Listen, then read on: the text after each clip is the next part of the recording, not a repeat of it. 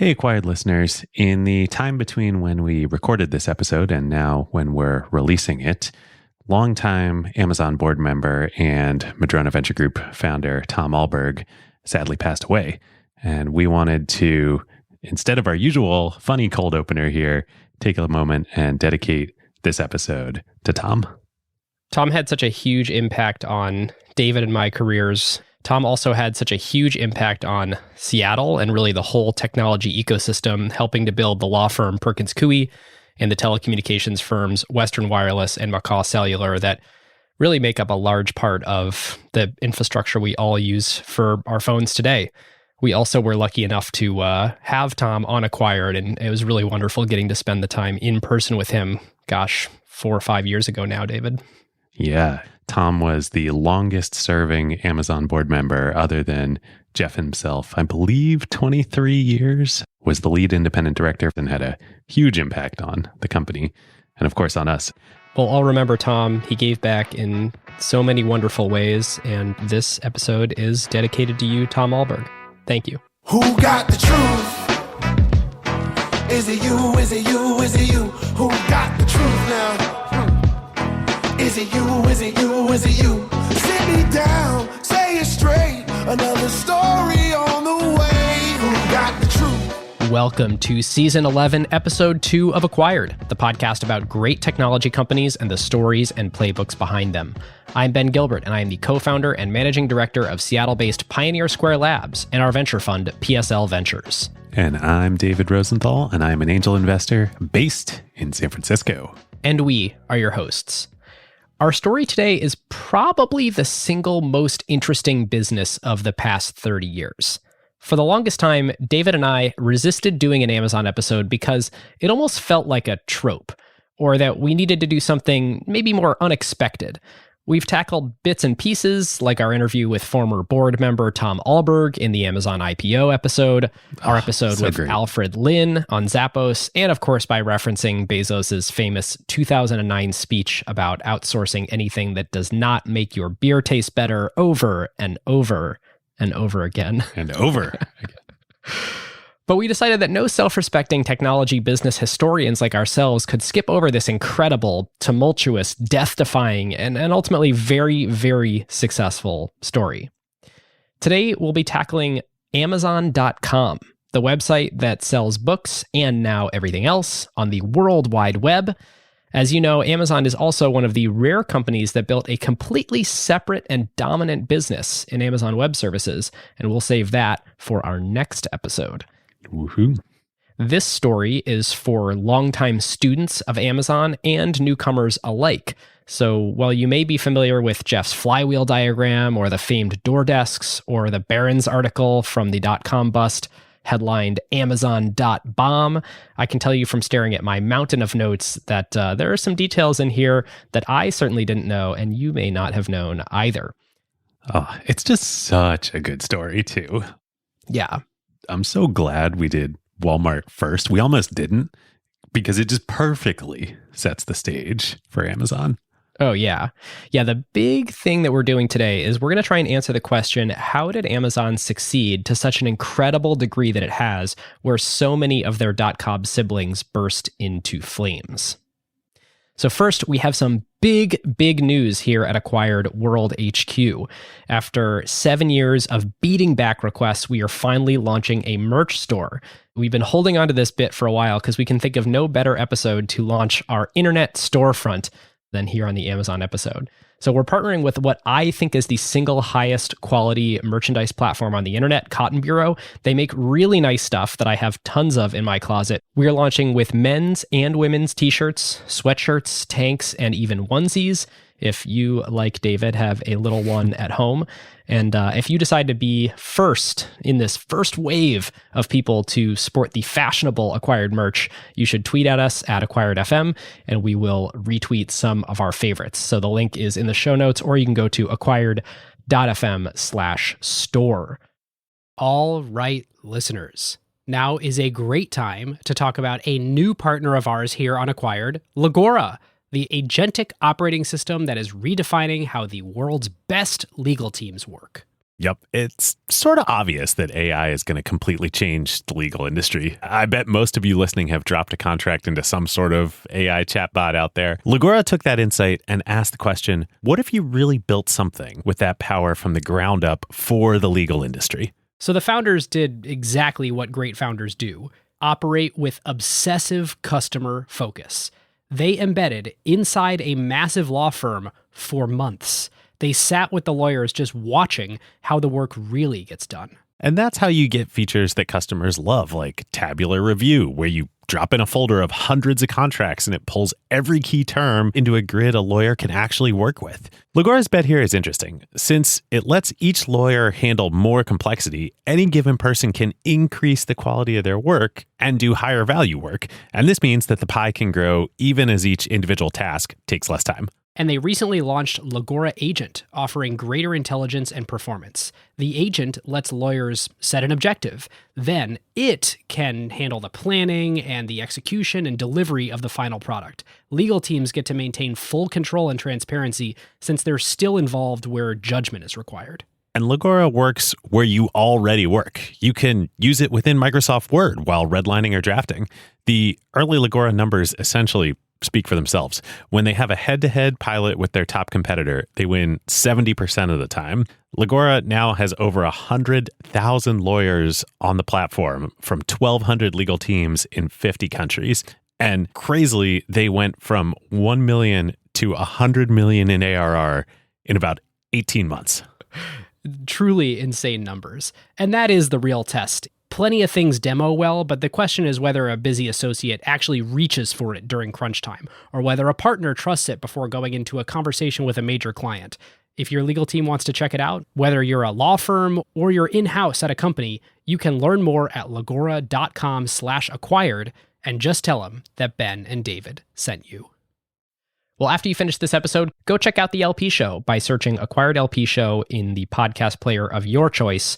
Our next episode will be an interview with Austin Federa, who many of you know from the Acquired Slack, where he's been a member since 2016. Austin is at the Solana Foundation, very deep in the world of Web3 and crypto, and gave us a great primer on the world of Web3 today. So check that out. And if you want early access, it's already live for paid Acquired LPs at acquired.fm/LP. All right. Now, without any further ado, David, onto our story. And listeners, this show is not investment advice. David and I may have investments, certainly have investments in the companies we will discuss this time. Do your own research, and this is for entertainment purposes only. Oh man, Amazon was not only my idea dinner pick at the Arena show, but has been like my favorite company and stock and number one position in my portfolio for at least 10 years now, I think. More than 10 years. It's an incredible company. I had some conversation with you in maybe 2014 about how you basically owned Amazon stock by owning Seattle real estate. And yes. You were doubly long Amazon with your very concentrated holdings in the company and owning your house in Seattle. That's true. The only time I've ever sold any meaningful amount was to buy our first Seattle house because I needed the capital for the down payment. And I figured I was like essentially getting a tracking stock on Amazon. Yep. All right. Well, we start in a very fun place today, which is the end of the most recent Acquired episode on Walmart. And I realized I could have sworn that we said this on the episode, but I went back and I read the transcript. We didn't. You tweeted about it, but at the end of Made in America, Sam writes, in 1992, literally as he lays dying, Sam Walton writes at the end of the biography, could a Walmart type story still occur in this day and age? Of course.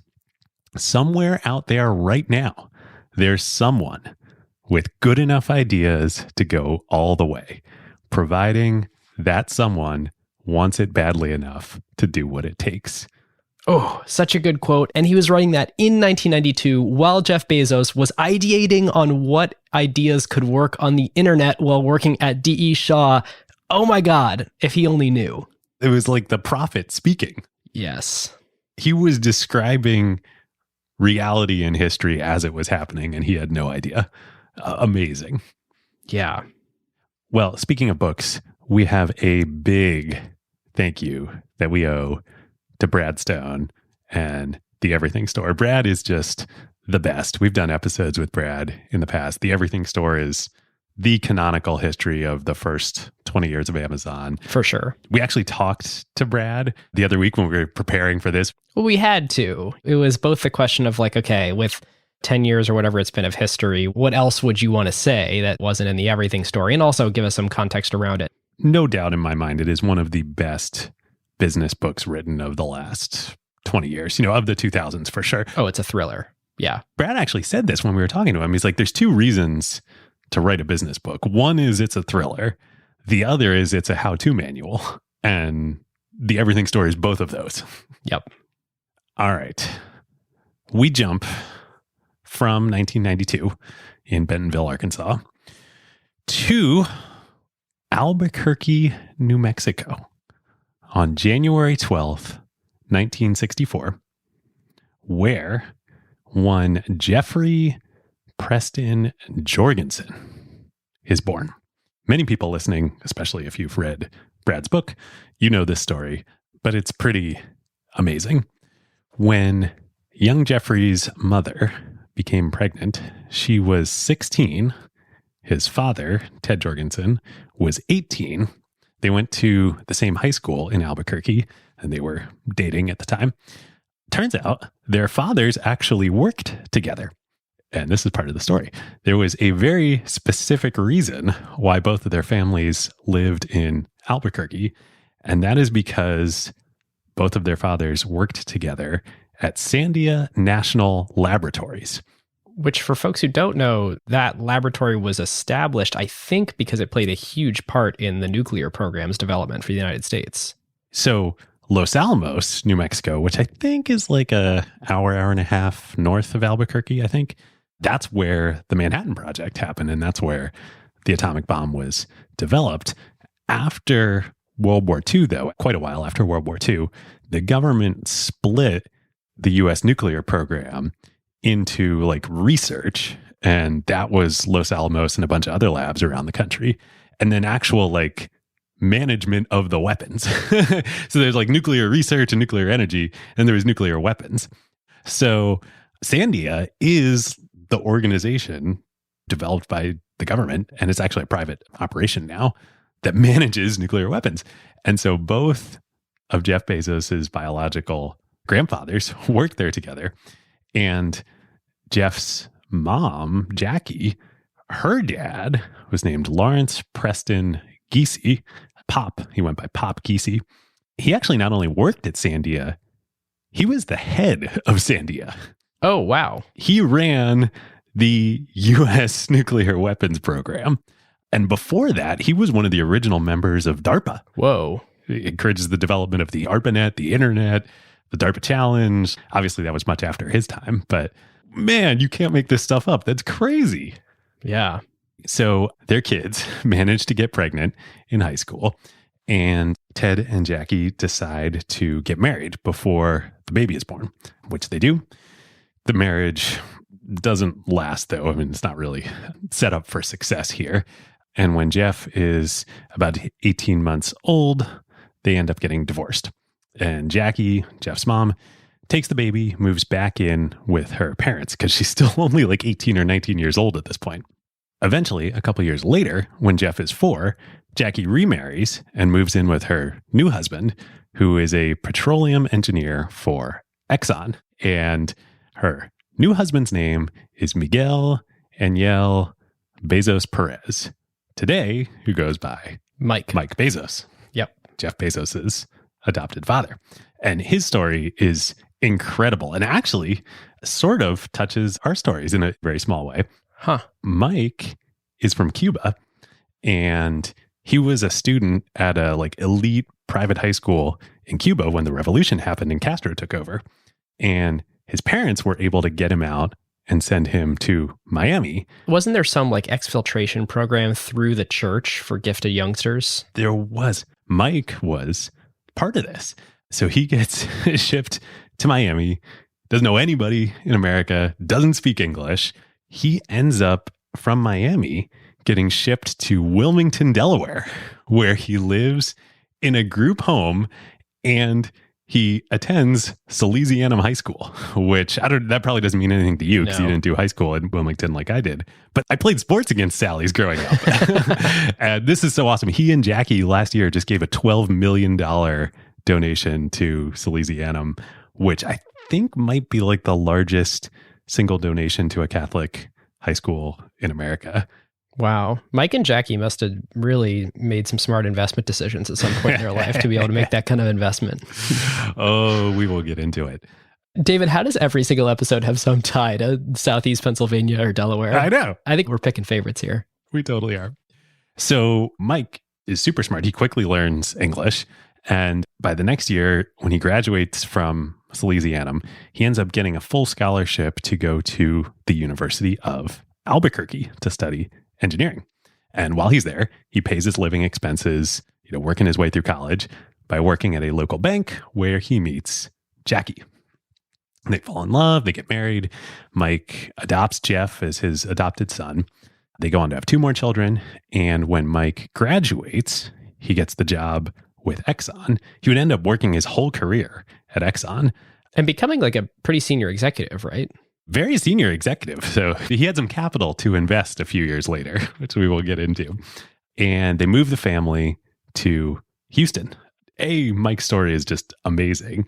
B, Bezos grew up, his dad worked for Exxon, like Standard Oil. Like, there's the connection. Right. And grew up in Houston around the space program. I mean, we're not going to get into Blue Origin on this episode, but I think the last time we would have sort of talked about Jeff's space roots would have been, I think, on the Virgin Galactic episode when we were talking about the development of the X Prize and SEDS, the college organization for students for the, I think it's exploration and development of space, something like that. But basically the college space club.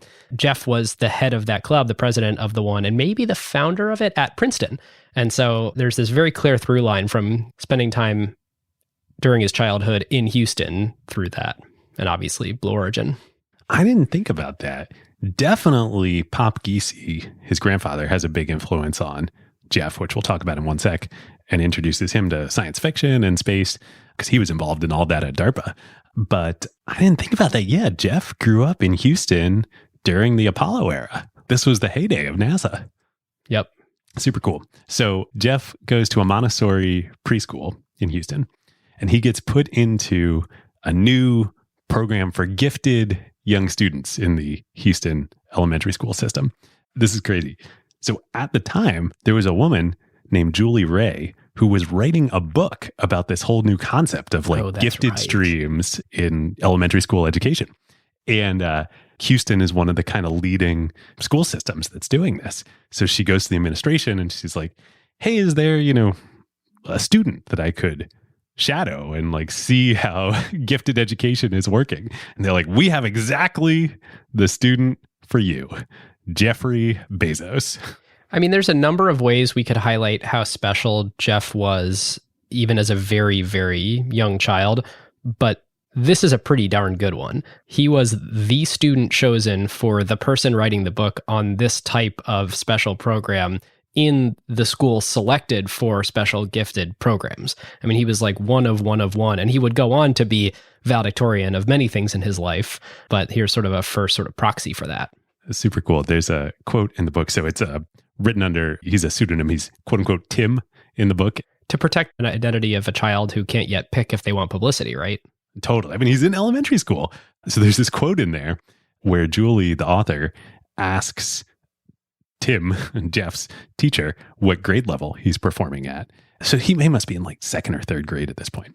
And the teacher says, I really can't say, except that there is probably no limit to what he can do, given a little guidance. Foreshadowing. So right around the time when the family moves to Houston, Pop retires from Sandia, and he and Jeff's grandmother move back to a big ranch in West Texas. And by big ranch, I mean a 24,000 acre ranch in West Texas that is 100 miles from the nearest retail outlet. And starting at this point, So Jeff's 4 when this happens. Jeff spends every summer on the ranch living with his grandparents 100 miles from the nearest store. And he's just hanging out with his grandparents. That's pretty formative. And in a number of ways, one of which is that his grandpa, well, one, he's remote. And so you can't go buy anything and you need to be unbelievably self-sufficient. But like, what an interesting playground for the mind, being around his hyper intelligent grandfather and having sort of just a nothing but time and space. Brad writes about this in the book, and Jeff talks about this too. Like, I think this is one of the most formative experiences of the person that becomes Jeff Bezos, because for the months that he's there every summer, they have to do everything. Like, they build their own tools, they perform their own veterinary work. There's a story about performing surgery on one of the bird dogs' tails. It's crazy. They're rebuilding farm equipment when it breaks. How have we went 250 episodes without a bird dog ever coming up, and now 2 episodes in a row. 2 in a row. Mentioned bird dogs. I know. Clearly there's a connection here. Yes, great retailers growing up around bird dogs. But yeah, like you said, Ben, it's not like he's just doing manual labor out in the countryside. He's doing it with this guy who ran the nuclear weapons program for America. Man, it's so hard to do a podcast about Amazon and Jeff Bezos now, because the company and Jeff as a person are a symbol for so many different things to so many different people. But I think one of the sort of things that hit me when, of course I follow Jeff on Instagram, and you see him in sort of his cowboy boots with the Blue Origin rocket. And I remember when I first saw those, before really understanding his past, I was like, well, that's sort of disingenuous. Like, tech billionaire guy throws on his cowboy boots and heads to West Texas, and he's like acting like I'm one of the locals. But that's what he grew up doing on the farm. Yeah. Yeah. The ranch in Van Horn, Texas, I think it is now, where all of Blue Origin's operations are based. It's there. That's why it's in West Texas. And there's a lot of space. Pretty good place to launch rockets. There's literally space to launch rockets. All right. All right. So when Jeff's a teenager for high school, Exxon moves his dad to Florida, first to Pensacola and then to Miami. This is so cool little cap for this episode to Mike's story. He comes back to Miami, all these years later as this big time executive at Exxon, which I think was the largest company in America at that point in time. Had to be. Yeah. He goes from literally steps off the plane in Miami, has nothing. And now he brings his family back to Miami with so much. So cool.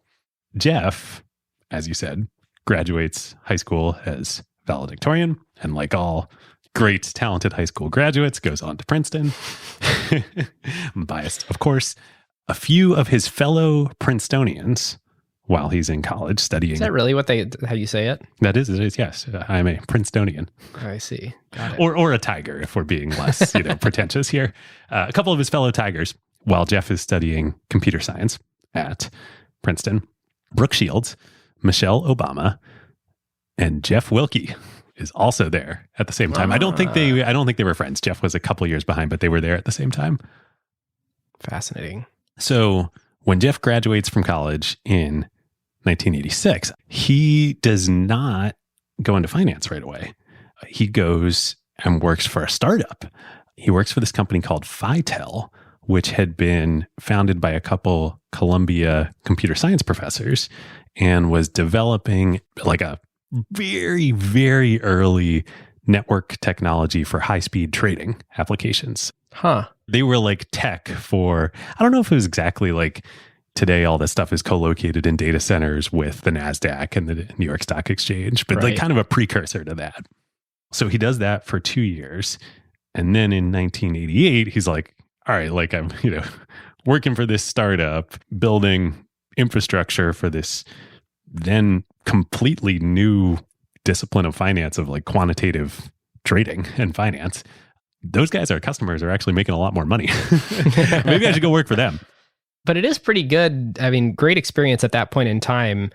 Being around early networked computing was pretty beneficial to give him not just the sort of basic understanding of how it works, but also what all the numbers mean. When I'm watching bits and bytes fly back and forth, or I'm looking at packet counts, or I'm looking at what hardware can support what bandwidth, what are the practical implications so that you can sort of feel the types of applications you could build using infrastructure of the day. The reason we're spending so much time on Jeff's early years, and now we're going to spend a lot of time on this chapter, it's totally like one of those Steve Jobs things. Like, you can't connect the dots looking forward, but when you look back through Jeff's past, Joy Covey, who we'll talk about, actually has like this quote that she gives to Brad Stone. Like, it's like a straight line, from birth to Jeff Bezos today. Like, it makes total sense.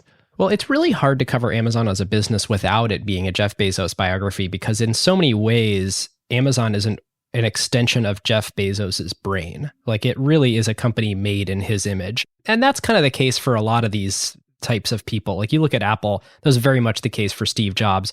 Also, by the way, an adopted son of immigrants. Yep. I've always just found that interesting.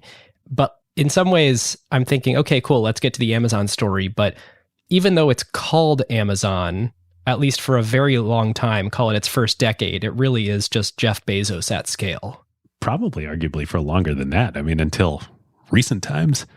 Yep. So in 1988, he leaves Fitel, the startup, and he goes to work actually in banking. I believe, almost surely, I don't know for sure, but I can't imagine he's not doing quantitative trading and finance. Like, he's a technical guy. He's a computer science graduate. He had been working in this sort of network operations for early stage quant finance.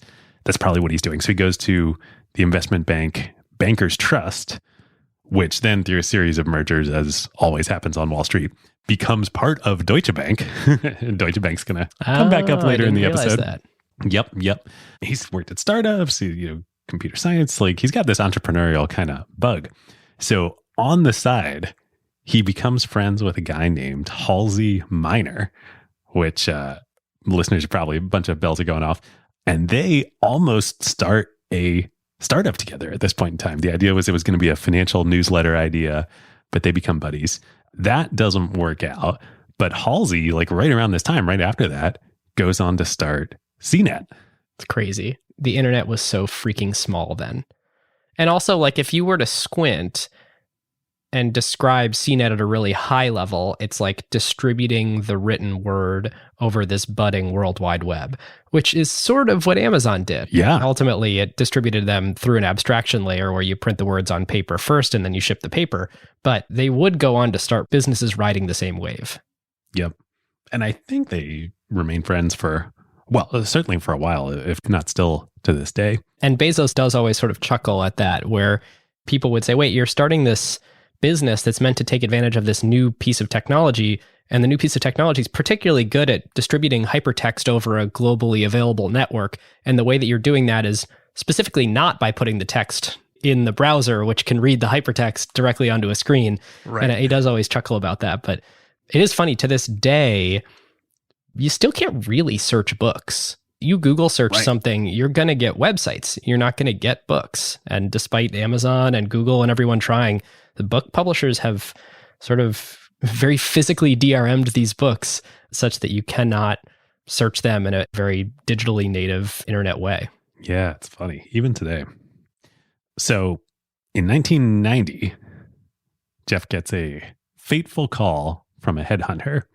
Jeff's happy where he is. He was thinking about starting this startup, and convinces Jeff to go interview at a new firm, financial firm, that has been started just a couple of years earlier, called D.E. Shaw. And Jeff, I think unexpectedly, completely falls in love. Falls in love in many ways at D.E. Shaw. So some history on D.E. Shaw for folks who don't know. I didn't know a lot of this. So the founder, David E. Shaw, was a Stanford computer science PhD from the 80s, who then went on to become a computer science professor at Columbia University, I assume with some of the professors who went on to go found Fitel that Jeff originally worked for. Yeah. He was like a serious academic. He's actually back in academia now. He won the Gordon Bell Prize David twice. Shaw is back in academia? Yeah. Oh, wow. Not at an institution, but he's a member of the National Academy of Engineering and the National Academy of Sciences. Like, he's the real deal. His stepfather, when he was growing up, was a finance professor at UCLA. And so he'd always kind of been interested in finance, but had studied computer science and was an academic. In 1986, he left Columbia to join Morgan Stanley and then started D.E. Shaw in 1988. And I think his model for this was Jim Simons, who in 1982 started Renaissance Technologies and Rentec. I bet actually a lot of people listening don't know. Like I just said that name and a lot of people are like, oh, what's that? Okay, great. What are these guys talking about? It won't hit you as like, oh, right, the firm that consistently produces the greatest returns of all time, but they're not taking any more capital. And so you can't get your capital in. Dude, Rentec and Simons is unreal. I'm pretty sure they are the best performing investors of all time, full stop, period. We should do an episode on Rentec. If we can get any information. I mean, that's the interesting thing about Rentec is like, it's a fortress. So supposedly the core medallion fund, which is now all private capital of Rentec employees and Simons himself, like there's no outside investors, averaged a 66.1% annual return from 1988 to 2018, 30 years. What? At 66% compounding. Nobody's ever beaten that. We may need to go regrade our Berkshire Hathaway episodes. Yes, seriously. But that was the inspiration for D.E. Shaw. And D.E. Shaw has not performed that well, but of hedge funds today that people can actually invest in, like D.E. Shaw and a couple others are the legacy of that. Right. And while this was the business model of D.E. Shaw being a quant hedge fund, they always resisted the idea that that's what defined them. They very much thought of themselves as the sort of group of creative artisans who, you know, invested in businesses and started businesses and came up with new ideas and viewed the world through different lenses. And sure, this is how they make money, but Desco or DESCO was so much more than that. Totally. Well, and I think this is what Jeff falls in love with about the firm and about David. So Jeff joins. He rises through the ranks super quickly. He becomes the fourth senior vice president at the firm. So like highest level below David. And I assume by far the youngest. He's like in his mid to late 20s at this point. He is like the future, like the rising star at D.E. Shaw. And he and David become super close. Now, there's not a lot written about this, which you'll maybe see why in a second. But like they were very close. And I got to imagine that David kind of saw himself as a mentor to Jeff. Oh, for sure. So Jeff loves it there. He's involved in recruiting, bringing in all these super smart people of all disciplines into D.E. Shaw. And the MO was kind of like, we just want to find the smartest people in the world. Doesn't matter if they know nothing about business and finance. It's kind of like Bridgewater today is kind of the inheritor of this. Like, just bring them in here and we'll figure out stuff for them to do. So a bunch of people who become really key early Amazon employees. Jeff Holden, I believe Bezos is involved in recruiting. Who would later, of course, join Amazon right around 2 years after its founding. Amazing how that happened. It's conspicuously close to 2 years exactly after Jeff left D.E. Shaw. Yeah, maybe like there's a non-compete or something. Non-solicit. Nicholas Lovejoy and another Princeton grad who joined the firm, Mackenzie Scott Tuttle. And that's what we were referring to of Jeff falling in love at D.E. Shaw in more ways than one. Yep. Jeff and Mackenzie would get married. And I think technically Mackenzie was the first Amazon employee. Yes. It's interesting. I don't know technically in terms of like literally was she the first person to become a W-2'd employee, but certainly she was already doing work, I think, particularly on accounting, working with legal, kind of setting up the operations of the business before Jeff hired Shel Kappan, who was the first engineer, the first sort of full-time hire other than he and Mackenzie. Yeah. But Mackenzie was like definitely like an employee of the business, doing work on the business. So within D.E. Shaw, kind of like you said, they're this quant trading firm and like, yeah, that's how they make their money. But they view themselves as being kind of entrepreneurial and starting these other businesses and doing stuff. And so David has Jeff working on a bunch of this stuff. The first project he leads is building out what they called the third market business. And it was an idea that to create a sort of separate market from the exchanges where retail investors could trade without paying. At that time, you were paying a lot in commissions to your brokerage house. So super cool.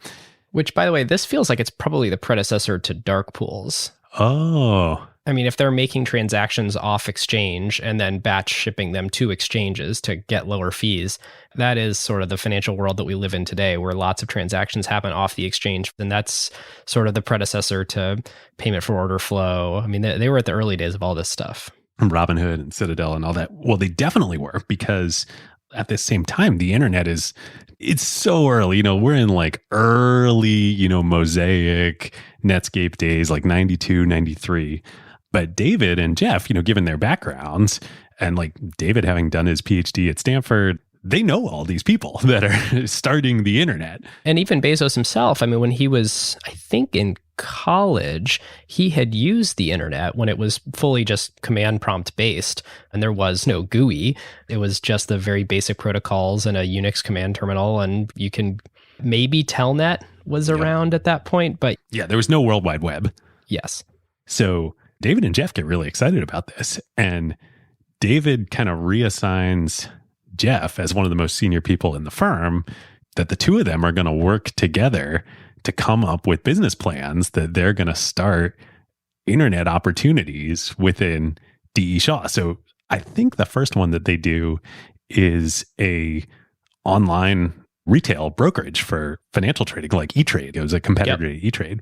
And I don't know for sure, but I wonder if that maybe the third market business that Jeff was working on might have like transformed into this, because it makes so much more sense over the internet. Yeah, totally agree. They also started Juno, which that became reasonably successful. Like I remember seeing commercials for it, getting CDs for it, and that was like early email. Juno was one of the first free email services. That's right. On the web. And then they merged with NetZero and became an ISP and an email provider. Yeah, but it was started by Jeff and David within D.E. Shaw, like both of these. So like that's what they're doing during these years. I think that's like Jeff's main job, is the two of them would meet every week. They would brainstorm ideas. Jeff would then go off for the rest of the week and like research, the feasibility of the ideas, and then like work on them with employees within D.E. Shaw, and then they launch them. And they did this with a couple businesses. And they weren't the only ones doing this. It's interesting how there were other people who observed, oh my God, the internet. And it was like, okay, cool. Like this is clearly the next technology wave. Like we had the PC. What do we do with this thing? And Microsoft is one that comes to mind. This is the Rich Barton story with Expedia. That right. Was a division of Microsoft looking at internet potential businesses and saying, how do we start them? And of course, I think longtime listeners will know that the way Expedia ended up happening is Rich basically said, hey, this online travel agency thing needs to happen. If we keep it in Microsoft too long, it's going to kill it. Can I spin it out? Brokering that deal. D.E. Shaw, I think, was actually before Microsoft in realizing, okay, the internet's going to be huge by a handful of years. But the thing that sort of led to the dot-com mania was people realizing all at once, oh my God, the tidal wave is coming. Yeah, they were ahead of the pack, though. For sure. There were not many folks that were recognizing this at this point in time. So they've done the online trading thing, the E-Trade competitor. That ended up getting acquired by Merrill Lynch. They did Juno, and they're brainstorming all these other ideas. And one day they come up with an idea that they both get pretty excited about. And as Brad writes about in the book, the name for the idea is the Everything Store, which ends up being a pretty great name for a book. So the concept was, in one way, Amazon.com. Exactly.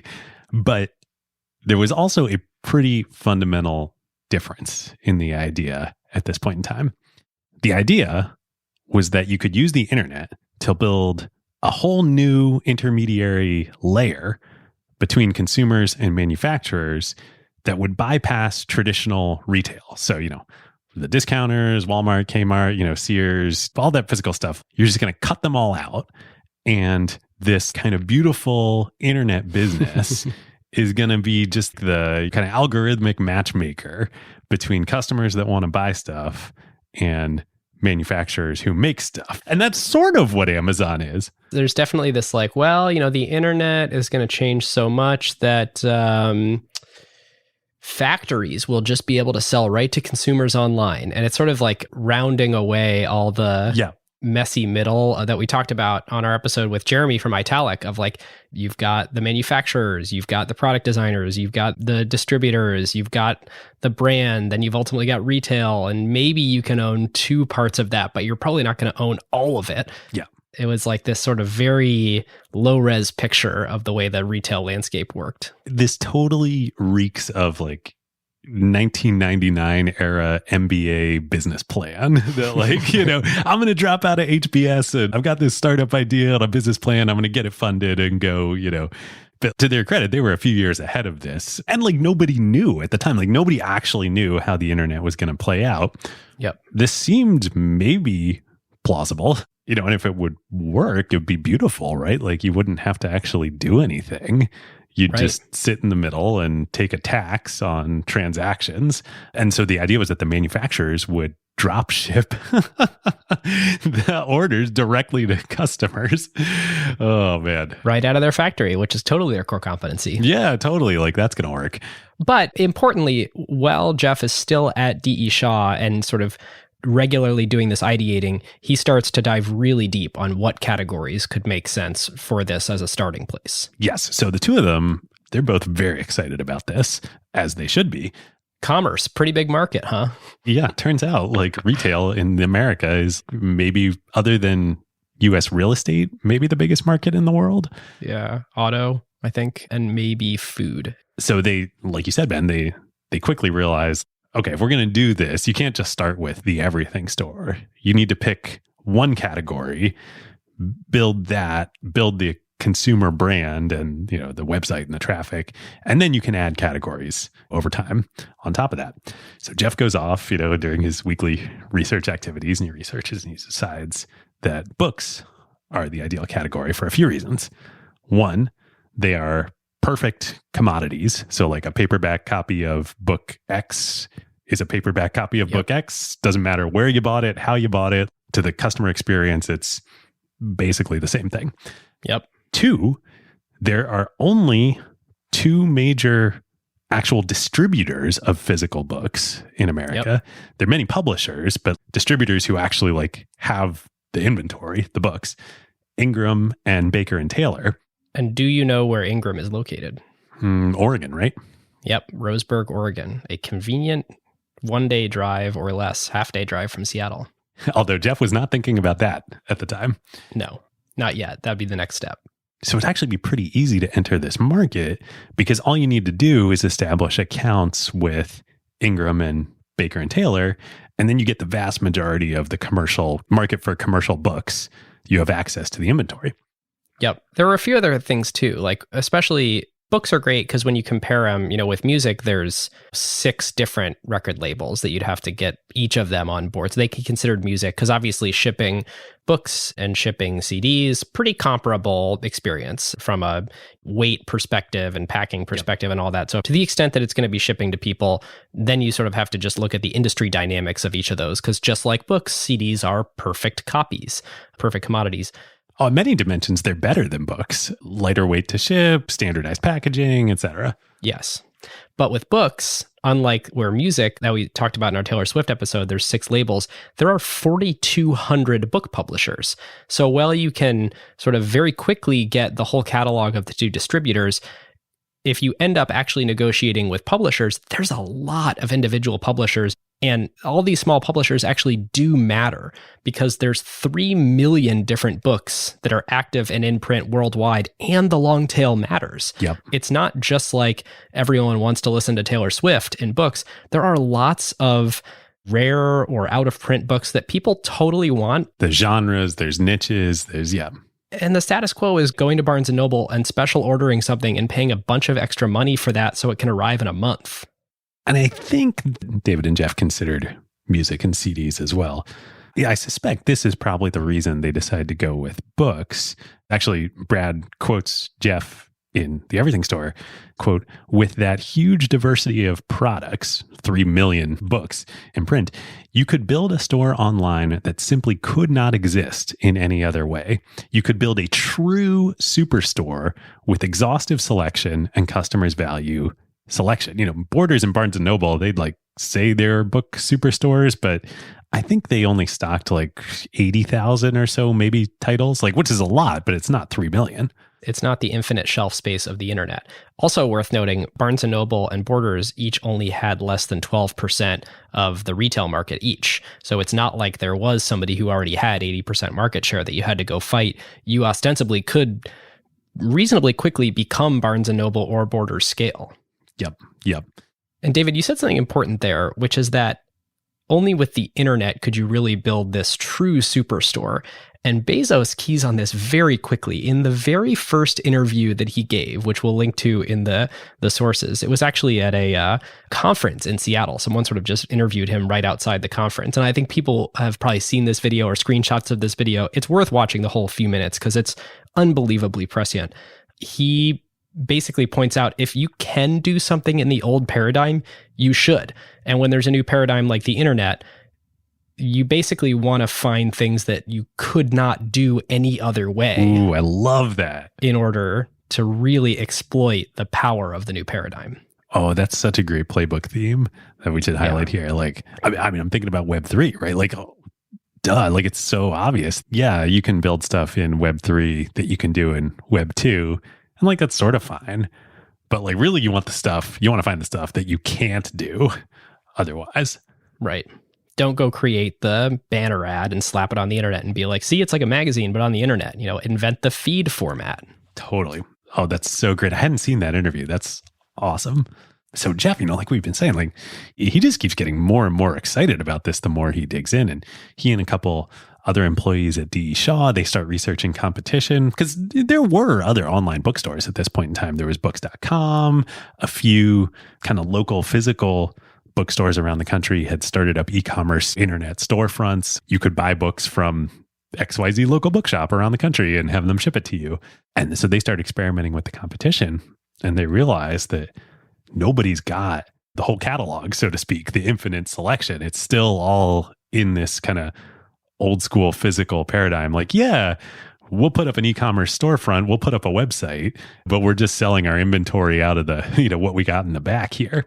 And importantly, it was basically all static. The notion of a web server was a very new thing. There were HTML pages, and you could put those up on a server so that somebody using a browser could hit it and get that static page back. But this notion of like code executes when you hit a URL to dynamically generate a page, that really wasn't happening yet. And so all you could ever do is fetch these static sites. And so it kind of just relied on whatever bookstore put up that page to make sure it was updated with what's actually in the store. Yep. So Jeff is like, man, this is a big idea. There is a window to go do this right now. Oh, somebody's going to figure this out. Do you know the stat on internet growth? Oh, yes. Hugh gets it wrong, right? I think the stat is that as Jeff looked at two different research reports and basically approximated the middle, what he was analyzing was basically the amount of traffic. Yep. The number of packets sent over the internet. Of web packets sent over the year of 1993. It grew 2,300% in that single year. No. This is the error that Brad writes about in the book. It grew 2,300x from January 1st, 1993 to January 1st, 1994. Wait, he was off by 100? Yes, which is 230,000%. What? Somehow I missed that. Yeah, he would later quote in speeches that he read this report and he saw the traffic was growing 2,300% and like it jolted him out of his complacency and realized this idea is huge. I got to go like do this on my own. Holy crap.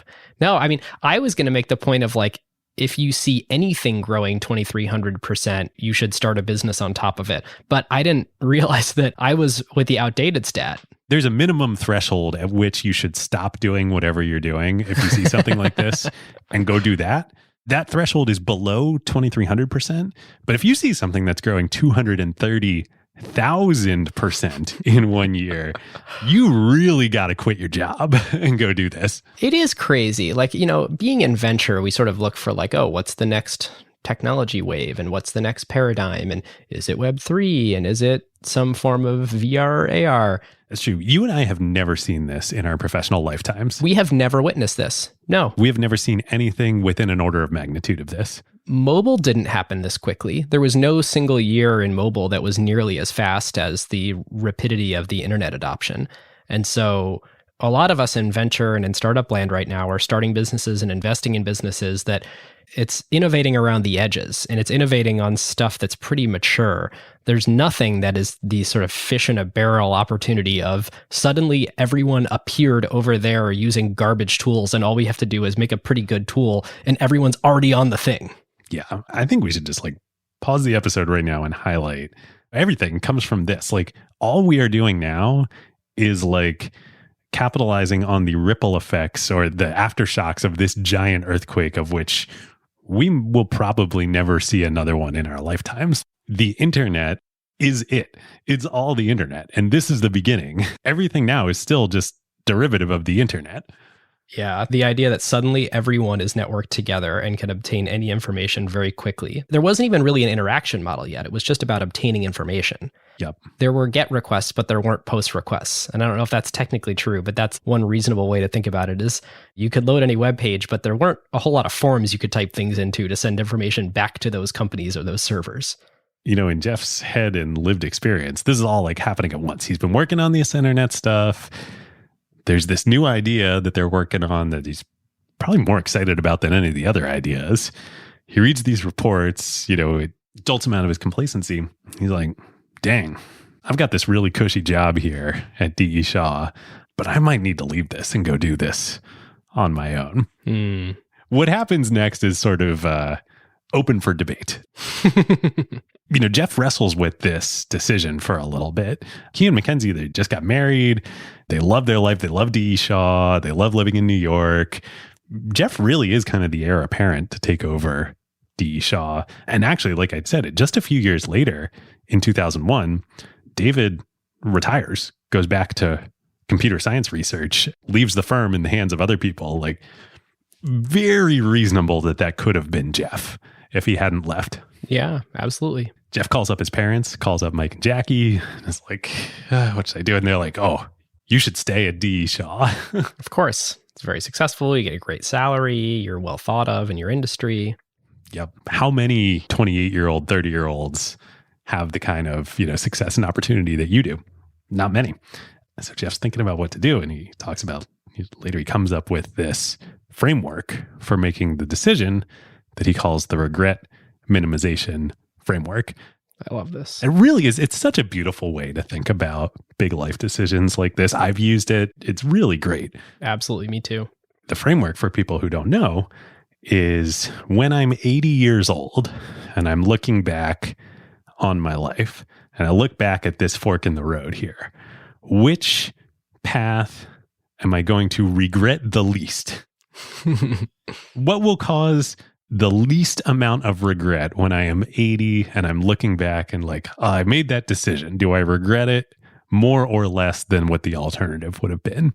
And when you look at it that way, the answer is just brain dead obvious. When he's 80, looking back and he's like, well, I could have built Amazon, but I stayed at D.E. Shaw. That's going to be some serious regret. And he really, I mean, he's just an entrepreneur. It ultimately wasn't really a choice because he wasn't going to take over this thing and be a manager of someone else's vision. That's wholly un-Bezos. Which is funny too. I've actually been coming to think like I've used the regret minimization framework to make decisions. I was thinking about this, preparing for the episode. I would have made all those decisions anyway. It was just justification. People are going to do what is in their blood to do, I think. Yep. And you're so right. This was in his blood. He was going to do this. Yep. So he goes to tell David that he's going to leave. He's going to build the everything store on his own. Yeah. Not only am I going to leave to be an entrepreneur to capitalize on the internet, I'm going to do the exact thing that we've been the most excited about, that I've been working on your dime. Yes. This is where the legend is. David's like, let's go for a walk. And they go off from the skyscraper office in Midtown Manhattan, go for a walk through Central Park for like 2-3 hours. They talk through it all. And David supposedly says to Jeff, look, you got a future here. I very much want you to stay and build this within D.E. Shaw. I will compensate you appropriately. It will be worth your time. But I also understand the entrepreneurial impulse. Like, I left Morgan Stanley to start D.E. Shaw. I get it. I've been in your shoes. Yep. And if you leave and do this on your own, like, I'll regret it, but you have my blessing. That's the legend of how it went. Whether that actually is what happened, like, I genuinely don't know. But it's a very nice legend. Let's put it that way. You're suggesting that it could be a little bit more adversarial, or that there could be a little bit of ill will of, hey, I thought you were working on this under the umbrella of D.E. Shaw, right? Well, Jeff goes to raise money for Amazon, and he doesn't raise it from David. Yeah, right. Like, that would be an obvious source of capital. And it's not like Jeff magically had a check waiting for him. Jeff ended up taking the better part of a year to raise $1 measly million over 60 meetings, ultimately from 22 different investors, to sell 20% of the company in order to raise that first million. If it was an option for him to call David and shortcut that, you would think he would have. At the end of the day, none of this matters, because I am 100% convinced, there's no doubt in my mind, nor I think should there be in anybody's, that had Jeff stayed at D.E. Shaw, there would be no Amazon. Regardless of it being worth Jeff's time or compensation, like, this is the beauty of venture capital and the American entrepreneurial system. Usually building things that are great are hard. And usually when things are hard, if you are just an employee making a salary and somebody else owns the company, you don't have a level of maniacal progress. Yes. That Amazon did in its early days. Certainly did, that we're going to talk about. So, and the idea was completely flawed. Like, the business plan was worthless because lots of people had that business plan, and it was completely unrealistic. Right. It is interesting thinking about who the internet appealed to at this moment. And it appealed to Jeff, or it was on Jeff's radar, because Jeff is a nerd. Yes. He has a CS background. He was really into Star Trek. He loved obscure novels. He loved storytelling. And the internet appealed to technical librarians at this point in history. That's probably the best way to describe the cult following that bootstrapped the original network of the internet. It was academics, and it was people who loved libraries and programming. It was also the counterculture movement, or the legacy of the counterculture movement, which had kind of died down and morphed into this out in California. For sure. So this is the sort of thing that put it on Jeff's radar. It's also the sort of thing that really defined who would be willing to join Jeff on this crazy adventure. It wasn't that he was going and recruiting right away the very sort of best and brightest out of the top institutions with the shiniest resumes and who could really do anything. It was people whose heart burned for, I want to make it easier for the world to consume knowledge. I want to make it easier to find rare out-of-print books. Yep. That was the sort of seed of the original culture of the people who were attracted to Amazon, both as customers and employees. Which was not D.E. Shaw. No. And I think this is also another reason why Jeff really struggled with it, because he loved D.E. Shaw. He met his wife there. Right. He loved those people. Eventually that DNA would come into Amazon. But yeah, let's talk about Shel Kappan and the first non-McKinsey employee of Amazon. To move the story along, so he decides he's doing this. He decides, okay, I need to incorporate the company. He picks a few candidate cities that he could operate the business in, because Manhattan is not a wonderful place to be running a sort of bootstrapped startup at the time. By this point in time, I think he had finally figured it out that, shoot, I might actually have to take delivery of some of these books and then ship them back out to customers. And Midtown Manhattan is not a great place for that. Right. He starts sort of narrowing it down. There's 3 cities on the list. Seattle's obviously one of them, of a candidate city, in part because of its proximity to Roseburg, Oregon. I believe the second candidate city was Boulder. But anyway, they end up deciding on Seattle. And of course, part of it is that proximity reason. The other part is related to the sort of tax environment of Washington State. As folks know, there is no state income tax in Washington State, much like Florida or Texas. But you would think, given Jeff's history, Florida or Texas would make more sense. Right. But there's another big one too. Well, there are 2 more big ones. One of them is the access to technical talent. Yes.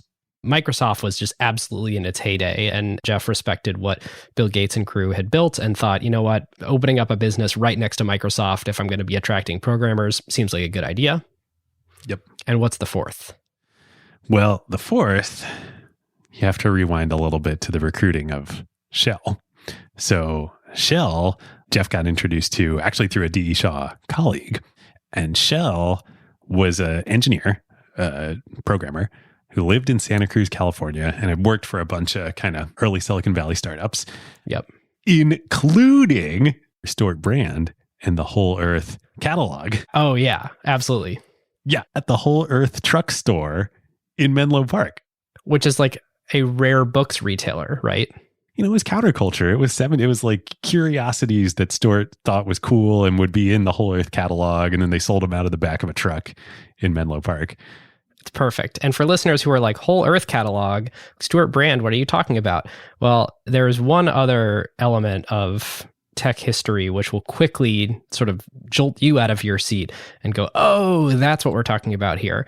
When Steve Jobs, who is sort of widely attributed to the quote, stay hungry, stay foolish, when he originally invoked that, he was citing Stuart Brand, and it was printed in the cover, I think the inside cover of the Whole Earth catalog. It was of the last issue. The last issue. When they stopped publishing it, they had the iconic photo from outer space of the Earth as seen from outer space. And it said, stay hungry, stay foolish. And was a total inspiration for Steve Jobs. Yeah, so Shell was working there. Which is so cool because then Stuart sort of gets woven into the Amazon story in this way, of course, but then Bezos also has reverence for the Whole Earth catalog and gets to spend time with Stuart Brand and a bunch of those folks down the line too. Yep, and they work on the Clock of the Long Now, I think it is, the 10,000-year clock. Which was an investment from Bezos Expeditions. I think it was one of the earliest sort of projects that he backed when he became individually wealthy. Oh, how did Jeff become individually wealthy? It wasn't necessarily from selling his Amazon shares. We'll get to that. Yep. You are not going to believe it when we tell that story. How Jeff Bezos became a billionaire and it had nothing to do with Amazon.com. That would be the clickbait. If we were like a YouTube native podcast, that would be the title of the episode. In fact, maybe we'll clip this into a segment and put it on the Acquired Stories channel. We need to do a photo shoot of us in like crazy like, oh my God, like, title card. YouTubers, man. All right. So Jeff gets introduced to Shell. Shell's part of this deep legacy of everything. Silicon Valley, startups, what becomes the internet. I believe the original intention was Jeff and Mackenzie were going to move out to Santa Cruz and they were going to build Amazon in Silicon Valley. Like, duh, why wouldn't you? Yeah, maybe it's a little farther to Oregon, to Ingram's, but like not that much farther. It's fine. But I didn't realize how recent this had happened. Like this all at the same time. In 1992, the Supreme Court had ruled on a decision that retail companies do not have to collect sales tax in states where they don't have physical presence, like operations. Right. Now, it doesn't mean that customers don't have to pay sales tax when they buy items from a retailer that is not physically located in their state. It means that the burden is on the customer instead of the retailer. And not on the retailer. Which, of course, every individual is going out and saying, what purchases did I make last year that I should be paying sales tax on that may not have been charged to me by the... Oh my God, it's like crypto taxes. Yeah. People will pay taxes if it's easy. They won't if it's hard. So Jeff finds out, reads about this, and is like, oh, no. We cannot base this company in California. Not New York. Not New York. Not Texas. Probably not Florida. What is the Venn diagram of like close to a book distributor, has access to technical talent? Not too populous. But enough technical people I can hire, but not so much that I'm cannibalizing, cutting out a huge swath of my market. Seattle is the obvious choice. Which you wouldn't pick today because this self-perpetuating thing, because of Amazon and the ecosystem that they and Microsoft would jointly create here. Seattle's population has been going crazy, especially with people with unbelievably high disposable income. And so you would not want to, in this day and age, make that same decision. Execute this strategy and make that decision about Washington State. But totally, Jeff Bezos hadn't created Amazon yet. And so therefore it was a perfect place. Actually, I kind of resonate with this, my own personal story. Jeff had zero connection to Seattle. He didn't know anybody. I was exactly the same way when I came to Seattle. And, dude, it was the place where you got a VC job offer and you were like, I want to be a VC. It's the land of opportunity. Yep.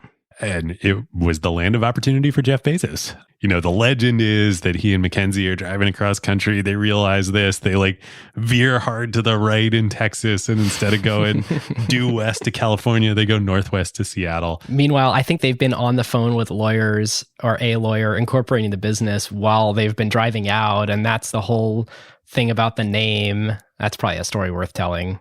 Definitely the veering to the right while driving, that didn't happen, but it's a good story. But I think a thing that did happen while Mackenzie is driving and Jeff is sort of working on the drive out is Jeff's on the phone with the lawyer. He's like, incorporate the business. I want it to be called Cadabra. Cadabra, like, oh, it's magic. I can get, you know, whatever I want. Anything I want, whenever I want.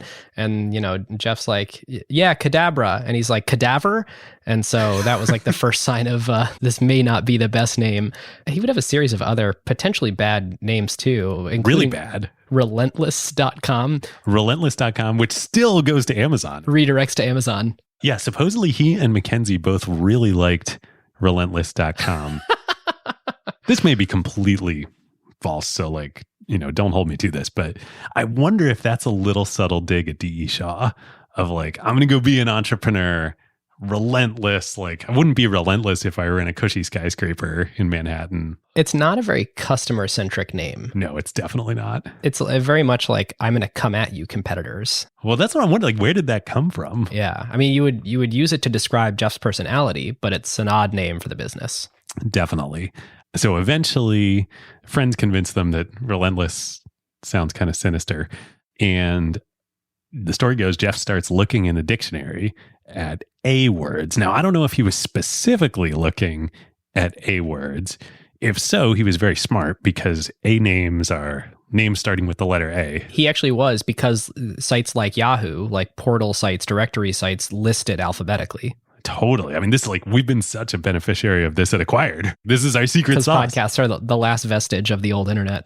Totally, because things are listed alphabetically on, well, we will talk about Yahoo. He's looking at A names and he's going through the list and he sees Amazon. Perfect. Earth's largest river, Earth's largest selection on Amazon.com. A to Z. How could it be any more perfect? So perfect. So they just need one more thing. They've hired Shell at this point. He's moving up to Seattle. They rent a house in Bellevue, famously. You actually biked by it the other day, right? I did. I was in the neighborhood and I was listening to a great podcast on the Internet History Podcast with friend of the show, Brian McCullough. He was interviewing Shell about the early days, about this, you know, house that Jeff Mackenzie lived in, and they have the garage retrofitted to be an office, Amazon's first office, and Shell is programming sitting in that garage. And I looked and it was like a few blocks from me, and I was like, I gotta ride by. You texted me the photo. I was so jealous. Which felt wrong. You know, someone lives there and all that, but it is a historical landmark in the world. Well, you didn't go knock on the door. No. Yeah, I think that's fine. So they just need one more thing, which is capital. You know, Jeff and Mackenzie had done great at D.E. Shaw. So they put in $95,000 to start. Shell himself puts in $5,000. This takes me back to the Walmart episode. And gosh, so smart of like having your employees actually invest dollars in the business. Jeff's parents, Mike and Jackie, put in another $100,000. So they have $200,000. That's enough. They hire a couple more engineers to work with Shell, start building out the site. Jeff goes and starts working on relationships with Ingram and Baker and Taylor. Mackenzie's doing all the bookkeeping and is sort of like the first CFO of the company. Jeff, this is fun, also echoes of Sam Walton. Did you read about this? How he goes down and takes a course in bookselling down in Portland? Yes, that was awesome. At like the National Booksellers or Book Retailers Association, right? Totally. Oh, so smart. I assume that's how he starts to build relationships in the industry and get Baker and Taylor and Ingram to take him seriously. So great. Yep. It's worth pointing out at this point. So, you know, we sort of glazed over like, all right, Shell gets hired and he starts programming. There's very interesting set of technology choices that are made here. And Shell turns out to be the perfect hire. Jeff got very lucky. I don't think Amazon would exist today if it weren't for Shell. And I think that's sort of a widely acknowledged thing among the early team, including Jeff. But there's not really like a spec Jeff, I think, coded up the first HTML web page himself, that sort of white one with the A, with the Amazon River running through it that predates the logo. But when he starts describing it to Shell, Shell's pretty much like, okay, cool, like, I know what to build. It's going to be a store, and there's not like a lot of these yet, but like it's a website where you can buy stuff online. Great. And he just sort of starts coding. And there's a couple interesting things here, one of which is the technology choice of databases. And do you know what database they would eventually sort of choose to standardize on? Because Shell was not a database guy before this. I'm tempted to say Oracle. Definitely Oracle. Interesting. It was a bake-off between two, and Shell basically was like, okay, cool, what database software am I going to procure? And the choices were Sybase and Oracle, and Sybase did not return Shell's call, and so he chose Oracle. Oh my God. Talk about freaking foreshadowing here. Like, if you are an enterprise technology company, you ignore startups at your own peril. Absolutely. I love that story. Oh, that's amazing. There's a couple other interesting things here. And anybody who's been a PM or an engineer working on like an engineer PM team or a business guy, tech guy team will sort of know this feeling. And remember, the internet at this point is just very, very pathetic. Like, it's just not the internet as you think about it today in terms of speed or graphics or interface or trust or anything, especially trust around credit cards. Like, people were not yet comfortable entering credit cards on the internet. In fact, more people were comfortable entering credit cards via email, even though it was no more secure. They actually got more people emailing them their credit card information. And they had a way in which you could do stuff like enter just 5 digits of your credit card and then call us, and then we would get the rest of it from you and match it up with the 5 you had entered on your order. But Jeff tells Shell, hey, people are going to want to access this store via 2 different methods. One of them is the web, which is, of course, up and coming. The other of which is email, which people seem to trust a lot. So build 2 storefronts, one that's accessible via email and one that's accessible via web. And Shell kind of just ignores the email thing. He's like, I'm in this technology a lot. I don't think it's going to be an email-based store. And it's a good thing that he started with web. And by the time they had sort of gotten that stood up, it was clear that Jeff had sort of lost interest in the email-based store. But it was almost like a posterist type approach where they're like, what if you could browse and buy from your email? That's how crappy the web was, is it wasn't clear that that was a better form factor than email. In Brad's book, I get the sense that that's very typical of early Jeff management style of, we got to go do this. And then, you know, some of them, like, you actually got to do it. Then some of you are like, well, if I ignore this for a little while, yeah, we're going to do the right thing here. Yeah. It also became clear in listening to a lot of these interviews with early engineers that they use the word front-end engineer and back-end engineer differently than we do today. Today, when we say front-end and back-end, it means front-end being like client-side JavaScript, typically stuff that executes in your browser, which of course did not really work or exist then. And backend meant server side. But what was clear at Amazon in the early days was front end meant consumer facing and backend meant warehouse facing technology. And it was basically all server side. In fact, there weren't even cookies yet. And so Shell had to basically invent this way for users to maintain favorited items or a shopping cart without leaving a cookie. And so how do you do that without cookies or sessions? He invented this really insane engine. It's basically a rendering engine called Obidos, which, if anybody knows their South American geography, it's a tributary to the Amazon, right? Yeah. And for people who remember browsing Amazon in the early days, you'd go to like amazon.com/exec/obidos/something. Oh, I definitely didn't do this. This is awesome. It was a part of the URLs.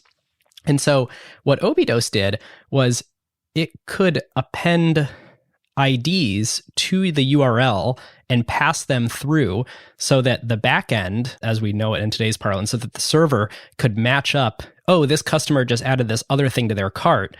And so dynamically generate a new web page for them that includes that other thing in their cart. Or what would go on to be include you may also like, or similar products, or recommended personalized products. Oh, so cool. This was the very first thing that allowed Amazon to be like a dynamic web application without the use of cookies. And it was just passing these IDs through the URL. And it was all this Obidos sort of dynamic web serving engine that Shell built. I love it. I love it. That's so cool. Yeah. So, yeah, Shell is like, you're so right. Like, he was the right guy for the job. Yep. This was a grizzled sort of veteran of building software systems that could work on the internet. There were not many people who could do that at that point in time. No. And in fact, in job postings, I think Bezos put things like experience with websites would be a bonus, but not required. Because like there weren't web developers because there weren't web applications. You would think about it like, hey, I need someone who can write some C code and then figure out the glue to make it so that that interfaces with the HTML that gets generated. But that was all sort of like brand new at the time. Yeah. Amazing. So Shell and the early team of engineers that they bring on working together, they get a beta built like pretty fast. Really fast. It was summer of 94 when Jeff and Mackenzie leave D.E. Shaw. And then it takes a few months to figure all the stuff out in the garage in Bellevue. In April of 1995, they ship a beta version of the site. They send out a link to friends and family, like, try it out. You can buy any book you want. Shell's friend, John Wainwright, makes the first purchase on April 3rd, 1995, a book called Fluid Concepts and Creative Analogies by Douglas Hofstadter. Doug Hofstadter's awesome. He wrote Gödel, Escher, Bach. Oh. It's super cool. Anyway, it's all like about the nature of consciousness and like a carve out for another day. Yeah. But super cool and very apt, geeky first purchase on Amazon.com. Again, illustrating who the types of people who were interested in Amazon and the movement at the time were. Yep. And then shortly after that, July 16th, 1995, they launched the site to the public. I totally understand now what Mark Andreessen was saying when he was like, I freaking missed it. I mean, I guess Mark was part of starting this wave. So he was talking about the previous wave, but like me now looking back, I'm like, we freaking missed it, Ben. I have FOMO. You have FOMO. Yeah. This would never happen today. They launched it and people came. People loved it. Like it freaking worked immediately. Yeah. Yeah.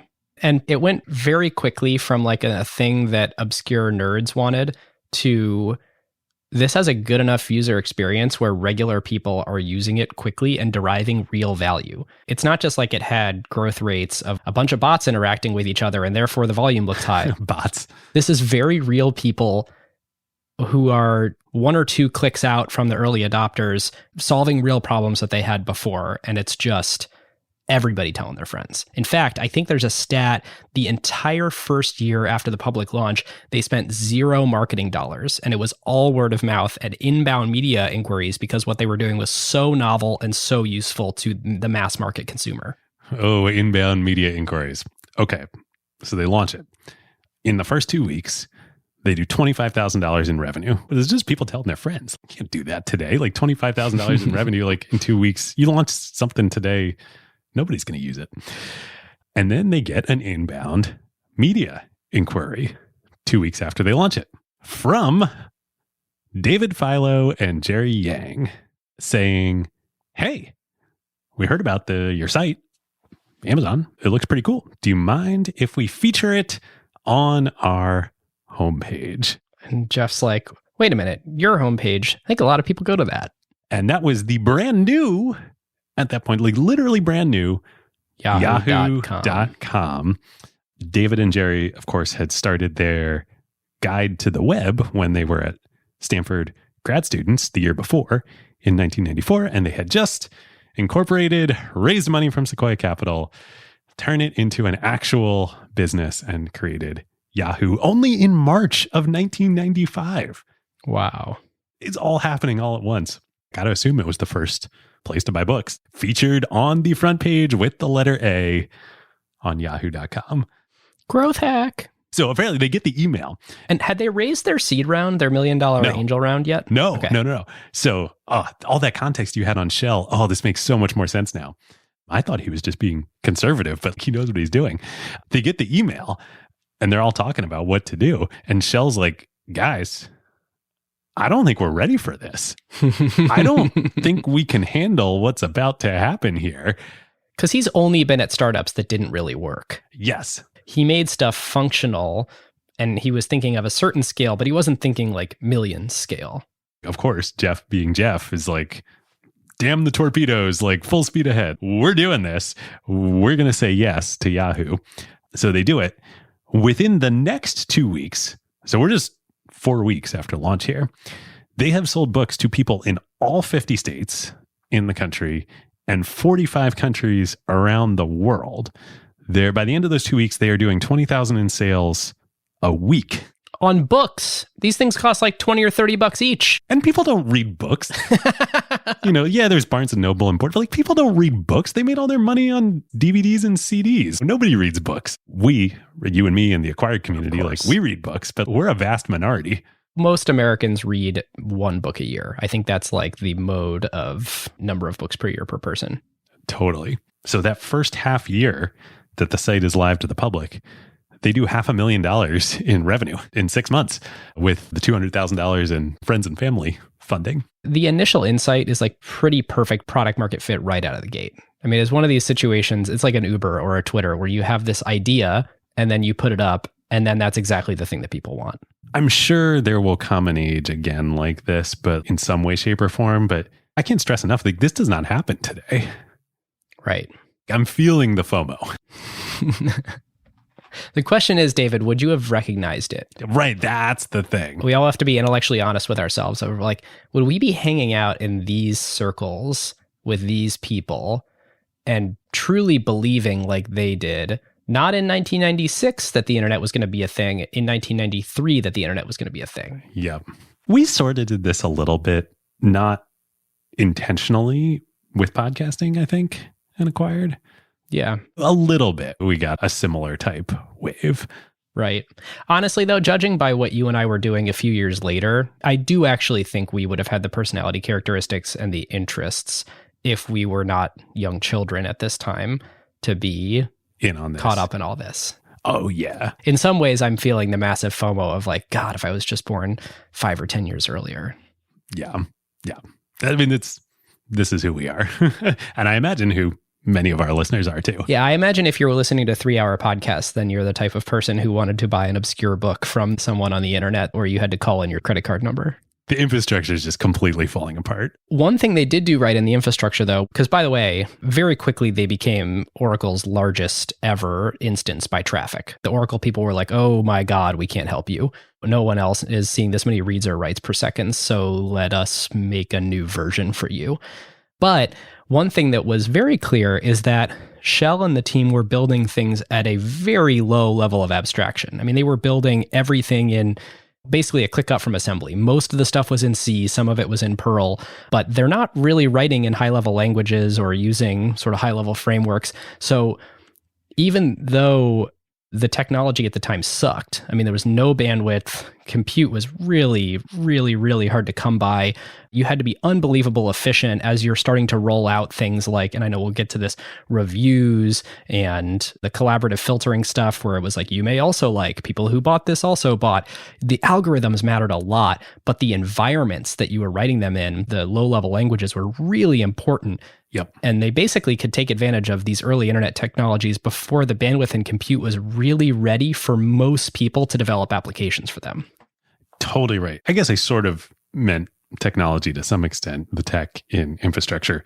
I meant more like the garage. Here is the kicker of why this just never would have worked with ND Shaw. It's super clear you can't do drop shipping. Amazon's got to handle the logistics themselves to make this work. And the way they were doing that was not to take inventory at the time. They were ordering retail first from other bookstores and then reselling it and just eating the margin as the proof of concept. But then they were moving to this world where they would just order from the distributor as soon as they got an order. And it was taking obviously forever to actually get that to the customer. The distributors had minimum order sizes. So they were ordering big boxes of stuff coming to the garage. Do you know the hack? Let's say they ordered a popular book where pretty quickly you could get to 8 out of 10. Let's say the minimum order size was 10. They'd wait to get 2 more. I think it was 10. Yeah, and that way they could place an order with the distributor.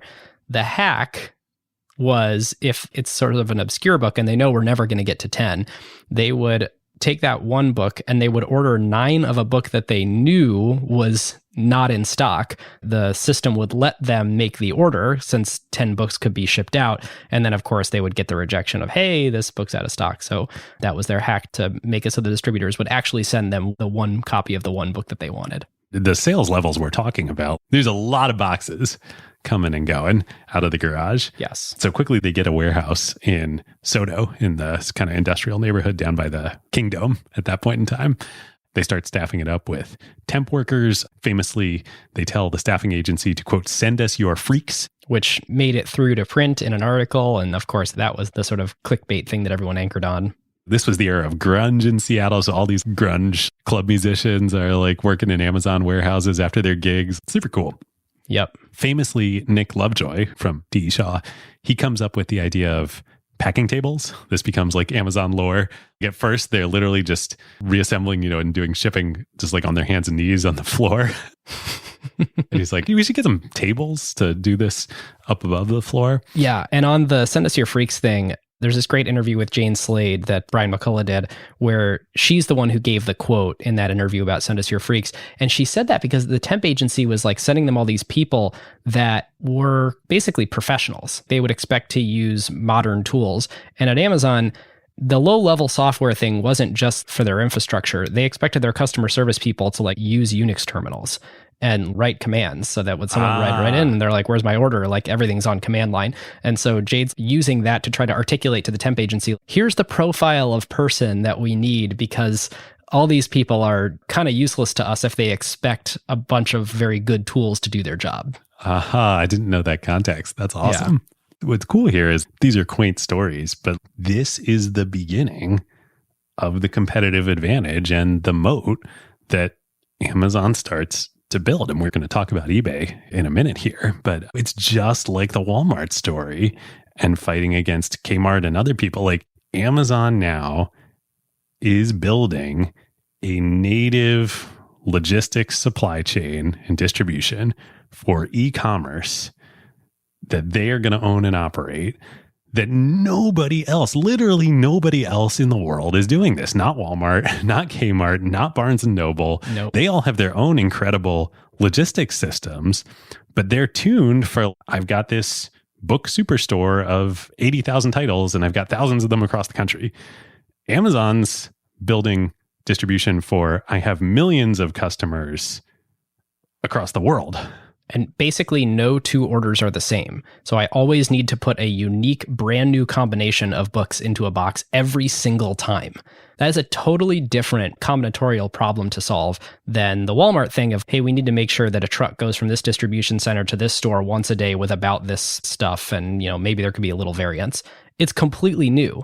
And so Amazon needed to fail completely, invent something new tailored to their use case, and then suddenly be the industry leader for the way you do that thing on the internet. And packing tables is such a great first paradigm of, oh, our warehouses will need these, but other distribution centers in the Walmart land and that old school world don't.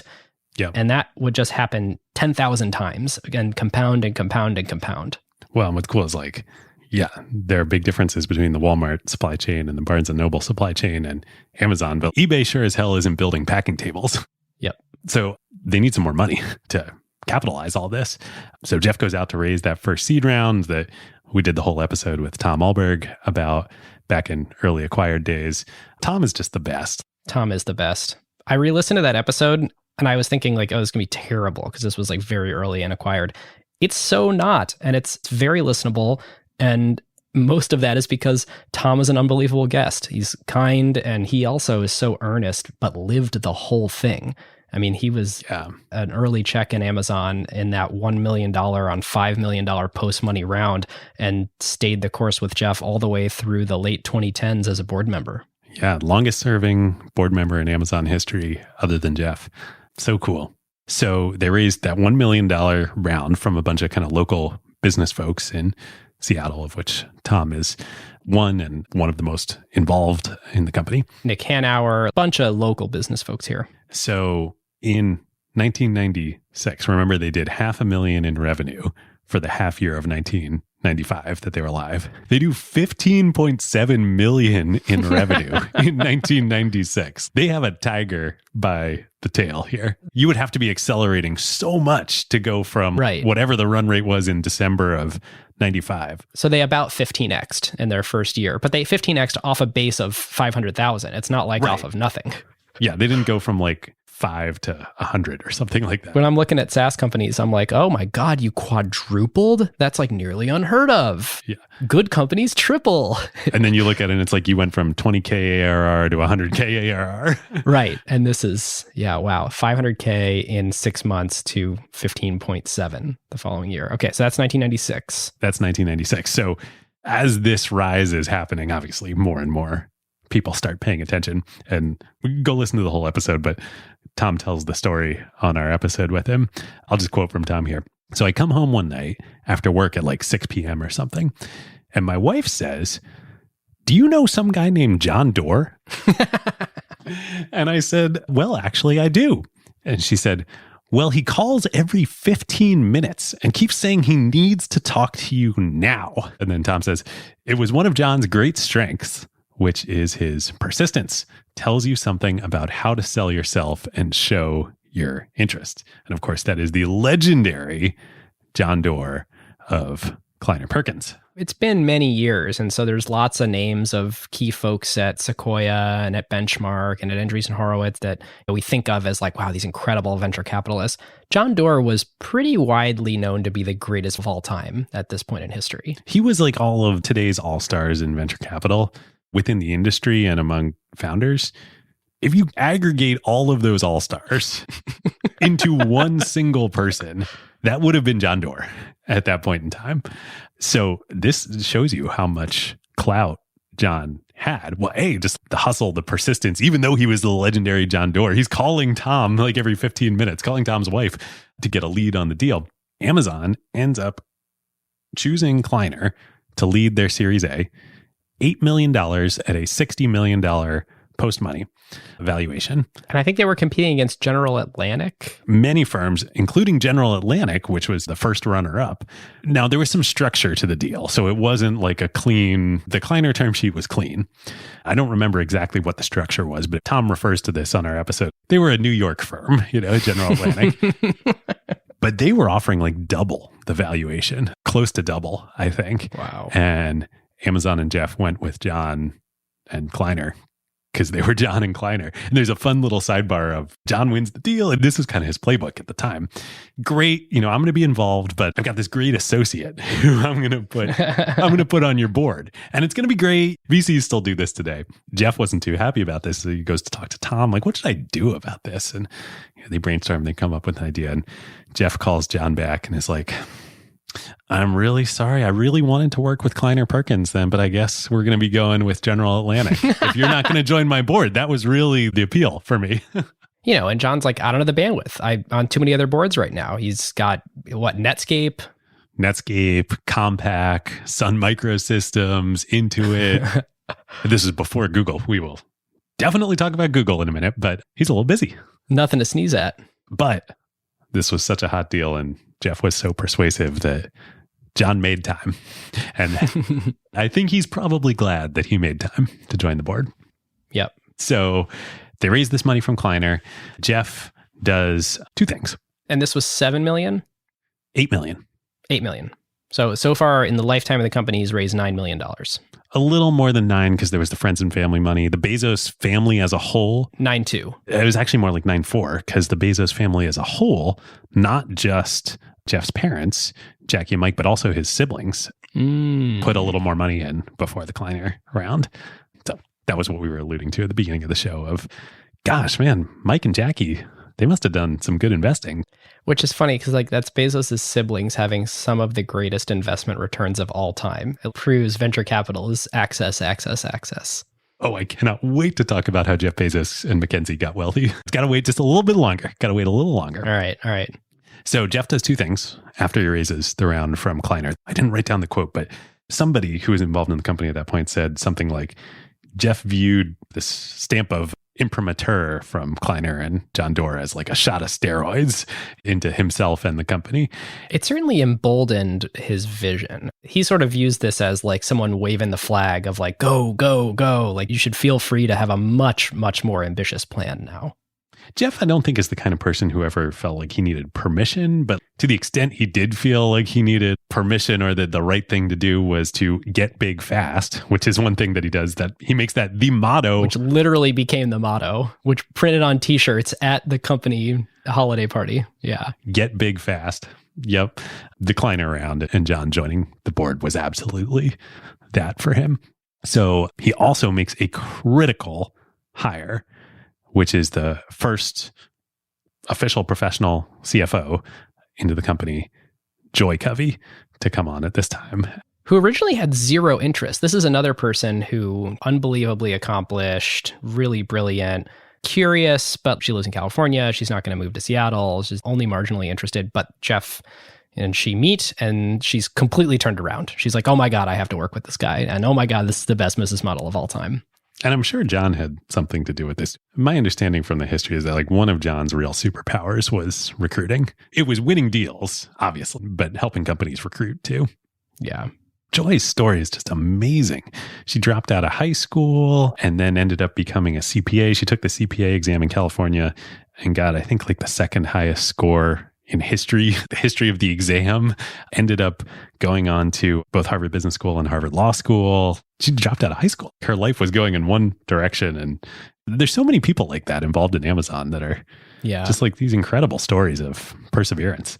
As a lot of folks know, we're talking about Joy in the past tense because she sadly passed away in 2013 in a bicycle accident. A car hit her.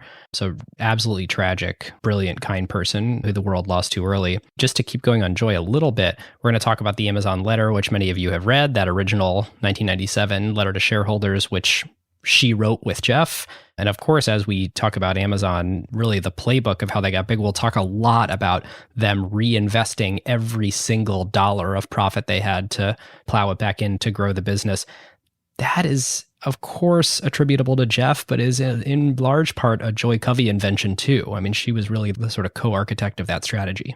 She spent a lot of time with Brad as he was writing the Everything Store. She wrote him this email right before she had the accident and tragically passed away. And Brad publishes the whole thing at the end of the book. And I'll just quote from it here. Joy's telling Brad, I think about the early days and the level of clarity, vision, potential, and values that Jeff brought. And then I look at Amazon today, this is in 2013, and reflect on some conversations I have had with him in the intervening years. It is easy to draw a straight line from the vision he had back then to the Amazon of today. There were a few little wobbles and detours in places, but really, I don't know any other company that has created such a juggernaut that is so consistent with the original ideas of the founder. It's almost like he fired an arrow and then followed that arc. I think Jeff is one of the most capable and effective founders ever, and I think the Amazon juggernaut is still in its early stages. Which she would have been right about in 2013. Oh my God. We're not going to get to 2013 in this episode, but that was a crazy thing to say in 2013. Amazon was a $120 billion market cap company when she said that. Not many people would have said that. Amazon's just this incredible Rorschach test. There is a way to look at it where it is he shot an arrow and then followed the arrow straight. There's another way to look at it, which is they tried way more things that did not work than ones that did, but were unbelievable at learning from the mistakes and quickly following them. The only thing that Amazon launched that had perfect product market fit right away was Amazon.com. Was the original idea. And then everything else was a brute force algorithm for finding your way through a maze, where it's just like, try this pathway. Oh, crap. Nope. Back up, refine, turn. Amazon brute forced their way to success a lot in just finding out where all the doors were by trying all of them. Yep. That is a great way to put it. It is worth highlighting this period of time, this 94 to 97, this pre-going public time, even though they had the imprimatur, as you put it, David, of Kleiner Perkins, and even though they were located in Seattle near Microsoft, and even though they had this product market fit and unbelievable 15x year over year growth in revenue dollars, not like usage, revenue. And customer retention was increasing. Like every single metric of the business is like, oh my God. The internet is going crazy and a bookstore actually doesn't look like an interesting thing on the internet to most engineers. So they actually had a recruiting problem where talented engineers who were like, oh my God, this is a really interesting next generation technology that I want to build on, are much more interested in working at other companies who are building web applications, things like search engines, even things like you mentioned eBay that we'll get to here in a second. Yeah. That's in many ways, a much harder computational problem of building a good experience and backend system for facilitating a real-time auction. Marketplace, yeah. And countdowns. And the online bookstore thing seems kind of boring. And so it's remarkably hard for them to recruit. There are a couple great Eric Schmidt quotes in the Everything Store. Mm-hmm. Eric Schmidt, of course, former CEO of Google. It's just so great. And they're so begrudging backhanded compliments to Amazon and Jeff. But one of them is talking about AWS. It's like, the book guys figured out computer science. And then, of course, we're telling this story, Jeff freaking knew computer science, back in the... Oh, and he was fighting that narrative from day one. He wanted it to be a technology company. Everyone was like, you're a retailer. And even one click down, you're a book retailer. He's like, we are a technology company. And he sort of willed them being a technology company into existence. And I don't think anybody now is like, oh, they're a retailer or, oh, they're any specific category of retailer. They're like, yeah, they're a dominant technology firm. Yeah. Now he probably wishes that people were like, oh, don't worry about Amazon, Okay, back to the story. So Joy joins right at the end of 96, right after the Kleiner round. And Jeff, definitely because he wanted to do it and, is consistent with get big fast. Maybe it was also sort of like this test for his new high potential CFO. I'm going to see what she's really made of. He's like, we're going to go public now. Now. Tom talked about this too in our interview with him. Part of it was the capital markets were open. The revenue growth was insane. The dot-com mania is just starting to heat up. Strength leads to strength, all of that. Jeff also thought that it would be a great marketing event for the company. And he was totally right. The amount of coverage they got in mainstream media, they went from, even though John Doerr had joined the board, the average person didn't give a crap about John Doerr or venture capital or startups. It was not like today. John Doerr was a legend in Silicon Valley, but that was a very small place. Amazon needed to appeal to millions of people of all types all over the country and the world. Yep. And it turned out they did get something right in this notion of long tail books. There's very few people who want one particular book in the long tail, but most people want something in the long tail. And so their product market fit sort of originally came from, we can get you special order books quickly and easily, and your user experience in buying them will be basically the same as buying a Harry Potter book, a bestseller. This gets sort of alluded to in the Everything Store. And a function of Amazon.com that was appealing to mainstream America was buying stuff that you wouldn't necessarily want to walk into a store and order yourself in person from your neighbors. Like every new technology. Like every new technology. Let's just leave it at that. Yes. And the other thing to point out about them identifying books is there's this seminal Wall Street Journal piece about the company in 1996 that drives a lot of traffic. It's like the Yahoo event on steroids. And they have this really interesting stat, which is in 1995, the web attracted more than 100,000 retailers, which I would not have guessed that happened until Shopify, but apparently that happened in 1995. With some spending more than $1 million each on eye-popping sites. Yet worldwide retail sales on the web amounted to just 324 million last year, which averages out to slightly more than 3,000 in sales per retailer. So Amazon nailed a category and an operational model where they were able to be the one dominant e-commerce site. And this predates pets.com, this predates eBay. Cosmo.com, eBay. They were almost the earliest. They were of the first wave and just nailed it on a bunch of vectors where there's this great quote from Jane Slade, there were no grown-ups that could help us. Every time they would bring in a vendor for customer service software or database software or anything, the implementation reps would just look at all the numbers and be like, what? Our software actually can't help you. And so they had to build a lot of this stuff in-house because they were basically the only successful big retailer of this scale using the internet. Man, well, like we learned on the Walmart episode, if the infrastructure off the shelf for what you need to do to make your beer doesn't exist, if you want to make your beer taste better, you got to build your own infrastructure. For sure. All right, listeners, now is a great time to tell you about a longtime friend of the show, Vanta. AI has scrambled the whole security picture. It used to be that you proved that you were secure once a year, an audit or a static PDF, then everyone would nod and you're done. But in an AI-first world, that doesn't hold up anymore. Yep, your risk surface changes every week now. A vendor turns on an AI feature or someone writes in a new model without telling IT, and your posture is different than it was last week, let alone at your last audit. Vanta's own research found that around 70% of companies have this quote-unquote shadow AI running with no security review at all. Right. And that's where Vanta comes in. They're the leading agentic trust platform, meaning they've built the thing that closes the gap. And the way that they close that gap is Vanta Agent. Think of it as a GRC engineer, that's governance, risk, and compliance, except that it's software and it doesn't sleep. It finds the issues, drafts the fixes, and cuts the time that you'd spend on vendor assessments in half. In half! Which is exactly why more than 16,000 companies today run on Vanta. Companies like Ramp, Cursor, and Snowflake all stay audit ready and catch the risks that crop up between audits across every vendor, every AI tool, the whole environment. And that's the real value. Trust has to be continuous now, which is why Vanta automates your security, your compliance, and the work to earn and prove trust. We're huge fans of Vanta over here, and literally hundreds of acquired listeners have become Vanta customers at their companies over the years. So you can get $1,000 off Vanta at vanta.com/acquired. That's VANTA.com/acquired for $1,000 off. And just tell them that Ben and David sent you. Okay, so Joy joins at the end of 1996.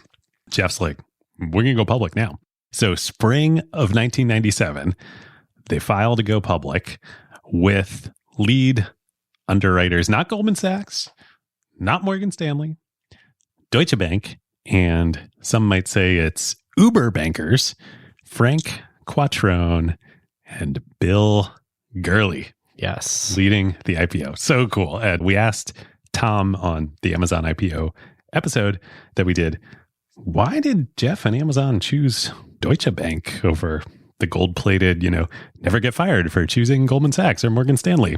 And Tom's answer was, well, if you knew Quattrone and Gurley, you would know that the answer is Quattrone and Gurley.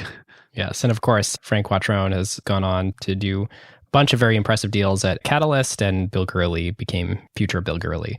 So yes, but this is in his banking career. Now, when they file to go public, but before they actually do go public, just like Jeff was envisioning, this attracts a lot of attention.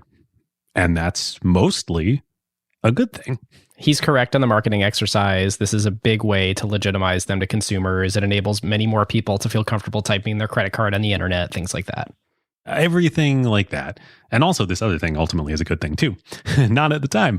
It attracts the attention of the Riggio brothers, who are the founders and CEO and chairman, separately CEO and chairman, of Barnes & Noble. They knew about Amazon, but they're like, whatever, Amazon, internet, like, psh, we don't need to worry about that. Well, all of a sudden, this little company in Seattle is filed to go public. And is claiming to be Earth's largest bookstore. Yeah, they're like, that doesn't sound right to us. I just think of like Borders. Like, yeah, Barnes & Noble is great, but Borders was the big thing. But now we know from the Walmart episode, Borders was out of the game. Kmart had acquired them, and yep, the founders had moved on. Louis Border had moved on. To start Webvan. So great. So great. Isn't that crazy? Barnes & Noble was the juggernaut. Now, the Riggio brothers, when Amazon files for an IPO, they fly out to Seattle and they schedule a dinner with Jeff. And Jeff brings along Tom. Because Tom, in addition to being just wonderful human, great advice, mentor to both of us, he was a lawyer earlier in his career. He was like a very high profile corporate lawyer. So he's got the right set of skills to bring to this dinner. Yes. So the Riggio brothers, their father was a New York City cab driver and a semi-professional boxer who twice defeated Rocky Graziano. Len, the kind of lead of the two of them, I think the older brother, he technically did go to NYU, but like, let's just say they went to the University of Hard Knocks. Their way of doing business is very different. Also, we got to talk about this. I don't think you have any idea. Do you know, just like we talked about last episode about the whole crazy, Borders, Kmart, Webvan, Kiva came out of Webvan, which of course Amazon acquired. And is Kiva Robotics. Yep. Incredible history. Do you know what the Rizzio brothers spun out of Barnes & Noble? I'm not talking about the Nook or barnesandnoble.com. You're never going to guess this. No. It actually makes sense. GameStop. No way. Really? I'm dead serious. So, okay. It was actually Software, Etc. I got to look at the stock price of both of these. GameStop is the merger of Software, Etc., which spun out of Barnes & Noble, and Babbage's software. Remember Babbage's back in the day? Sounds vaguely familiar. They were like a video game and computer software retailer. Yeah, GameStop! Freaking GameStop! Oh my God.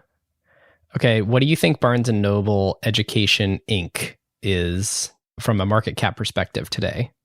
Oh, maybe 500 million? 143 million. Okay, what's GameStop today?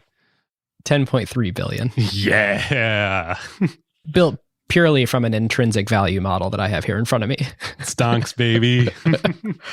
I assume Barnes & Noble Education Inc. is Barnes & Noble, the big company. BNED is their ticker. I think there might have been a bankruptcy in there. I'm not sure. Yeah, that makes sense. I don't think you end up cratering this far without some kind of recapitalization or something happening. Yeah.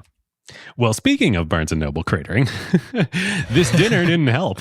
So these two, tough New York guys, they're like, where you come at? This nerd out in Seattle. Like, go listen to our episode with Tom. His personality is not blustery, brash New Yorker. I'm sure the Riggios came to this dinner and they were just like, we're going to freaking crush these, geeks. Oh, boy, did they not. So they go home after the dinner. And the dinner was sort of like a soft, we want to buy you, or was the dinner a soft, we're going to run you out of business? It was both. Yeah. It was, hey, we've heard about you. We're Barnes & Noble, right? And, we've been thinking about doing the internet. We're going to do it. We could buy you and you could be our internet thing, or we could crush you. I think that's how the dinner went. And by the way, the 1996 Wall Street Journal piece that did wake the world up to this was titled Wall Street Whiz Finds Niche Selling Books on the Internet. I always think back on the Wall Street Whiz for Jeff Bezos. Well, and actually, what the Rizzio brothers are saying, this is what everybody thinks. So when Amazon does go public, it's not a great IPO. They price on May 15th, 1997. They raised $54 million at a $438 million market cap. And then they trade down on day one.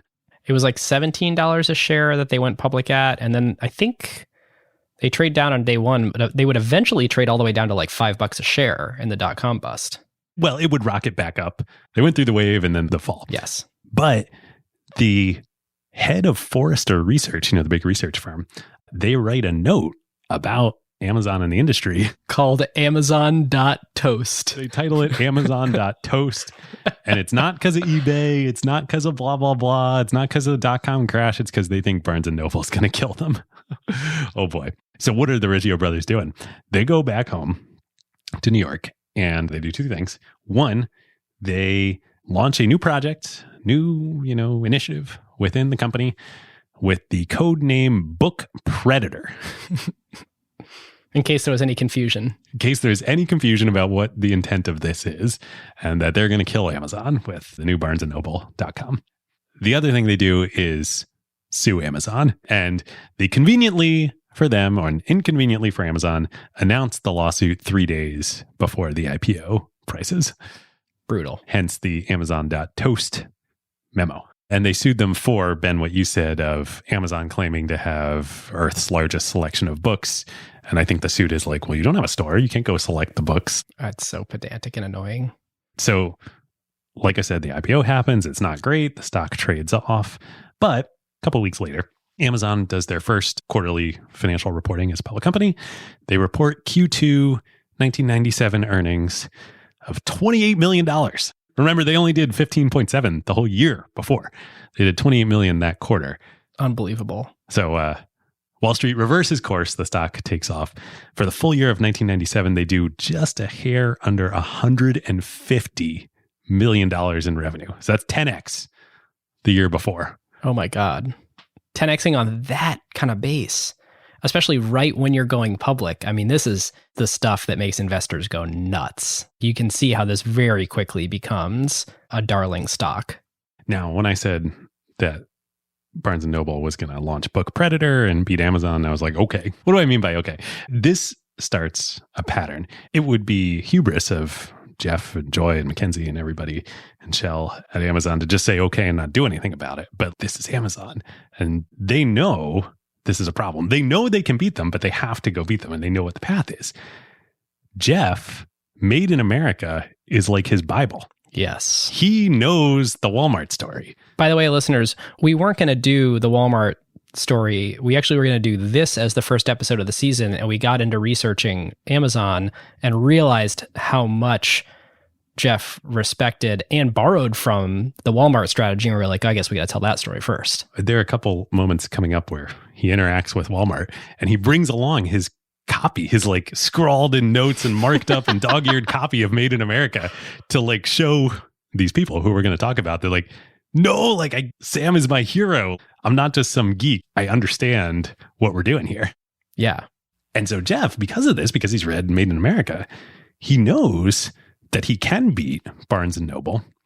But the way to do it is through distribution, by building native distribution, logistics, supply chain for e-commerce, not for physical stores. And it is different enough that just like Walmart could build native distribution for their network of Walmart supercenters. And that was very different than the Kmart coming out of Kresge distribution that they were piggybacking off of.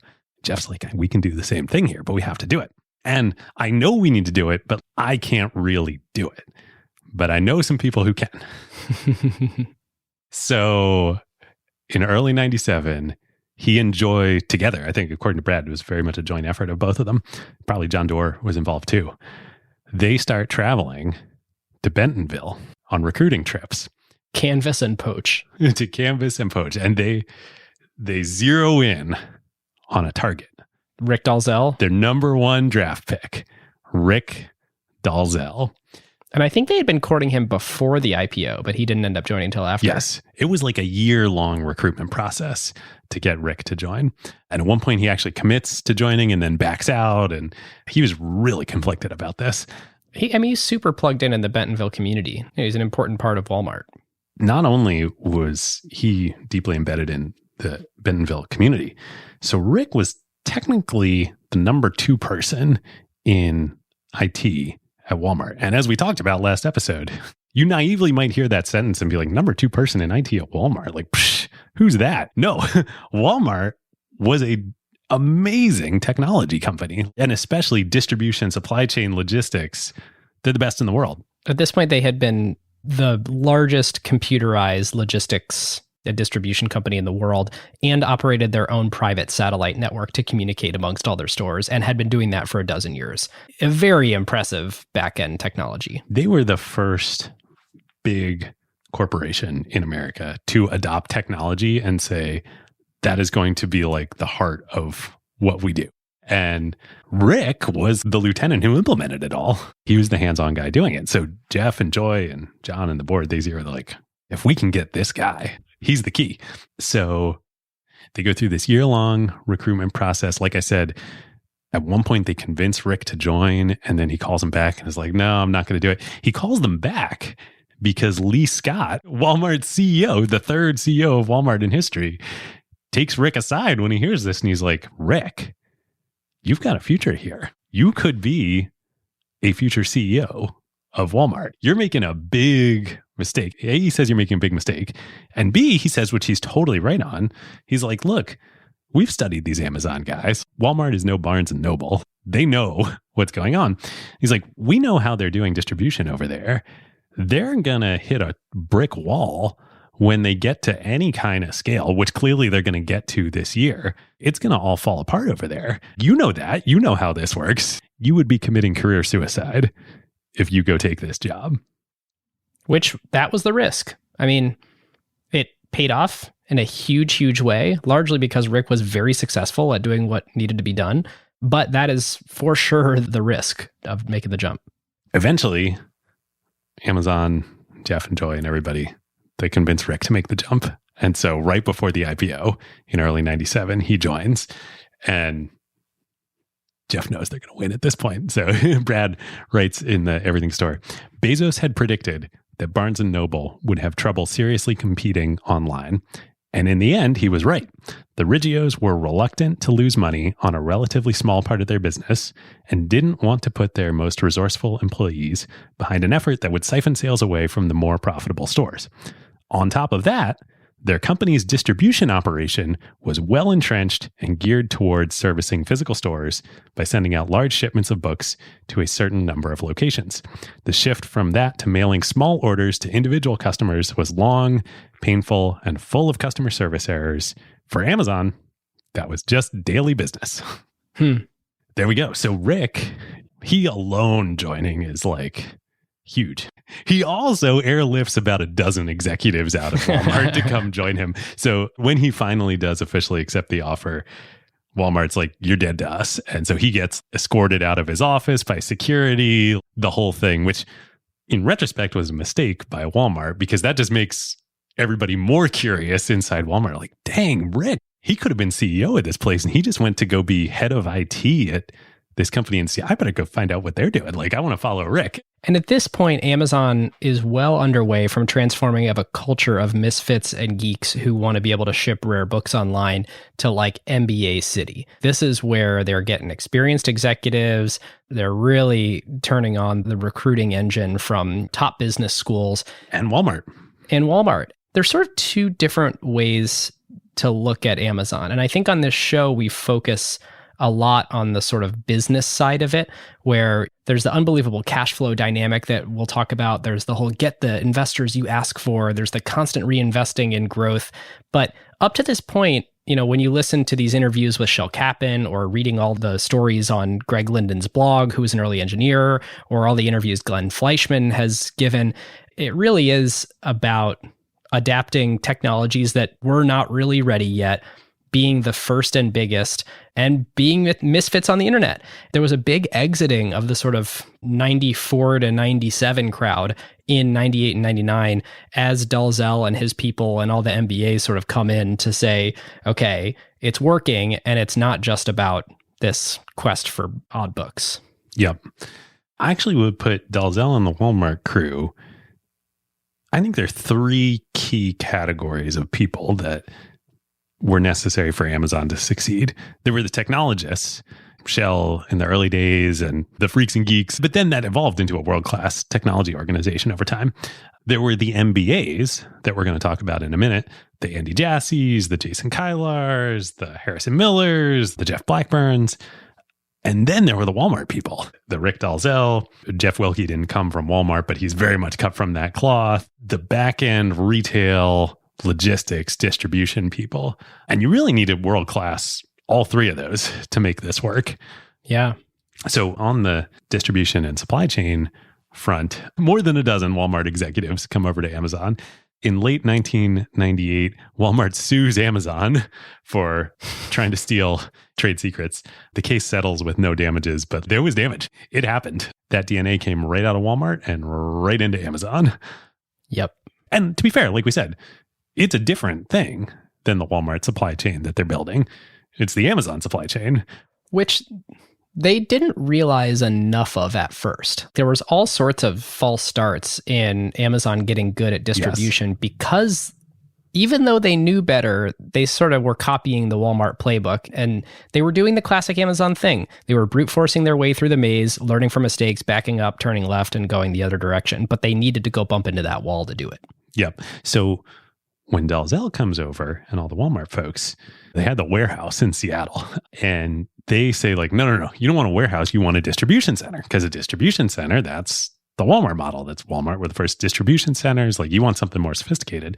So they go in 1998 from the one warehouse in Seattle to 6 distribution centers. The Seattle warehouse becomes one. Delaware, Nevada, Georgia, 2 in Kentucky. You notice they're going to all these states that are like close to big population states, but not in the states. Yes. But then it actually was Wilkie later who said, no, we don't want distribution centers. We want fulfillment centers. And so that's what Amazon is today. And there's a fundamental difference of we're not distributing a bunch of goods to stores. We are fulfilling end customer orders. To end customers, every single one uniquely, and we need to optimize them to make every single order happen for the very first time it's ever happened. Totally. In a sort of unpredictable way. I mean, predictable en masse, but not on an individual level. For years and years, nobody realized this. But what Amazon's building up on this side of the business is an enormous, if not the largest part of their moat. Today, Amazon has 185 fulfillment centers around the world. They have 96 airplanes on their own airline. They have a maritime company. They have 200,000 delivery vans. They've got another 100,000 electric delivery vans on order. I mean, the company employs 1.6 million people, most of which do this. Yes. And here's the moat. From the viewpoint of the customer, all that is free. Jeff obviously wasn't envisioning that specifically, but like, this is why they're going to beat Barnes & Noble. And this is why they're going to beat eBay. And this is eventually why they're going to beat Walmart in e-commerce. Yeah. Well, tell us about eBay. If you were to pitch me on both of these businesses and put on my venture capitalist hat, and you told me that I could take this really asset-heavy inventory business with an unbelievable amount of CapEx that needs to be built out with all these fulfillment centers with Amazon, or I could run the high gross margin asset light business of eBay, 99 times out of 100, I'd want to invest in eBay. But Amazon dominated eBay. So how'd that play out? So the competition with eBay, the Barnes & Noble thing, yeah, that was the first battle that Amazon wins, but it was obvious they were going to win that. eBay, like, this is a real fight. So at first, they're different. eBay is auctions, it's Beanie Babies, it's Pez dispensers, which, by the way, that whole legend of Pierre started eBay so his wife could collect Pez dispensers, that was a PR person made that up to humanize the story. That's not what happened. Auction web, not eBay. So as all this is happening, you mentioned the MBAs. Jeff and Amazon start hiring Andy Jassy, Jason Kylar, Victoria Pickett, Harrison Miller, Jeff Blackburn, blah, blah, blah. All these people who are coming in, all these MBAs, they're all tasked with adding a new category to Amazon. Music and CDs. That's what Jassy does. Kylar does DVDs. Victoria does box software. Harrison Miller does toys. Chris Payne does electronics. Jeff Blackburn leads BD and starts buying all these other internet companies.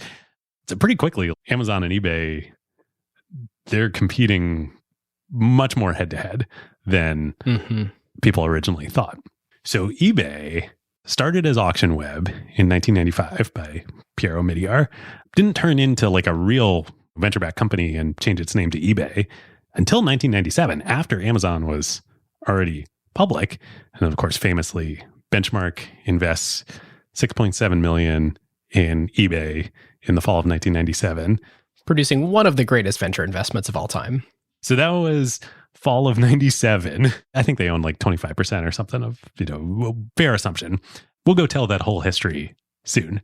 But eBay goes public in September of 1998 at a $2 billion market cap. I mean, eBay was the winner. At this point in time, everyone just looked at it and was like, oh, that's the best .com business. And also, think about that. Series A in 97, raising $7 million, $2 billion market cap IPO in 98. Yes. Come on. I remember thinking how insane it was when Snap went public after, 4 years? 4 years, yeah. This was an all-time insane moment with eBay going public and Mania at an all-time high. Oh, there are legendary stories of administrative assistants at Benchmark retiring. The little piece of the carry of the one investment in, The market cap didn't stop at $2 billion when eBay went public. By the next year, in 1999, they hit a $25 billion market cap. That's a big company by today's standards, and we have trillion-dollar companies now. And it's effectively 4 years from auction web, but it's 2 years from eBay. That's impressive. Yep. As all this is happening in the summer of 1998, right before the eBay IPO, but as Amazon and eBay are more like, wait a minute, we're kind of going in the same direction here. Meg Whitman and Pierre fly up to Seattle. Meg Whitman of Disney strat planning fame. Disney, high margin media company. Keep all this in mind. That's the DNA of Meg. They fly up to Seattle to meet with Bezos and Blackbird. Remember, Amazon's the public company at this point. eBay's still this little startup that had raised the Series A from Benchmark. They're hot, but they're still a startup. Jeff and Jeff take them on a tour of the Seattle Fulfillment Center. And Pierre's like, he's such a engineer. He's like, oh, this is super cool. Then they sit down to meet. The two Jeffs make a kind of, maybe not quite like the Barnes & Noble dinner, but they make a sort of oblique reference of, well, maybe Amazon should acquire you. Supposedly, according to Brad, they sort of float like a $600 million number if such a thing were to happen. So Meg and Pierre get back to Silicon Valley, and supposedly, according to Brad, Pierre's like, wow, that was really cool. Man, that fulfillment center, they're building something very differentiated. Maybe we should think about that. And Meg supposedly says, I think this is from an interview with Pierre in the book. Meg says, Pierre, this is not a direct quote, I'm paraphrasing. Pierre, warehouses are not cool. We never want to operate warehouses. You know what is cool? High margin internet businesses. That's cool. You don't want to be mucking around with warehouses. Well, and this is the very, very, very starkest illustration of what's the best business model over the next few years and what's the best business to be in long term. Well, the best business to be in long-term, period, is delighting your customers more than they ever imagined. And the best business to be in, certainly for the next few years, maybe even the next decade, if you're eBay, is a high-margin, true internet business. But Bezos is thinking in decades. And he's thinking, how are we possibly going to be the best place to buy something on the internet a decade from now, unless it's extremely reliable shipping times, very short shipping times. We have it in stock. They're buying it from a vendor that they trust, that is secure. All these things sort of require us to either be the merchant or at least be the ones who fulfill it and keep it in a distribution center or a fulfillment center. So they're both right on different time frames. And my favorite Bezos quote is, and this I think comes from that very first interview that I referenced earlier. I mean, I've watched every interview Bezos has given in prep for this, but that one has all the highlights in like 3 to 4 minutes, and he's still got hair. He says, long term, there is never any misalignment between customer interest and shareholder interest. So true. And that's such a dramatic statement because I think a lot of people would argue with that. And he's thinking on an infinite time frame. What happens after this meeting with Meg and Pierre, I think really illustrates just how special Jeff and Amazon as a company are, because he makes a mental and emotional leap that I don't know many people could have made. He both believes everything you just said. I've read Made in America. I'm building out this advantage. It's going to be my mode. I'm going to delight customers. This is the way. And desperately wants to beat eBay at auctions. Well, desperately wants to beat eBay, but he's like, and eBay is also right. And this starts a journey, but Amazon today is that amazing back-end distribution. Like we were just saying, you can get stuff from Amazon faster and better and cheaper than just about anywhere else on the internet. And certainly in aggregate of everything you can buy, Amazon is head and shoulders above anybody else. And you can buy from other people who are not Amazon.com on Amazon. And that is all thanks to that meeting. Yeah. I mean, this is, again, Amazon having to run into a wall, back up, try it again. So obviously they don't buy eBay. Obviously they naturally have to do the next thing, which is, even though Amazon is focused on the customer, they're also focused on their competition. Of course they are. Jeff has all these quotes about how the customers, I think this is in the 98 letter, maybe the 99 letter. We believe that our customers are very loyal up until the moment that there is a better way for them to solve their problems than buying from us. And so that's off the top of my head. It's not exact, but it's close.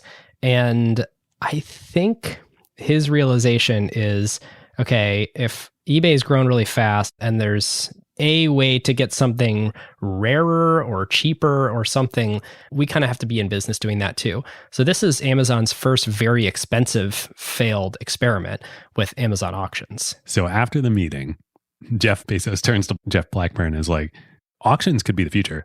We're going to start a secret project to clone eBay within Amazon. It's almost like the book Predator with Barnes & Noble, except they're actually competent. And it's not like we're going to like learn from eBay and apply it to our business, go for a different segment than eBay or like do auctions differently. We're going to go directly at eBay doing exactly what they're doing. Yes. Now, it makes sense why this would be secret. It's also secret because Scott Cook, the founder of Intuit, is on the board of both companies.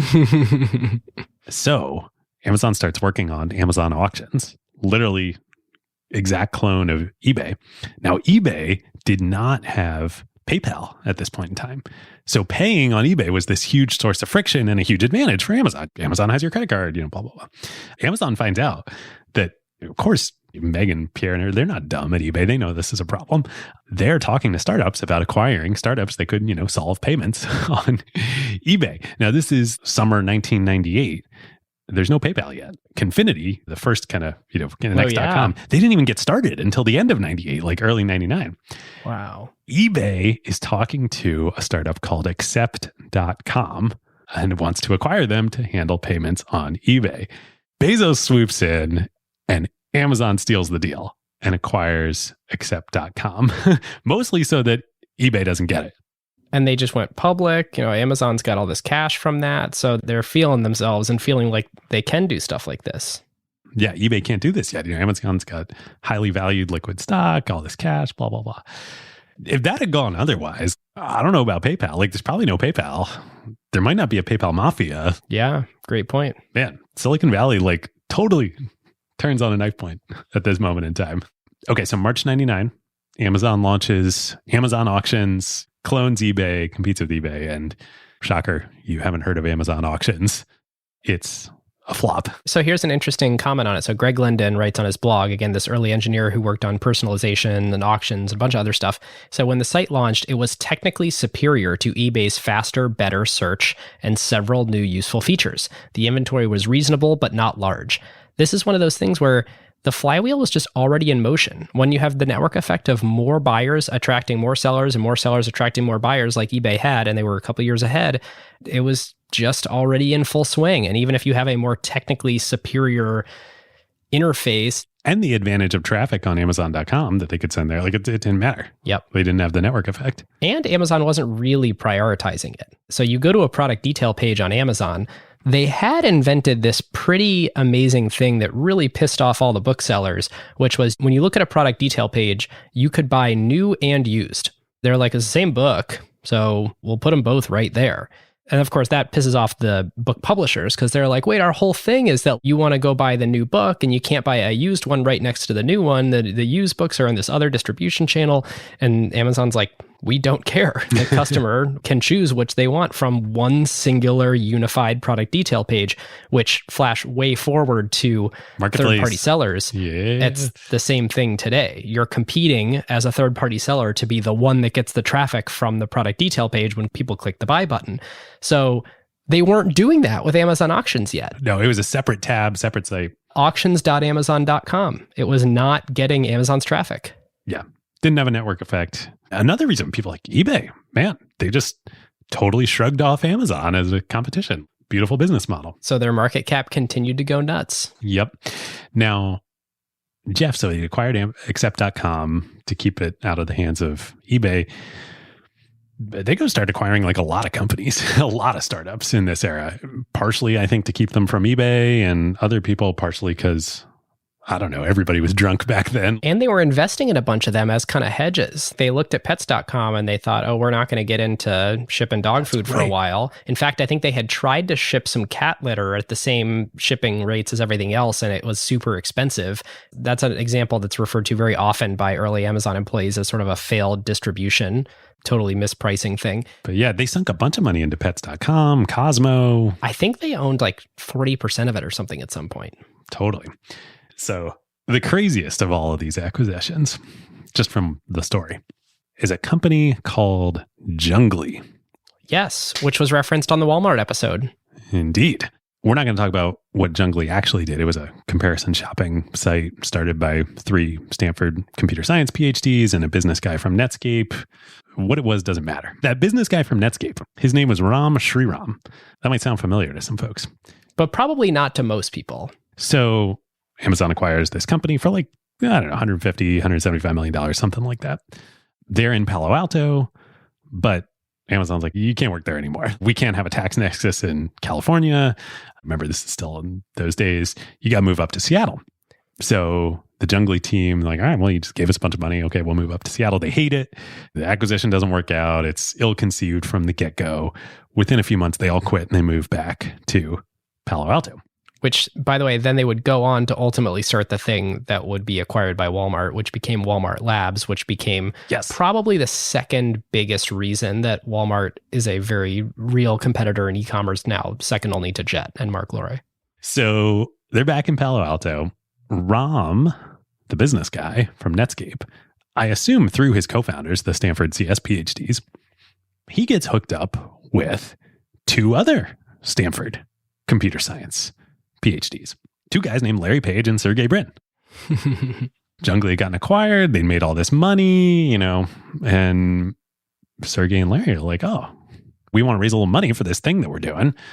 Also, how crazy is it that we're nearly 3 hours into the story of Amazon? Amazon's already public. Yes. And we're talking about Larry and Sergey at Stanford before Google's founded. So Ram's like, sure, you guys seem promising. This whole back rub, page rank thing. I get it. It's got potential. Great.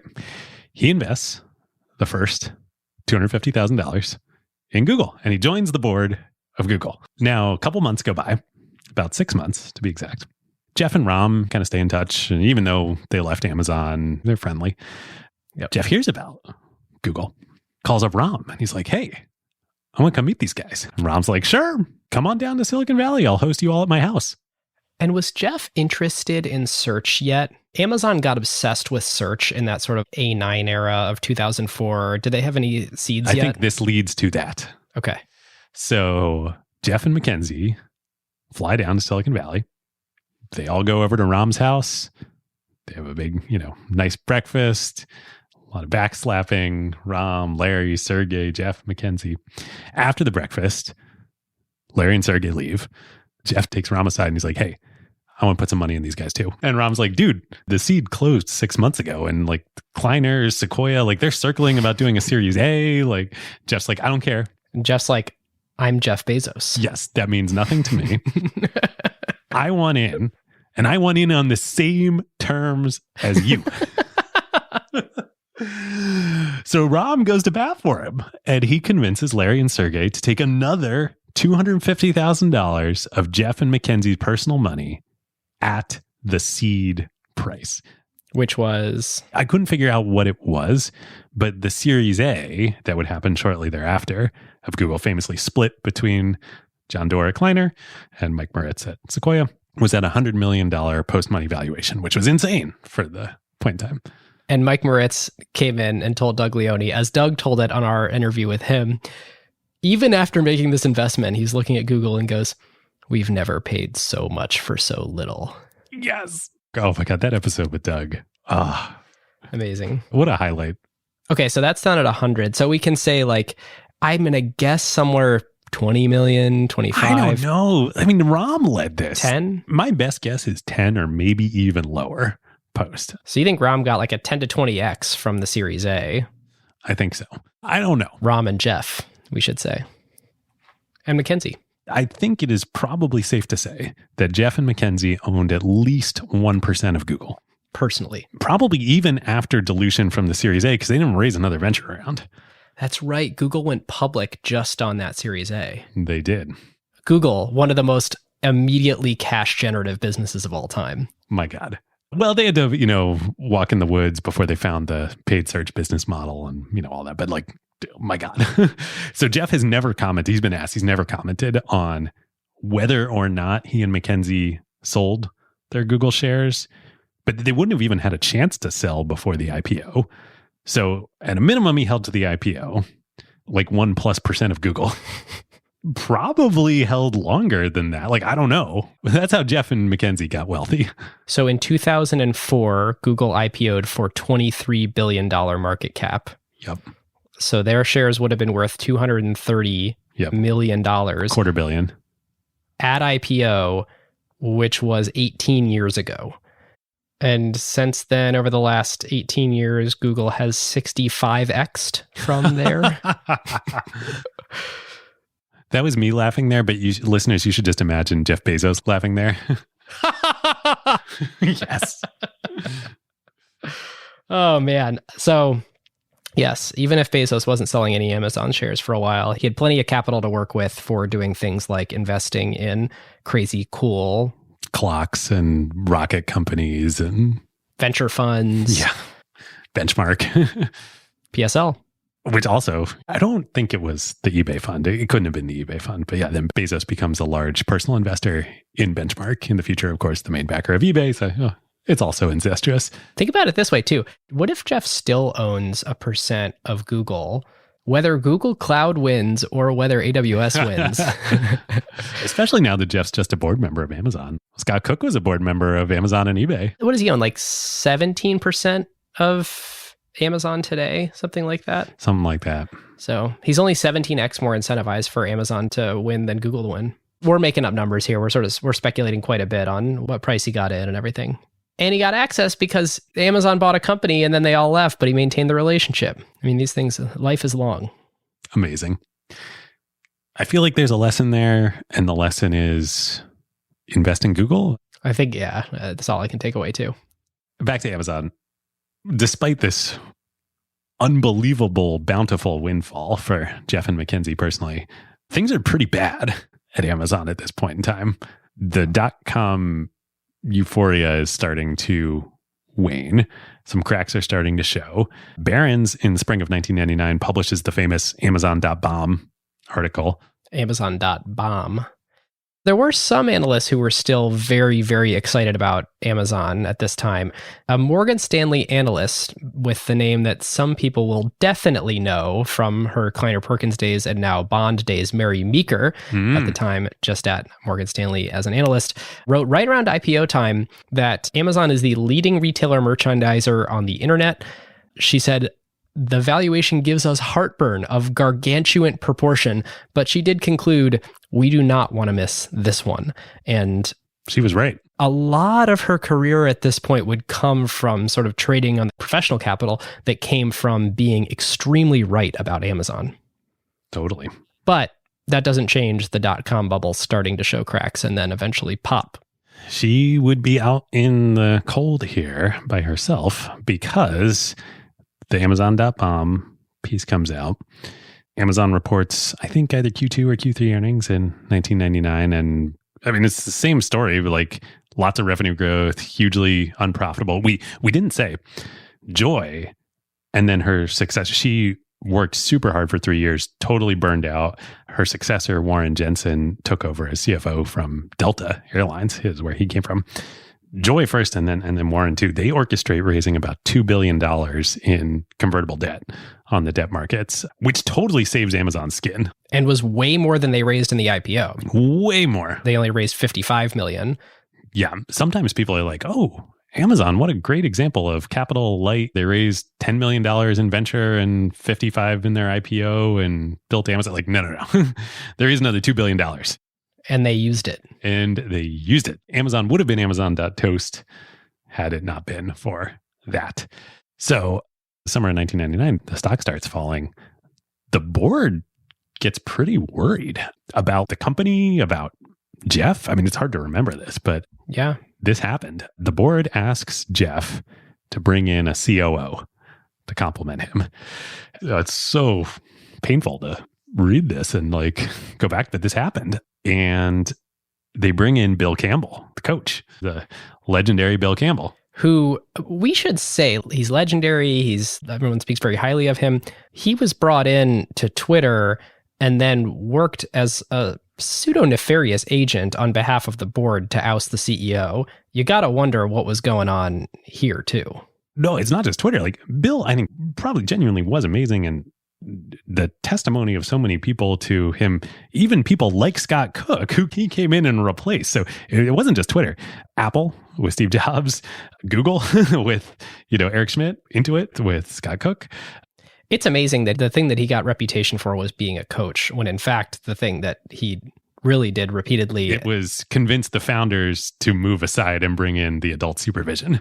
Yes. There's a fact pattern here for sure. Doesn't mean he probably wasn't amazing and didn't help all those companies, but yeah, the Amazon board brings him into Amazon and simultaneously asks Jeff to go find a COO. So supposedly actually a leading candidate for the job was Jamie Dimon, if you can believe that. That's right. Isn't that crazy? What could have been? They settle on Joe Galley, who had been an executive at Black & Decker.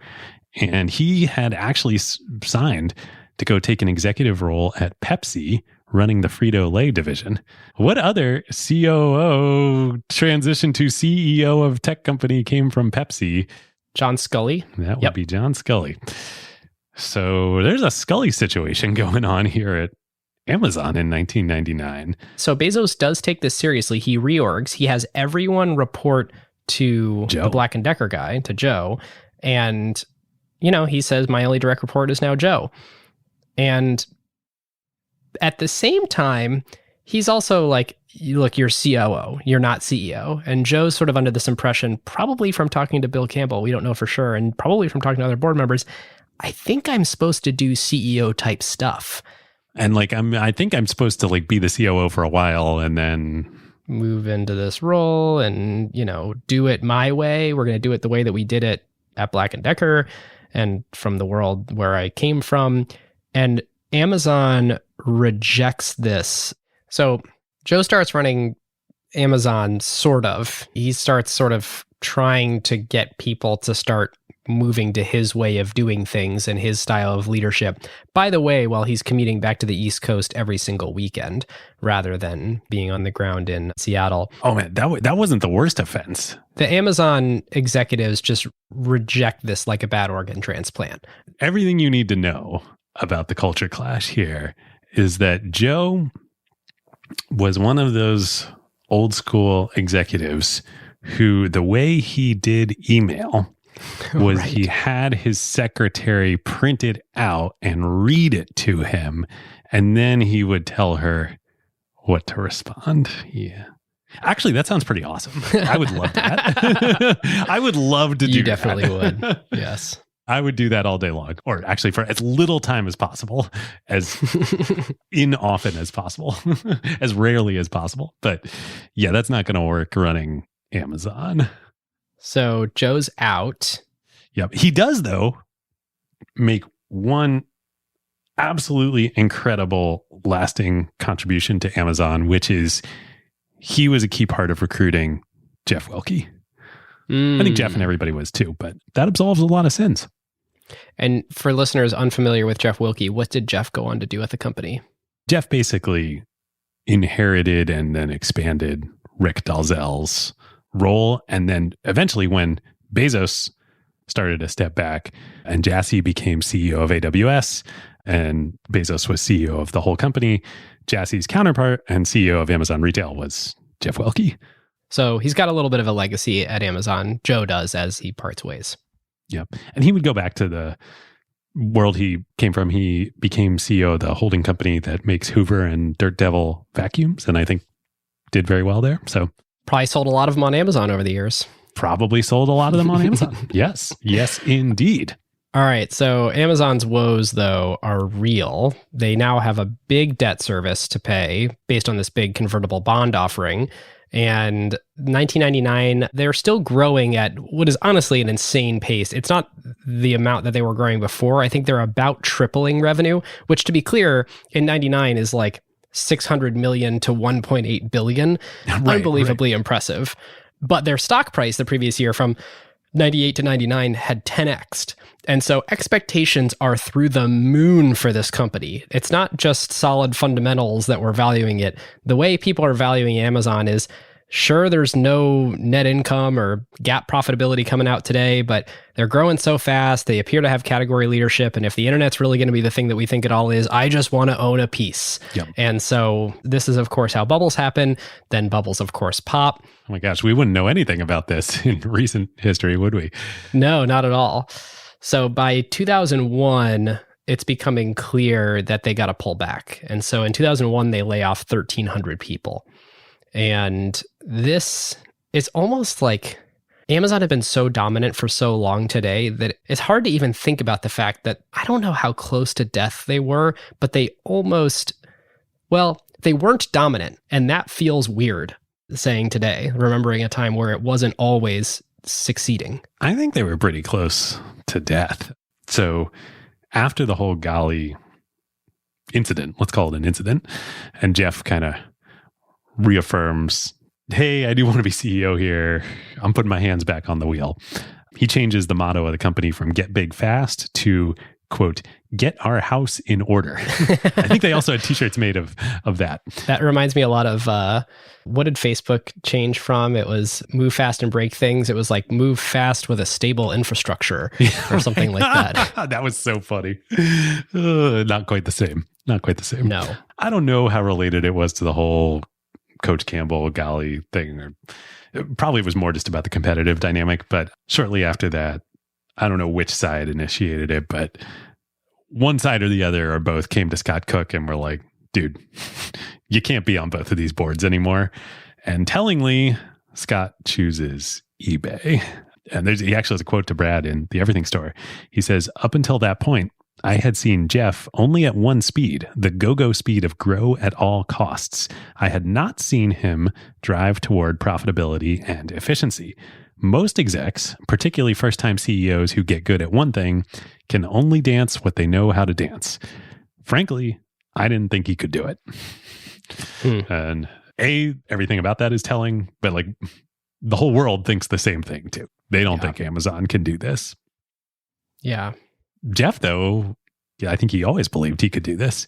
So he announces an internal company goal that he announces to the whole company, part of the get our house in order mantra, that they will be profitable by the fourth quarter of 2001. So they start looking at any possible way to increase cash flow, and necessity being the mother of invention here. They start looking around like, okay, what do we have? What can we do? We've got a pretty good e-commerce website. A lot of people want to have e-commerce websites. What if we start going to other companies who want to have good e-commerce websites and we offer to sell them our website, like our infrastructure? Almost like being Shopify. Yeah, this is like Shopify, not AWS. And they do it in a ludicrously high-touch manner. Yes. It's not like we're just going to open up our platform. This whole obsession with interfaces and platforms and APIs that exist with Amazon today hasn't really happened yet. No. So they're like, who can we basically do weird one-off partnerships with to create some sort of co-branded website for them using our technology and all of our people to sell the stuff that they have relationships with manufacturers on. And customers. And that we can then just get paid like a software fee for. Yes. So they do this with Toys R Us, and then they do it with Borders. I remember the Borders branded Amazon. It was really weird. I remember this. I would get Borders gift cards, and you could put them into the Borders site, but because it was also the same backend as Amazon, you could then use that on Amazon. I totally remember doing this, and it worked the other way direction too. The clarity of vision on Amazon seems so clear in hindsight, but there's these weird things that happened along the way where you're like, oh no, they were just like in a corner and did something pretty antithetical to what the drumbeat of the culture and the strategy was. Like, how is this strategic with everything that Bezos has been writing in his letters?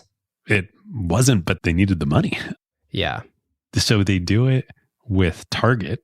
They literally ran Target's website for years, which ominously they announced that deal on September 11th, 2001. So, rough.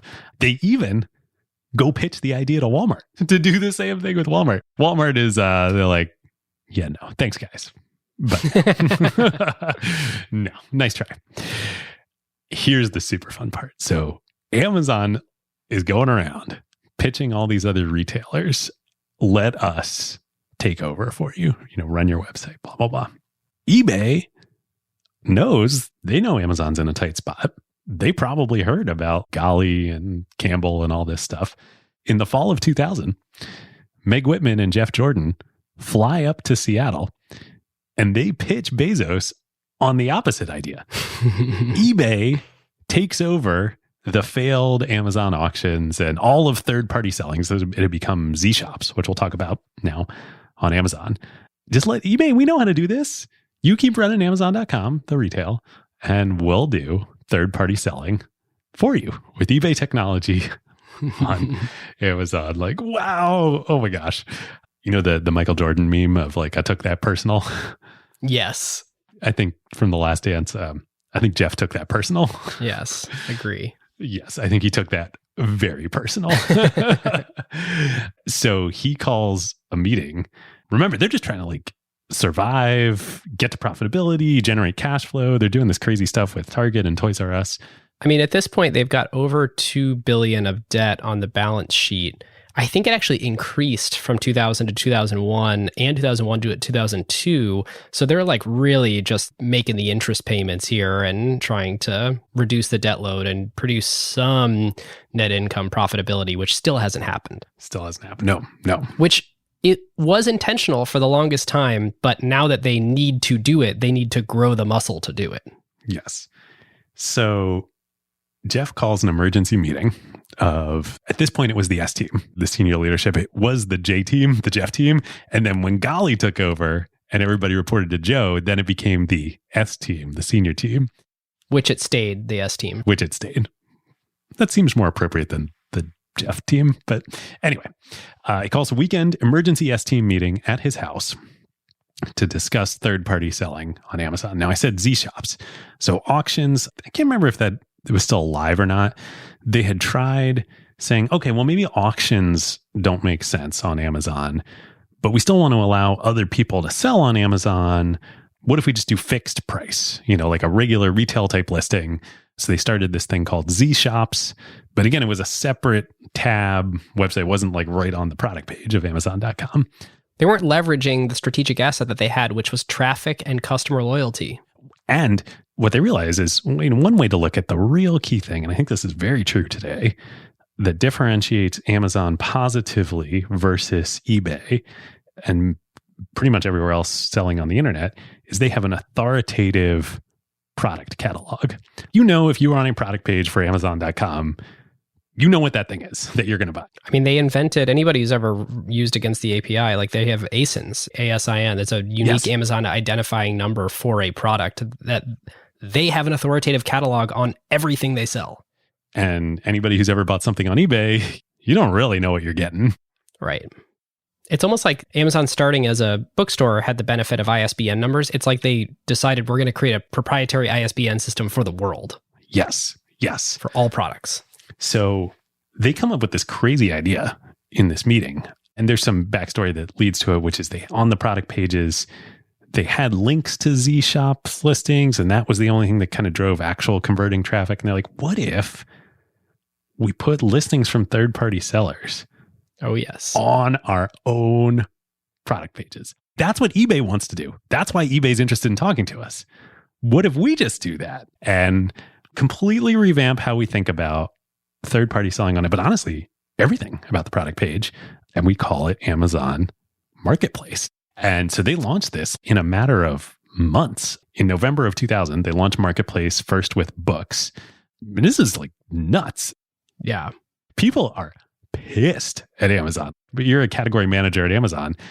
Your competition, Brad writes about this, just went from like being outside the walls of Amazon.com. You just let all your competition inside your walls, in the castle, on your product page. And I don't know exactly how it works. I think it's more sophisticated than this, but basically, like, if some third-party seller is verifiably selling the same exact product and they're doing it for a cheaper price, then the buy button doesn't come from Amazon. The buy button buys the competing vendors, the third-party seller's product. And so you as a category manager, if you got a number next to your name, that doesn't accrue to your number. Nope. That goes to a totally different team within Amazon. But kind of just like Amazon.com originally, it turns out customers really like competition, paying lower prices, being able to buy more stuff, getting more selection. They launch it in November. And even though it launched in the middle of Q4 in 2001, which was a no-no until this point. You basically don't launch anything going into the Christmas season. You're literally not allowed to push code up until this point in Amazon's history around that time. it accounts for 15% of all customer orders on Amazon.com marketplace. Wild. Today, marketplace is over 50%. So over half of everything that is sold on Amazon.com is not sold by Amazon. I remember the annual letter in 2018 when it eclipsed it, and Jeff proudly proclaimed that the third-party sellers are kicking our butt. We're very excited about that. Yeah, right. What a Jeff thing to say. This is when founder leadership becomes really important. They have an immediate organizational design problem where a whole bunch of people are incentivized and comped against their fiefdom. And what you've just done is you've created a brand new business strategy that tells people that the greater good is more important than their fiefdom. And in order to rearrange everyone without creating massive infighting and churn to march in this new strategic direction, it's pretty hard to do that as a non-founder. I'm so in awe of Bezos doing this because he almost just got ousted out of his company. He's on thin ice. The company's on thin ice. And this could have blown up the company too. I mean, this is a different business model. All of the emotional incentive that I would imagine for somebody in this amount of pressure is like to the board, the shareholders, everything, just be like, okay, I got to come back. I got to save. Can't rock the boat. We got to, cost cut, blah, blah. And he's like, nope, we're going to make this radical shift. In this dire moment, you're totally right. Not only is this something only a founder can do, it's only something that a very special founder would have the confidence to do. Amazingly, it works. Jeff's crazy goal of the company is going to hit profitability Q4 of 2001 that he just plucked out of thin air when he kind of came back after the Gali incident. They do it. Marketplace is a big component of this. The website deals with Target and Toys R Us are a big component of this.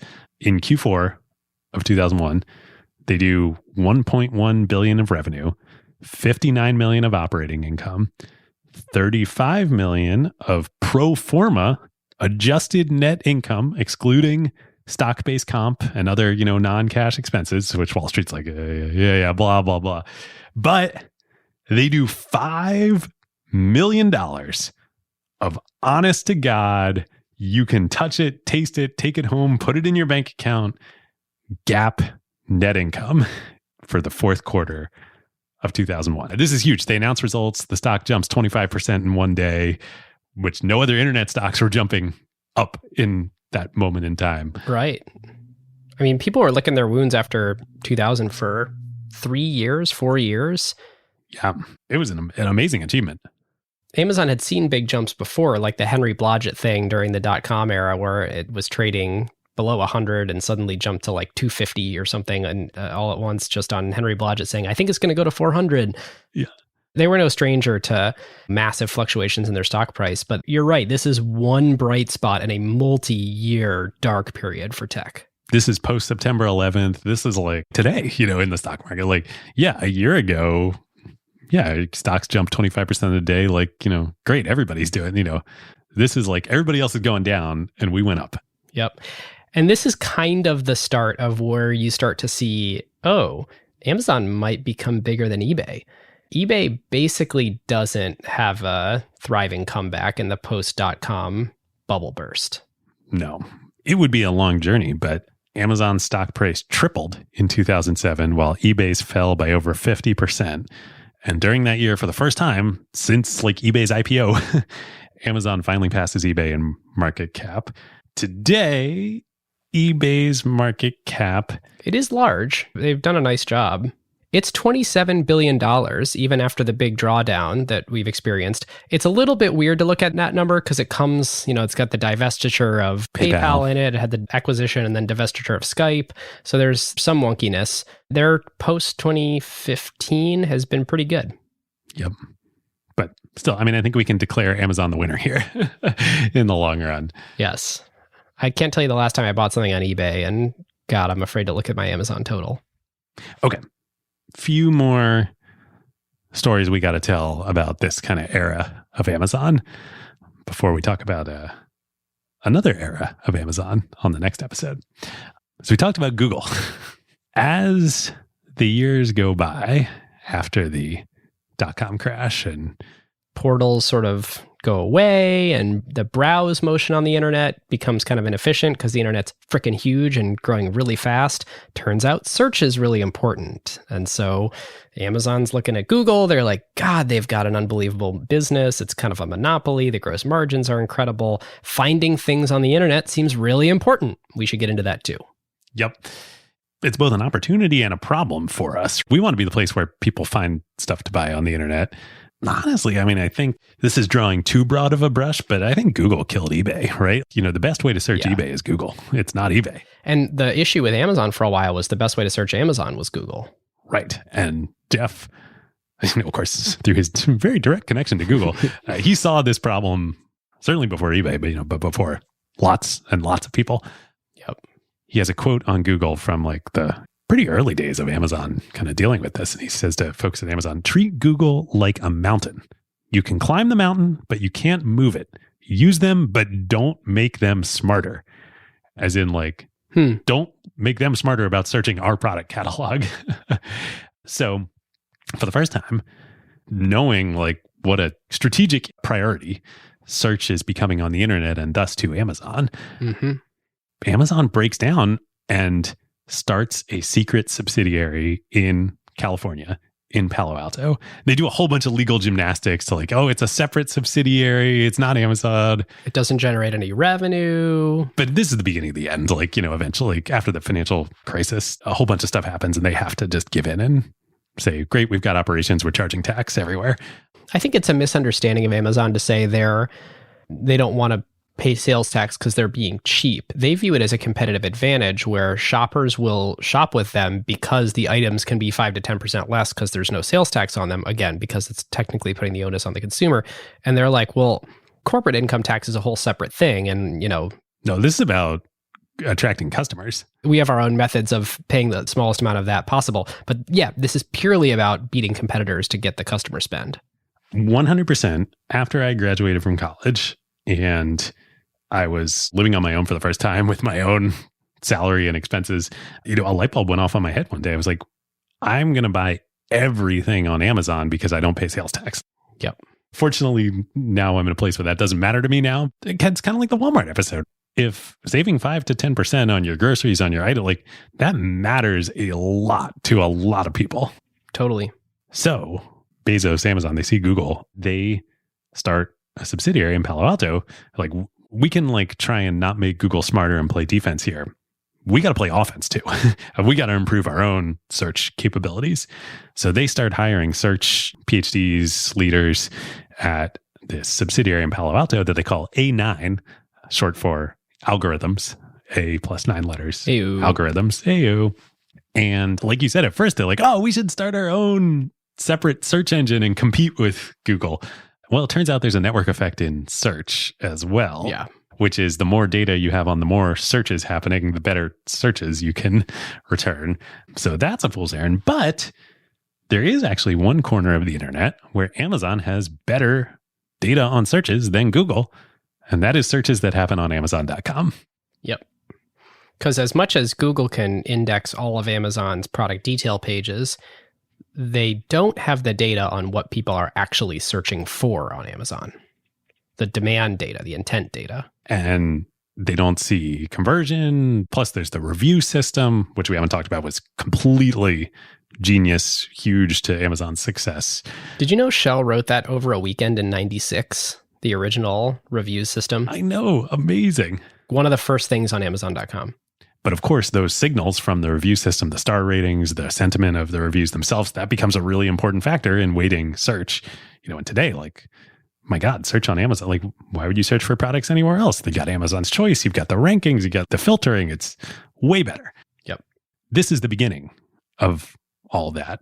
And like we're saying, I think it's also the beginning of the end for eBay, because as Google gets better, deep linking from Google into eBay becomes the best way to search the chaotic marketplace of eBay. And eBay's paying the Google tax on all that, and Google's the strategic intermediary. Amazon is terrified of the same thing happening to them. And meanwhile, over in Google Labs, man, I loved when Google was a smaller company. I think it was a Labs tab, and you could click on all these weird little experiments they were doing. That wasn't like Google X, Google Moonshot stuff. It was like useful stuff where Google Images came out of, and like Gmail and those sort of things. Maps and Yeah. And one of them was called Frugal. It was Froogle. And I think it was like product search. And I think it was kind of what Google Shopping became. Dude, Frugal, I may be speaking out of turn without researching the full history, but I used to use that all the time. Again, as a broke post-college student, not broke, as an investment banker, but like I was making $60K a year living in Manhattan. Money mattered. And I believe Frugal was insanely popular. And I think kind of morphed it and shut it down for antitrust concerns. Oh, really? Is my understanding. Like, I think it actually was like, there was a lot of demand for that product. Huh. I mean, it was comparison shopping, I think, is ultimately what it was. So the other thing, and this is what's just getting, Amazon is so good at, and we're going to spend a huge portion of the next episode talking about, it's not just that they make search on Amazon better and play defense against Google. They do that.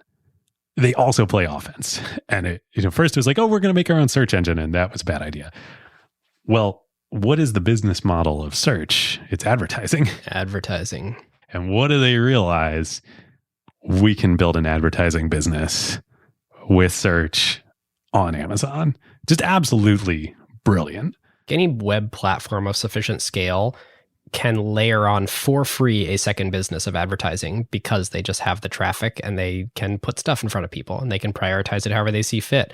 And I think Amazon's ad business, I haven't done the research yet for next episode, but I think it's somewhere around $40 billion in revenue now. It is $30 billion revenue run rate of incredibly high. I mean, they don't break out the margins, but like it's search ads. It's basically 100% margin business. Yes.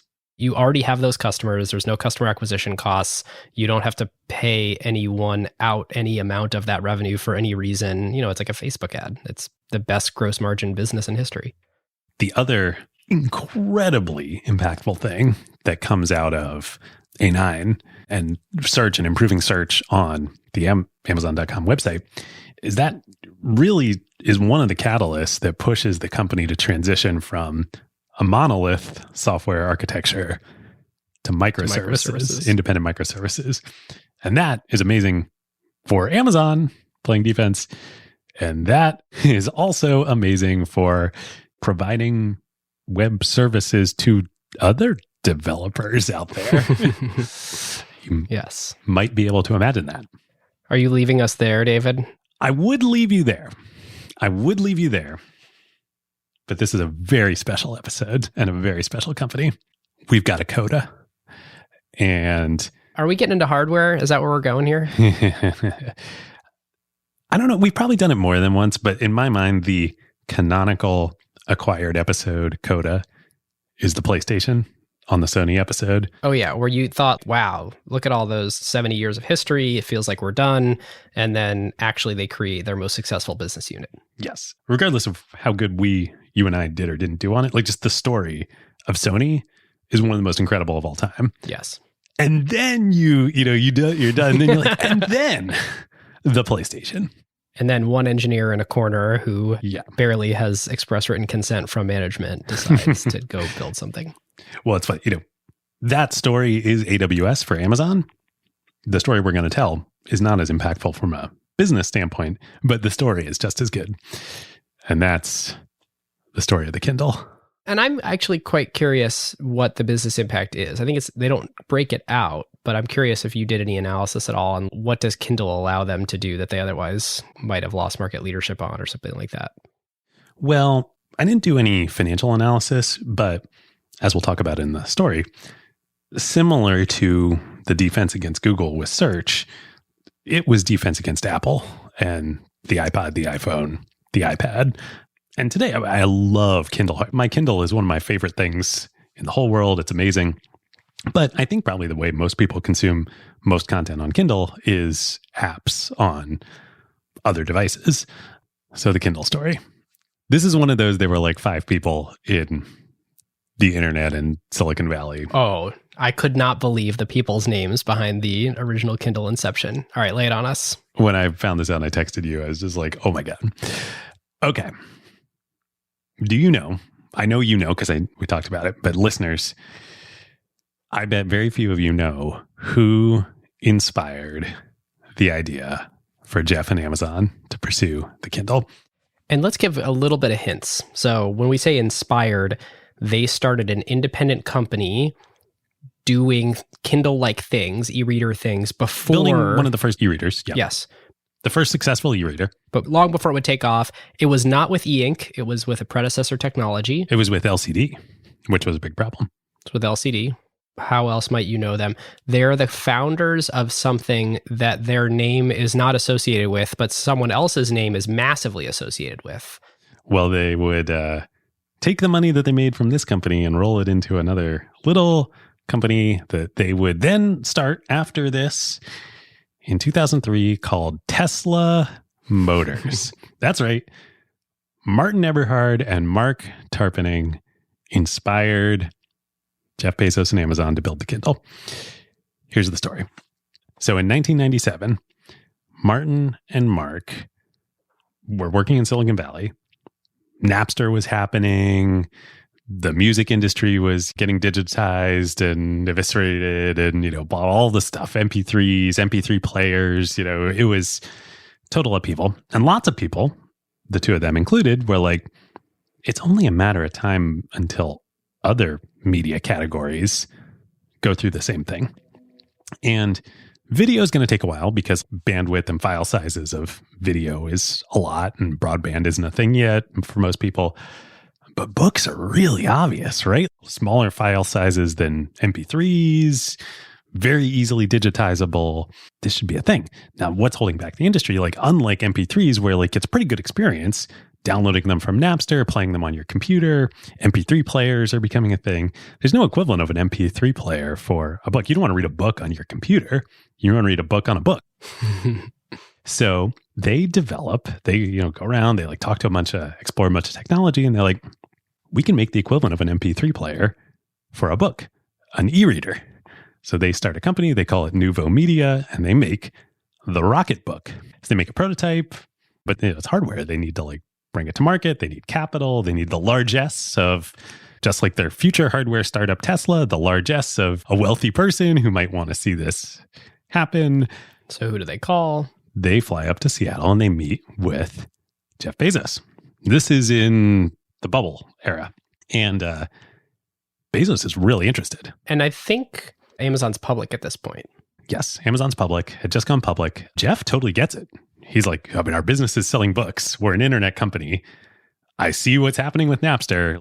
This is happening at some point in some way. This is for sure happening at some point in some way. This is the first time I've seen this. This is the first real, I'm very interested. So they negotiate for 3 weeks and they want Amazon to become, to sell books, you need books. To sell ebooks, you need relationships with publishers. They want Amazon to become the store or a store. This is the sticking point, a store for the Rocket Book. And Bezos also wants to do it, but he's like, look, if we're going to do it, we want exclusivity. I don't want you going and doing this same deal with Barnes & Noble or anybody else. Right. Why would we fund the development of this? Right. And all the customer acquisition for you if we're not going to be the exclusive provider? So like any good entrepreneurs, and they hear this, they're like, all right, well, Martin and Mark, they fly to New York and they talk to the Riggio brothers. They're like, hey, we're talking to Jeff. God, I love that these guys are back in the story. I know, they're back in the story. And of course, Barnes & Noble wants to crush Amazon at this point. They're like, great, we'll do the deal with you. We don't need exclusivity, but we'll invest in the company. We'll bring Bertelsmann, the German media company, in as well. You'll get your publisher relationships. You'll get your store. We'll do this, and we know Jeff won't do the deal. Eventually, Cisco invests as well. In 1999, the device launches to the public, and it's too early, but Oprah makes it one of her 10 favorite things for the year. It's a hit. So ultimately, Gemstar TV Guide, pretty quickly after, acquires the company for almost $200 million. So Martin and Mark, they get pretty wealthy. And these guys are flush with some cash and, that literally leads to Tesla. It's freaking crazy. Also, like, just wild that, like, if Amazon and Bezos hadn't acquired accept.com, like, probably no PayPal, which means Elon doesn't have the money, which means... Ooh, interesting. Man, like, the tangled web here is amazing. Amazing. So Jeff and Eberhard, they kind of remain friends through all this. And like, just like, all right, no hard feelings. Like, there's plenty of other stuff going on at Amazon. And as the years progress, they kind of stay in touch. And Jeff is always asking Martin, like, hey, when do you think the technology, we're thinking about this. When do you think it might be ready? Then in 2003, Apple and Steve Jobs, well, in 2001, they launched iTunes and the iPod. It's amazing. People love it. Okay, but it's Apple. Tiny market share. You have to have a Mac to use iTunes, to use the iPod. Great for students, but not changing the world here. Yes, not the Apple we know of today. End of 2003. Oh, it was so fun going back and remembering this. They launch iTunes for Windows. That was such a huge moment for Apple. And Steve Jobs knew it. Like, he totally freaking knew it. So Bezos and a couple other folks go down to meet with Jobs after iTunes for Windows launches. Because they're like, shoot, like, we sell a lot of CDs on Amazon. Right. And Jobs is like, yeah, you sell a lot of CDs on Amazon. Good luck with that. And by the way, like, we're not just thinking about CDs and, music here. So there's now a new threat to not just any business within Amazon, but like the original core books is immediately what they're thinking about. Which is still like a huge part of their sales at this point, or at least media, books, CDs, DVDs. That's a huge part of Amazon's business. Totally. So there's now some urgency in Amazon to deal with this. So Jeff calls Martin back up, but they've already started Tesla at this point. And he's like, we got to do this now. And Martin's like, okay, well, the LCD screen that we used on the Rocketbook had a whole bunch of problems with it. I talked to these guys at the MIT Media Lab about this technology they were developing called e-ink, and it wasn't quite ready yet, but you might want to go like check them out and see if it's ready now. And in particular, the LCD uses too much battery. It's bright, so it's not good for night reading necessarily. You can't really read it in the sun. What do you want to do with a book? You want to take it to the beach. You want to read it outside. You want to read it in bed. All these things that LCD screens, especially at the time, are not good for. Yep. So this is such a priority. This was after A9. So they already had the one subsidiary in Palo Alto. They set up a second subsidiary in Palo Alto called Lab 126 with the secret mission of make an iPod-like e-reader device. And I mean, it took them a while. Years. 2 full years. And then they slipped the release date by a full year. It was supposed to be out for one holiday season, didn't come out till the next. But when it came out, it was earth-shattering. Not only is it shocking that Amazon is doing hardware, because that is not a thing that they've ever done before, and that's not what we expect out of them. And there's only a few big successful companies that make consumer computing hardware, that sort of thing. But it really was the introduction of e-ink as a viable technology. People really hadn't seen it before in consumer devices. There were, go back and look at photos of, we'll link to some in the sources of that original Kindle that launched. It took till 2007. It had that keyboard on it. Yeah, it had the keyboard. It had a wonky scroll wheel because Bezos was like, I've got a scroll wheel on my BlackBerry and I want a scroll wheel on my Kindle. Oh, yeah. Like he was constantly fighting with the design firm that they had hired to produce it and putting in his own beliefs about how it should be, even though they're the designers. And they would come back and they would say, they would have input on the business model. And he's like, not only are you're going to take my design advice, and you're definitely not giving me, Jeff Bezos, business model advice. And that's the thing. The device nailed a couple things. E-ink technology, actually wireless, which was a Bezos thing, like because Wi-Fi still wasn't quite everywhere. WhisperSync, I think was the name of the... WhisperSync, yep. Or WhisperNet. There were obviously things wrong with it, like the keyboard, the scroll wheel. But the device was good enough to have a book-like experience. And then on the business side, you can buy any book ever made. Anywhere, anytime. For $10.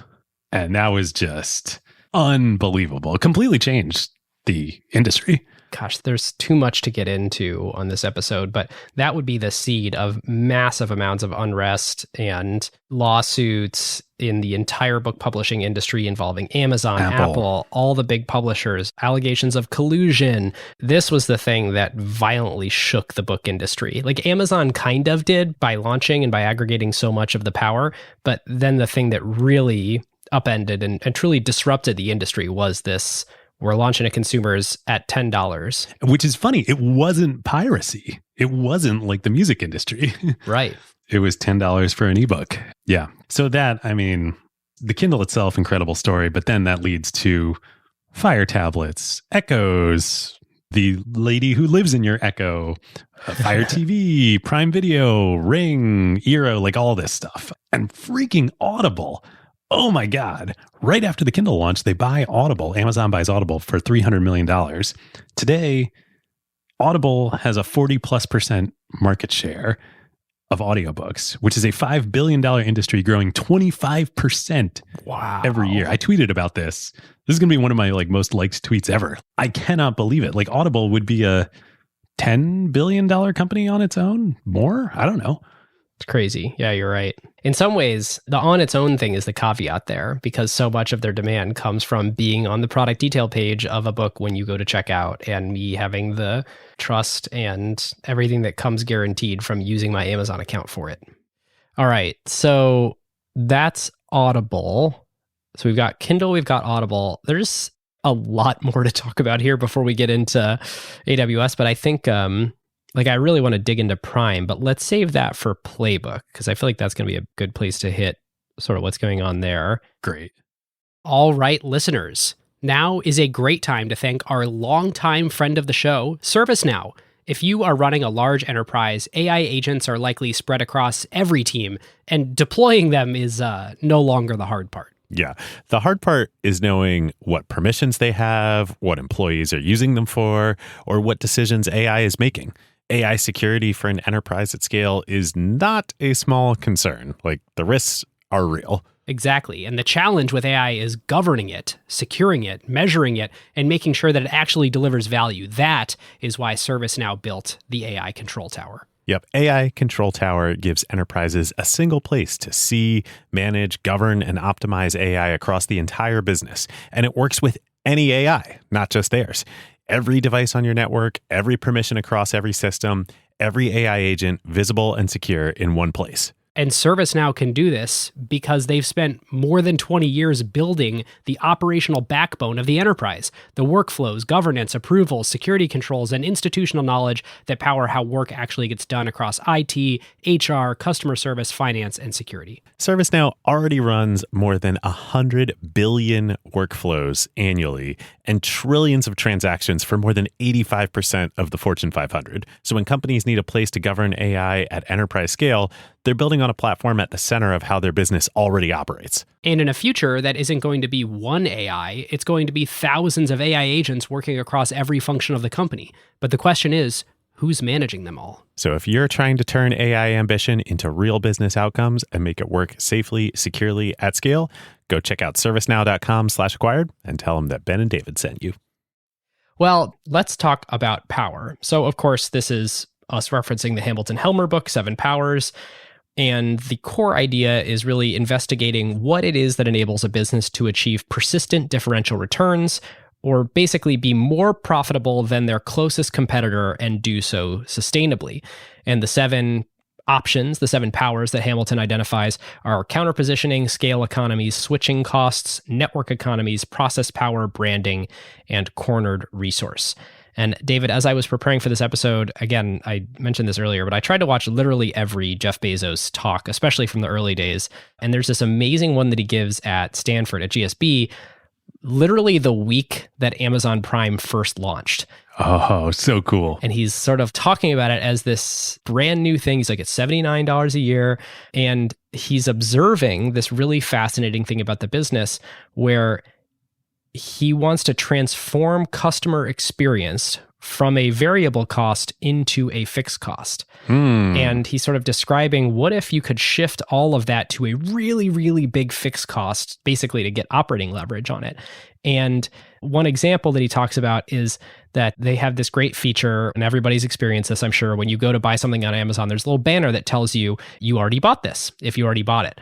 And while that may seem like it can diminish short-term revenue, his view is it builds trust with the customer for the long term, because you say, oh, thanks, Amazon, maybe I already have this in my house. Or maybe there is a chance you wanted to buy the same thing, and you just get that delightful customer experience, that reassurance that this is indeed the exact same ASIN or Amazon identifier of a specific product that you are looking for. Well, he points out, this would cost us the exact same amount to build this thing that provides customer confidence, whether we had 1 million customers or 70 million customers. And what he's describing is the most perfect, vivid example of scale economies, where once they get all these customers, and once they acquire them all to Prime, so they are all loyal, subscribed, guaranteed to shop here customers, then you can amortize every new investment and every new feature across a massive customer base. So how could anyone build as good of an experience as you can, because they have to fund it with revenue from fewer customers? I'm not saying that Amazon only has this as one of the powers that enables them to achieve persistent differential returns versus competitors, but it was like Jeff was writing that part of the book as he was sort of giving this speech, and it just sent alarm bells off in my ears. That's awesome. Well, maybe now actually is the right place to talk a little bit about Prime and this dynamic. Yes, so true. Now, as you say, Amazon isn't necessarily the only company that this is true for. You could say similar things of Walmart, especially now that they have Walmart Plus. You could very certainly say the same thing of another one of our favorite companies that we have not covered on Acquired, that we have to now after these first 2 episodes of the season. That would be Costco. Oh, yeah. Seattle hometown heroes. So you mentioned Prime. We skipped over this in History and Facts, but I think let's talk about it a little bit here. Great. Jim Senegal and Jeff are buds. They're tight. Well, at least they were. And at least Jeff credits a particular lunch with Jim from teaching him a lot of lessons. In particular, the one I think you're referencing, which is customer loyalty is the thing that matters. And in particular, because as we all know, Jeff is absolutely laser focused on not gross margin percentage, but the absolute dollar amount of margin dollars over a full customer lifetime that you can sort of get.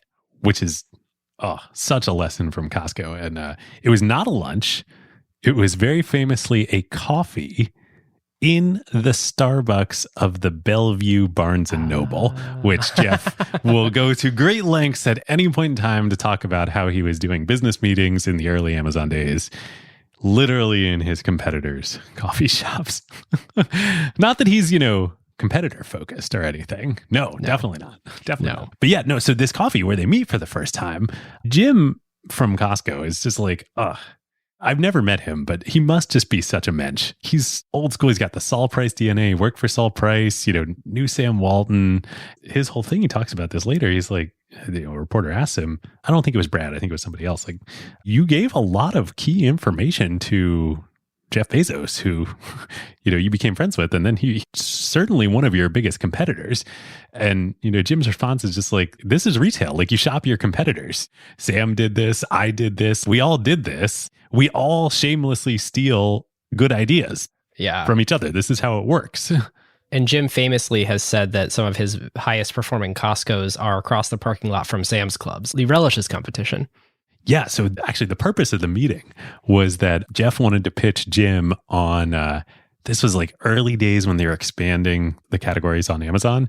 And there was a bunch of products that they couldn't get yet. They didn't have relationships with suppliers. So Jeff wanted to pitch Jim on Costco selling on Amazon for like the products that Amazon didn't carry yet. That didn't go too far. But yeah, Jim gives him like this masterclass on the Costco model. And it sounds insane if you're not familiar with it from the outside, but then makes total sense if you realize you're focused on gross margin dollars over the life of a customer, not percentage. So the Costco model is they make essentially, it's more complicated than this, but essentially they make 0% operating margin on their retail operations. They sell at such a low price. I think I looked into this when we were working on the Walmart episode, something like 5 to 7% gross margin business. I think it's a little higher than that, but it is basically set that such that like when you take out the cost of running both the back end logistics and the warehouses themselves, they are making no profits on the actual retail business. And all of the profits of the company come from the memberships, the annual memberships. So the merchandise just needs to provide you enough value to then renew your membership for the next year.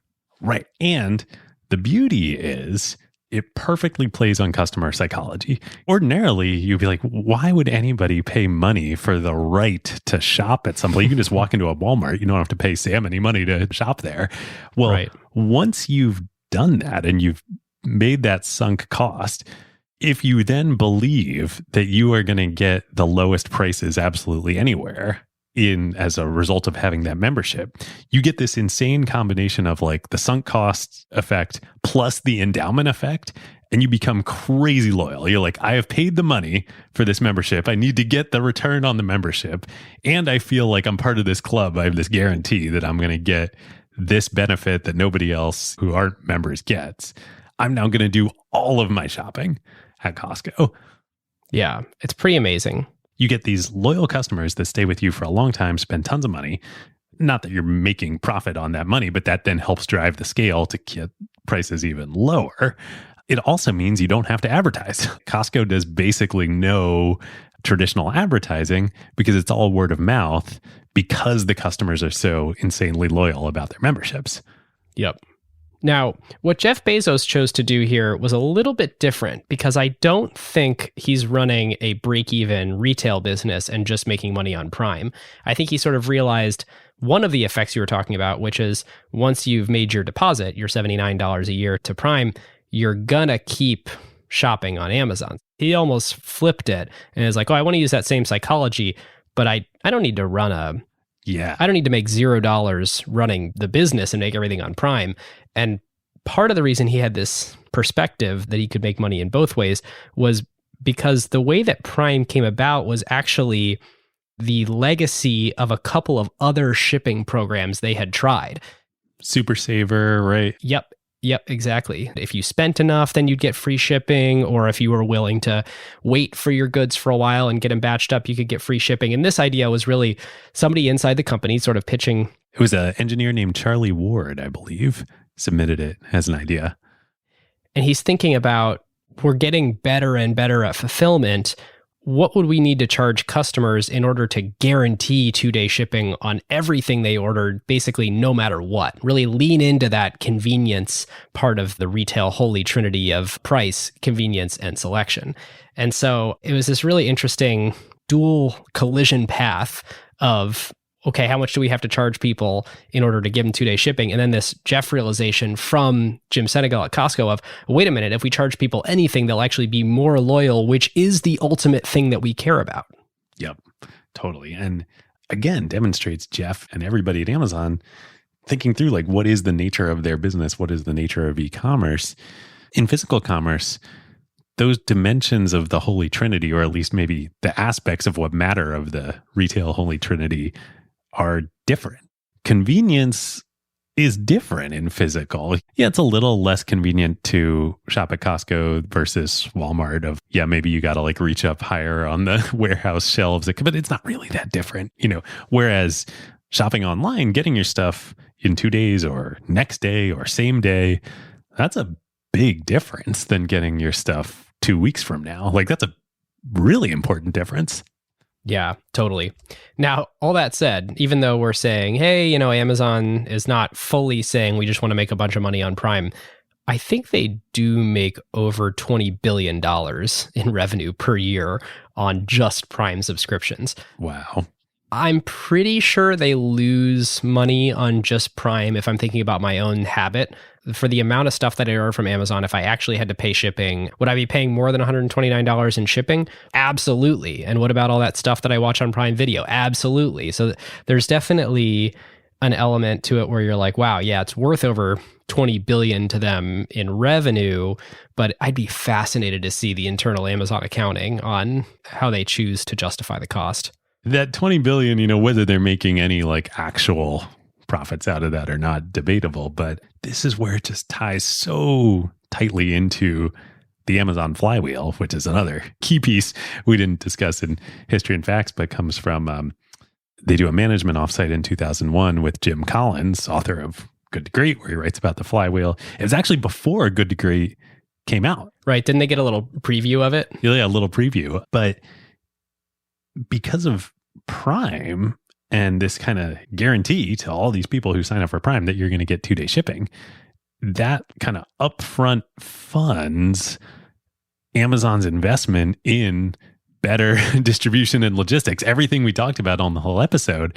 And then like the more capital that they get to fund that and the more customers they get that are using that, the more leverage they get and the better they can perform and optimize. Like nobody else has their own airline with 96 planes. Like Walmart doesn't have their own airline with 96 planes. So they have more predictability, they have more loyalty, so they have longer customer lifetime, so they have more absolute margin dollars from purchases coming in. But a thing we haven't talked about, which is another just amazing insight, is the cash flow dynamic of this. Amazon charges me $129 at the beginning of the year before I make any purchases on their website. Right. And they get to do stuff with that cash. It is an incredible form of float on top of many other forms of float that they have going on in their business. Just to complete the flywheel, Amazon, through having all of this leverage that we just talked about in their operation, this operating leverage and float and all these wonderful things, they can work on charging even lower prices, providing even more vendor selection, and even better convenience. Like all three on the Holy Trinity, they get better at that. That attracts more customers. More customers then attract more sellers and suppliers on the platform. And then that allows Amazon to get more operating leverage. And then the cycle just repeats itself over and over and over and drives itself around many, many, many times a year. I think now, I could be wrong on this. I believe Amazon's inventory turns per year are something like 16 or something like insanely high. Probably not as high as like a Costco, but for the complexity of Amazon's operations and the breadth of items that are sold in the store to get that kind of inventory. And that's just the first party. I mean, 57% of Amazon sales right now are from third-party sellers, where Amazon's just collecting margin dollars and holding no inventory. So yes, scale economies. They got that one. Absolutely. I don't think that's the only one that they have. No. I think they definitely have brand. No doubt in my mind that they have brand. Like the definition of brand power is you would buy a commodity at a higher price from brand with power over a brand that doesn't have power. I absolutely do this. 100%. And Amazon exploits this. This is part of the legacy of search and all the algorithms in the company. Very smart pricing and dynamic pricing on the website. But yeah, I'm sure I could buy stuff cheaper, most things. But you don't look. Then I'd get them on Amazon. But I don't even look because I'd have to wait 2 weeks or I'd have to go find it or like I wouldn't have the smooth customer experience. Like, of course, I'm just going to go to Amazon. And it used to be, so for a while, I remember my development over the course of being an Amazon customer here. So think like 2008 to 12 timeframe when I was in college. I would comparison shop for sure. Amazon versus everything else. And I would do that and I would do that. And Amazon would win so consistently because they do the Walmart thing where they would go out and scrape every other site and create a bot and make sure that they could be the lowest price anywhere of any reputable retailer. And so enough times that happened where I got conditioned to just stop looking because they were the lowest price anywhere. Then I think about 5 more years went by.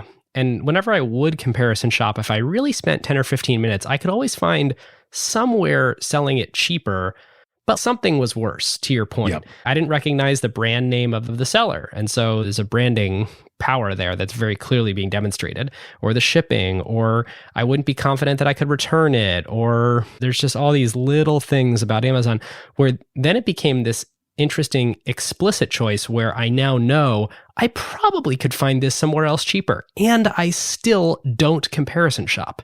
That is an incredible, incredible brand power that they've built. There's then a third hop of, I don't even comparison shop anymore because it's not worth my time to do that. Right. Because I know that I'm going to find something potentially marginally cheaper and still not pull the trigger. Again, this is a difference versus like when we were broke post-college students. But, Yes. what are you going to save on stuff? You're going to save $10? Like you're going to spend half an hour to save $10. For a lot of people, that makes a lot of sense. But like, And then have potential headache. 1 out of every 10 things that I buy in that way from a merchant that is not Amazon, I will have some headache with. And so therefore, if you probability adjust the amount of dollars that I'm saving in terms of potential time cost later in headache, it's just not worth it. totally. I mean, especially, I got a baby now. Like, I ain't got time for that. Like, hell no. Amazon. So that's scale economies. That's branding. Network effect for sure at this point. Originally Amazon didn't, but because they adapted, because Jeff Bezos took it personal. With third-party sellers, you're talking With about. third-party sellers. Yes, with marketplace, absolutely. More customers drives it being more attractive for the sellers to come on, which attracts more customers. There's that network economies. Interestingly, there are no supply to supply side or demand to demand side network economies. Yeah, I think that's right. The fact that you're an Amazon customer and I'm an Amazon customer, I don't care. I don't benefit from that at all. And it's interesting they've never really leaned into that at all. Yeah, it's interesting. I mean, maybe, this is scale economies. I was going to say maybe a little bit on the seller side because, more scale for Amazon lets them do fulfillment by Amazon. But that's scale economies. That's not network effects. But definitely that two-sided network effect. And you see that power with, just run a couple Google searches and like lots of Amazon sellers are unhappy with Amazon. They got too much leverage. There's competition, blah, blah, blah. They go do their first-party brands. They don't leave. Well, why don't they leave? Because you need that Amazon sales juice. Where else are you going to sell that much online? Yep. Absolutely. Do we think they have any others? Maybe some lightweight process power. Process power is always so hard to actually put your finger on that I hesitate to name it here. Switching costs? Not really. I mean, I can buy this stuff on Walmart.com, or we're not talking about AWS here. We're talking about Amazon retail. There's counter positioning in the era that we're talking about, Barnes & Noble and subsequently Walmart, because those folks would have to invest so much and did, well, Walmart did at least, to completely reinvent the way that they do distribution and all their distribution centers to be fulfillment centers and actually go directly to consumers by not letting people shop in big stores and not having to have infrastructure for that. Amazon counterpositioned against everyone whose cost structure was set up to do that. We talked at the end of the Walmart episode about how Walmart is currently closing down Sam's Clubs and turning them into online Walmart.com fulfillment centers. That tells you everything you need to know right there. Yep, absolutely. And certainly counterposition versus Barnes & Noble. I mean, the Brad Stone quote we read earlier in the episode of, Barnes & Noble wasn't going to go all in on this because their distribution network was not tuned for e-commerce. They would have had to redo it. And then to do that, they would have had to like majorly prioritize it within the company, put all their best executives on it, change the, it would be less profitable for them. They would lose money in the short run versus the hugely profitable stores. Like all the incentives were not to do it. Yep, absolutely. Today, I don't know that you can say they still have counter positioning. No, that was just a takeoff phase thing. Yep. I have been just frothing at the mouth to do playbook on this one. So, all right, let's get into it. All right. Well, I want to open with a quote from the very first 1997 letter to shareholders, which I always think it's fascinating. This is such a ubiquitous letter at this point that if you Google in incognito mode 1997 letter, this letter from Jeff Bezos comes up. Also, we got to do a shout out to our friend and longtime acquired community member, Preet Anand, who absolutely made a podcast feed reading the shareholder letters. You're taking the words right out of my mouth. Thank you, Preet. I listened to him while I was doing some work in the yard yesterday. So the quote is, and there's many great quotes in here that really highlight the idea that you get the shareholders that you ask for. When forced to choose between optimizing the appearance of our GAAP accounting and maximizing the present value of future cash flows, we'll take the cash flows. I thought this line by Joy Covey and Jeff is so incredibly prescient that he really is focused on the absolute dollars of free cash flow metric. And I think there's this misconception that people have about Amazon that they're sort of trading off growth for margin percentage. And I don't think that's ever actually what was happening. People often look at startups today and they're like, profitability or growth? I think the way that Jeff always thought about it was, well, we care about free cash flow in the long run. Right, in the long run. That is the way that every business is measured. And so the keywords here are maximizing the present value of future cash flows, which necessitates building a brand around your stock, which I think Elon is sort of the king of today, because when you're talking about the present value of future cash flows, since future cash flows are unknown, you do have to kind of build religion around your company today. If your goal is to really get investors on board with your long-term vision. And Amazon sort of got thrown in with all these other .com companies. When you sort of read that Barron's article, Amazon.bomb, and a lot of those companies, Cosmo.com, for no shipping, you could order a pack of gum to be delivered to your house and it would arrive in an hour. You're like, clearly they're losing money on this, and I'm not necessarily a loyal subscriber to this. Well, Amazon always was gross margin profitable. They always had solid unit economics, but they would choose to super aggressively reinvest in something. And as we were preparing for this episode, among the number of people we pinged, in addition to Brad Stone and some of the other folks that we were chatting with that were early Amazon or sort of around the company, we reached out to friend of the show, Michael Mobison, to see if he had any materials from this time. And we had more than a spidey sense that he would have strong opinions about Amazon at this time. Our episode with Michael, I think, is what, like the 7th most listened to acquired episode of all time? Yes, it's very widely listened to. Yeah, which is amazing. He's your favorite investor's favorite investor. He's the ultimate finance professor. If you haven't listened to that, go listen to it. Yes. So he made this presentation at Amazon in 1999, really advocating for exactly the strategy that they were running and just starting to sort of articulate it and put it into a framework form. And we have the deck here. So one really fascinating observation he makes is that it's really about the weighted average cost of capital, the WACC or WACC. And you don't need to be a finance professor like Michael to understand this. So here's how it sort of works. Suppose you want to invest in building a new distribution center so you can either expand the reach of shipping goods in, say, a new country, or decrease the ship time for existing customers. This is Bezos' sort of insight of how do I turn customer experience into a fixed cost? Well, let's say you have no cash in your bank account. Well, you have to raise capital. So either you can sell part of your company with an equity financing like their IPO to get it, or you could raise debt and pay some percent of interest, say 10% a year. Which they did. Which they did that too, to the tune of, close to $2 billion. $2 billion. So that capital has a cost to it, and the investments that you make in this distribution center need to outrun your costs to obtain that capital for it to be profitable. But let's say you have a pile of cash in your bank account that you got as profits from selling goods. That cash is effectively free for you to use.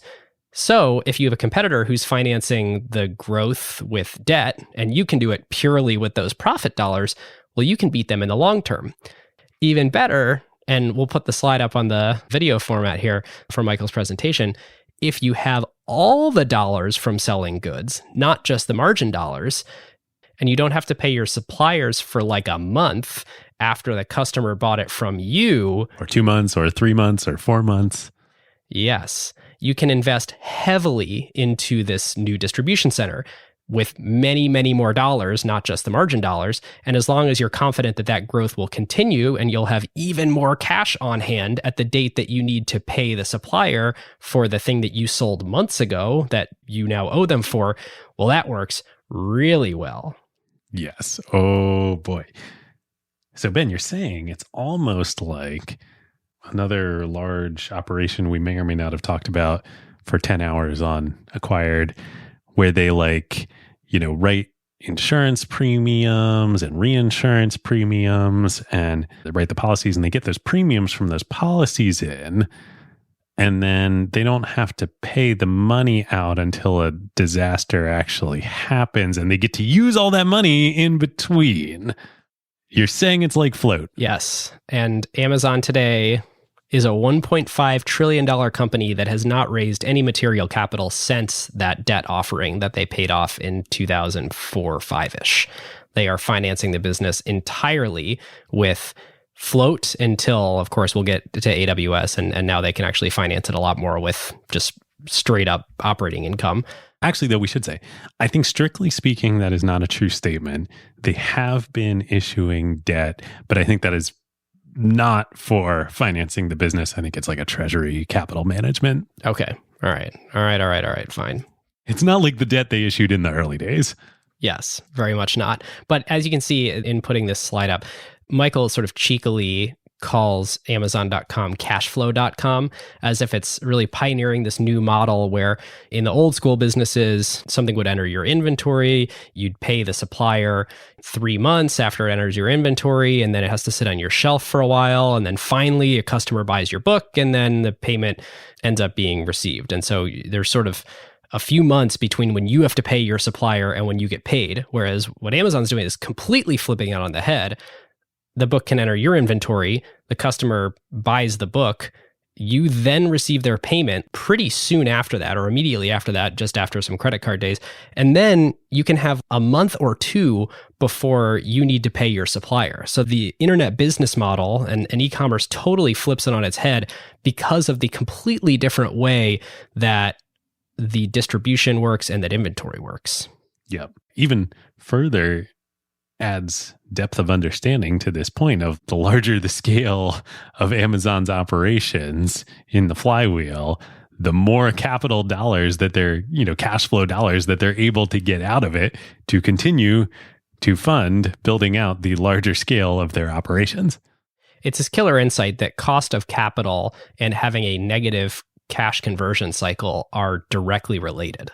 Yes. Or I suppose inversely related. Yeah, you just step back and think about it. You're like, yeah, capital has a cost, but here they're sort of getting paid to use the capital. Right. It has a negative cost. It's amazing. Well, and that's where Prime is really this on steroids. Yes. I'm paying Amazon $129 at the beginning of the year and asking for $0 in return. And in fact, I'm giving them my loyalty in addition to paying them, and they're going to do interesting stuff with my cash in the meantime. Is really genius. All right, what else you got? Well, another one is from another early Bezos interview that I was watching where he had to do a lot of fighting of stock analysts in the early days who were saying, yeah, lipstick on a pig, you're just a retailer, and I don't understand how your cost structure is really any different. Sure, you sell it on the internet, but you're just a razor-thin retailer. Why is this an interesting business? Right. What's the line that people always say whenever Wall Street becomes disillusioned with Amazon, they say it's a charity being run for the benefit of the American consumer? Yes. A lot of people are laughing all the way to the bank on the other side of that bet. So he makes this great point, which is, okay, let's say we are just a retailer with a retail business model. Well, there's a few things that are pretty different, and a gigantic cost in the retailing business is your rent. And if you are in a retail space, and it's funny when he's saying this, it's much less expensive than it is now. In a prime place in a city, he cites it could be like $7 a foot for a great retail space. Oh, you're killing me here. Whereas we're thinking about San Francisco real estate. Whereas if you're running a warehouse somewhere where it really makes sense for us to have a distribution center, it's like 30 cents a foot, which is such a valuable point. Stores have to store all of their inventory or a lot of their inventory in very expensive real estate. Amazon totally does not. Man, that is such a good point. That's such a good point. And I'd actually never heard this argument before doing this research. That's a fantastic point. Even Walmart, where Walmart stores are not in multi-$100 a square foot prime, funny choice of word, primo urban real estate, it's still a higher cost of real estate than where Amazon fulfillment centers are. Yep, absolutely. So it's one of these things where, like, it was interesting reading all the bear cases on Amazon. There's plenty of little quips where it would be fun to tweet them out and be like, this person was so freaking wrong. But a lot of the criticisms were reasonable. This particular one isn't reasonable, the one that we just sort of pushed back on with the cost per square foot. There's another one that wasn't really reasonable, which was this is a money-losing business just like all the other .coms, because they actually were profitable if they weren't continuing to reinvest in growth, which would give them this unbelievably durable moat around consumer experience. The one that is always an interesting thought experiment to me is people would sort of ask, well, what do you own when you own a share of Amazon? Because much like a lot of stocks over the last couple of years, the price in 98, 99 was completely disconnected from the reality of the underlying fundamentals. And so you had a business that was growing massively, that was generating no GAAP income, and was doing things like reinvesting the float 100% of the revenue dollars they were getting in. So they needed to keep growing in order to ever pay their suppliers back. Like if the music ever stopped and they didn't keep growing, this isn't just magical free money with no cost. The cost is if the party ends, Right. You're screwed. It's musical chairs. Yes. And so the reason why Amazon wasn't totally screwed is because they were right in their bet that this was a gigantic market that they could basically grow into forever. And sure, they had a couple of tough years and had to raise some debt capital to get through it. But the naysayers were right if it wasn't a crazy high growth business for 3 decades. It just so happened that Jeff was right about that. Are you saying he was right about it being day one for the internet? I am saying that if it wasn't day one for the internet, it would have been a Ponzi scheme. Let me put a finer point on that. It would have been like me going and opening up a credit card to pay off other credit cards that I owed debt on. That is the type of thing we were talking about with the float situation. This is a little bit of a sidebar here, but through the probably 2 months at this point since we decided we were going to do this episode that we've been researching, I've just kind of had in the back of my mind, I'm like, I wouldn't have even thought about this a couple of years ago, but magic of compounding acquired. Here we are. If by some miracle at some point we get to interview Jeff, I think that's the biggest question I want to ask him. Is it still day one? Like, you step back. Forget Amazon. Let's just talk about the internet. What you thought you might want to do, or the board, or Coach Campbell thought you might want to do in 1999, 2000 of like step back, pursue your other interests. You decided, no, wait, it's still day one here. Is it still day one now? Like, that is a phenomenal question. Okay, but to your point on that, is it still day one for the internet? Which I love this question in particular. Here is a quote from the 1999 letter to shareholders. And the thing to note here is he's justifying why they're investing so much money in technology to reduce costs, like just keeps reinvesting, plowing money back in. He ends with, we still believe that some 15% of retail commerce may ultimately move online. Ha! May ultimately. Guess what e-commerce penetration is right now? 15%. 15%. It went from like 12% to like 17% during COVID and is falling a little bit right now and is hovering right around 15%.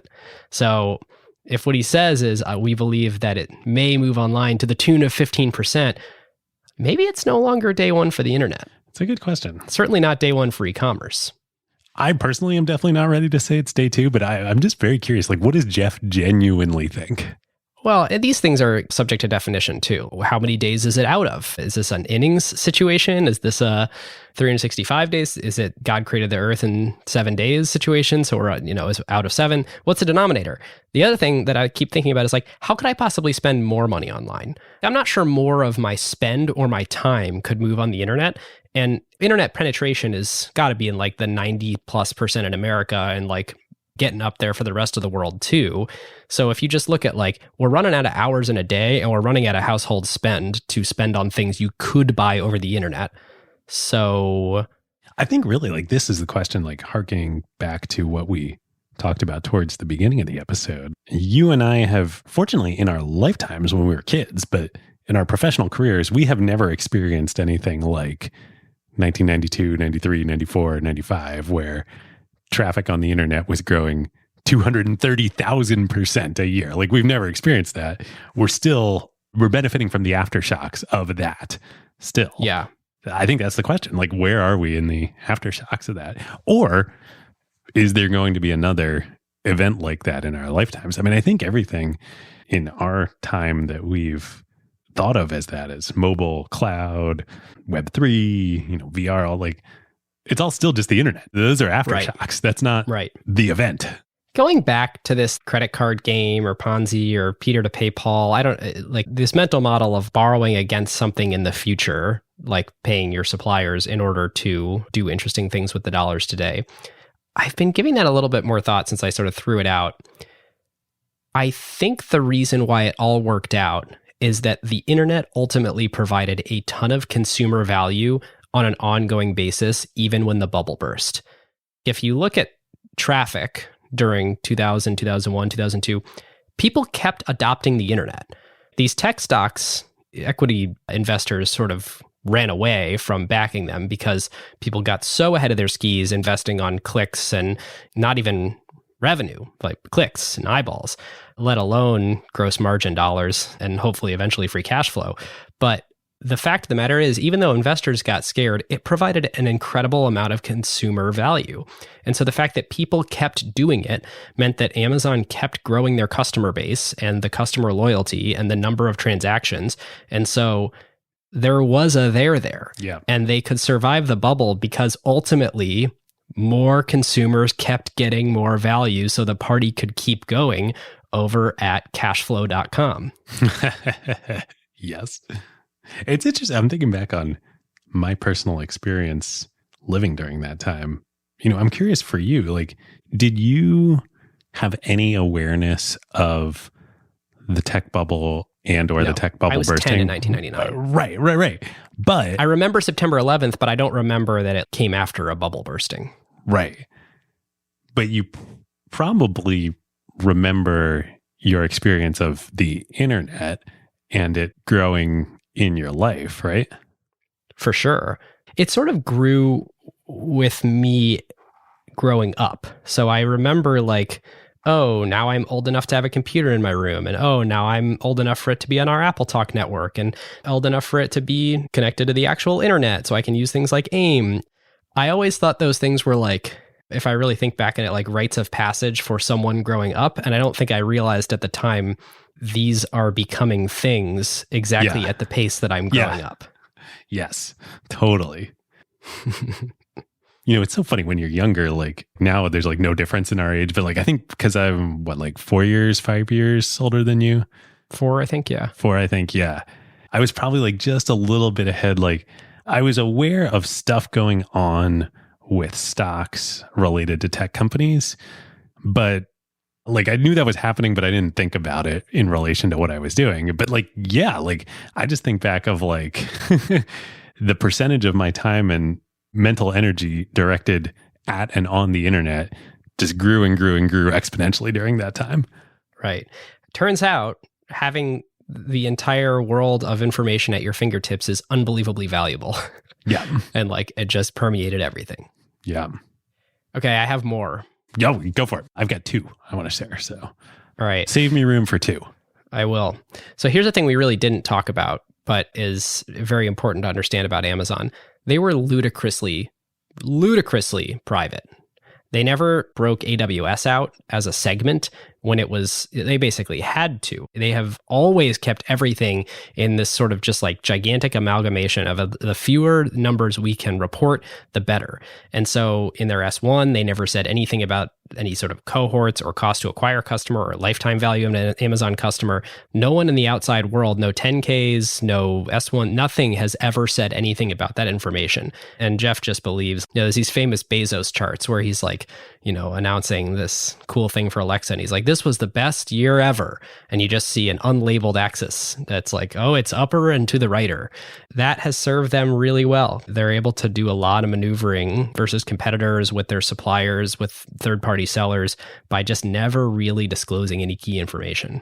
Yeah. Same story with advertising as with AWS. So at a certain point, they're going to have to break out advertising. It's $30-40 billion run rate business at this point. Yeah. But for a long time, nobody really knew or understood what was happening inside Amazon with that.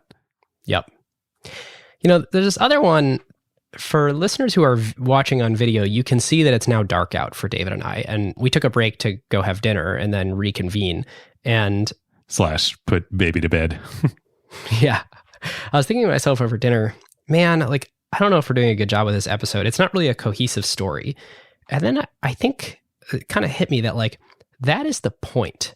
Amazon was doing so much stuff so fast concurrently and learning from it that it's kind of a brute force pathfinding algorithm that has a bunch of concurrent stuff going on. I mean, it's unbelievably entrepreneurial. It is the most successful scale innovator in the world that has ever existed. The 2 pizza teams thing, which I'm sure many people are familiar with. Which I think might have been a Rick Dalzell innovation. Oh, interesting. The fact that for decades, most of the best entrepreneurial talent in Seattle just stayed at Amazon. Right. And the knock on Seattle for so many years was that, thank God Amazon's a pretty big kind of bureaucratic company at this point, and people are leaving to start companies. Oh, the best people stayed. Look at Jassy. Totally. The biggest impediment to the Seattle startup ecosystem was the fact that Amazon facilitated entrepreneurship over and over and over again for people at all stages in their career with all levels of ambition, and is really, really impressive, but doesn't really make for a clean story. Yeah. And rather than sort of beating myself up over that mid-episode here, I was like, I think that's actually the point. Let's do hardware. Let's do a subscription business. Let's buy a bunch of planes. I mean, they started the company and IPO'd within 3 years. So like everything that this company has ever done has been super fast and often concurrent. Yep. How did you phrase it? I think you texted me. The surface area of this company is just immense. It's just ludicrous. Yes, it's so large. It's kind of impossible to cover. I actually made a list when I was sort of thinking about, okay, is this maze thing the right analogy of things that failed and then they backed up and turned left and tried another thing instead, and sort of this heat-seeking brute force algorithm. It's incredible when you look at auctions, Z-shops. We didn't even talk about the Sotheby's partnership where they were oh yeah, oh my gosh, trying to do a Borders style thing with Sotheby's. We didn't talk about the Fire Phone. The Fire Phone, A9 search engine, which was just wildly underfunded relative to Google search engine. Blockview, which was the predecessor to what Google figured out with huge investment to make Street View, investing tens of millions of dollars in startups like homegrocer.com and pets.com. It is just over and over and over again, there's these huge failures. And yet, it's the most successful company of our time. There's so many other companies where, compare it to Elon Musk, for example. You look at SpaceX, it worked. Tesla, it worked. PayPal, it worked. Boring company, we don't know yet, but like seems like it could work. Neuralink, jury's out, it's really early, but it's not a failure. He doesn't go start these things that are completely dead ends the way that Amazon did dozens and dozens and dozens of times. But Amazon is so damn good at learning. So there's this great quote, again, in the 97 letter, which is, "We will make bold rather than timid investment decisions where we see a sufficient probability of gaining market leadership advantages. Some of these investments will pay off, others will not, and we will have learned another valuable lesson in either case." And my big takeaway is, if you're going to look at Amazon as a straight line, it was a philosophical straight line. It was a strategically squiggly line, but it was a tactically random set of dots that there was just a fact-finding algorithm going to figure out. Man, I love that. That is such a good point. But that was the strategy. Jeff says it in the shareholder letters all along. Yep, absolutely.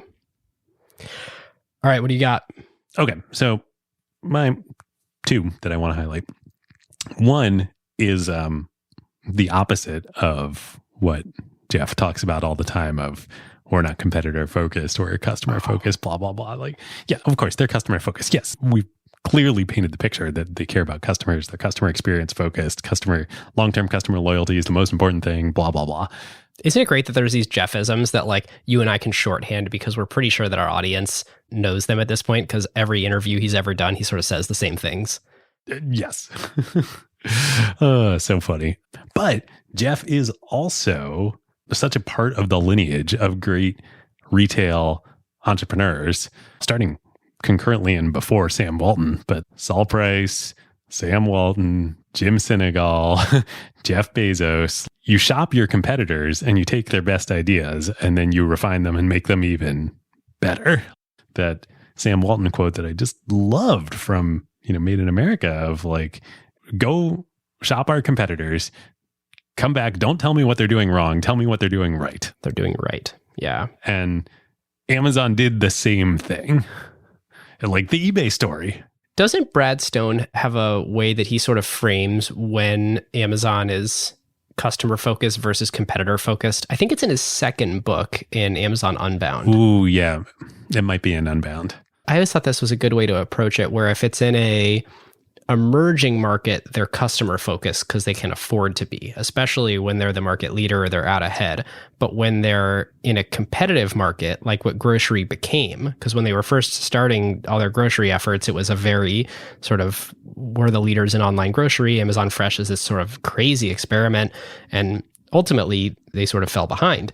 You have to be very competitor focused when you're in a crowded market where you're behind. And so I think they like to be in markets where they have the luxury of being purely customer focused, but that's not always the case. Yep. And like in some sense, it's a luxury. In some sense, it's a luxury to have great competitors because they've figured out good stuff, Yeah. And Bezos didn't just steal from other retailers. The other thing about Jeff is he comes from a finance background, whereas a lot of the classic retailers come from a merchandising background or an operations background. Well, and certainly internet entrepreneurs, very few came from a finance background. I mean, there's a lot of John Malone in here. When you sort of look at their tax strategy, the fact that they're generating all this free cash flow, but somehow never reporting a GAAP profit, and they're never paying corporate income tax because they have no corporate income, and yet somehow they're $1.5 trillion company. And they have started paying more taxes recently because they have started being profitable, blah, blah, blah. But for a long time, they really were running kind of the TCI John Malone playbook of Cable Cowboys. Try not to ever show your profitability. Oh, we got to do that episode. For sure. Okay, so that's my one of two. Two of two, which was what pushed us over the edge to do this episode now, which is the period of time Amazon got started a little on the early side before the tech bubble, benefited all throughout the tech bubble, and then got hammered arguably harder than any other surviving internet stock when the bubble burst and in the crash. And it was during that kind of nuclear winter when Amazon, leading up to it, not that they weren't doing this all along, but the hard work was done from 2000 to 2007, where they built out everything. They gave them like the hugely wide moats that we've talked about on this whole episode. That was the time to build. And Jeff was completely unafraid to do so. God, it just makes me think so much about like right now. Makes me think about FTX, right? Amazon, granted, most of it was debt capital, but during the go-go years, they sucked in billions of dollars of capital. And yeah, some of it was spent unwisely.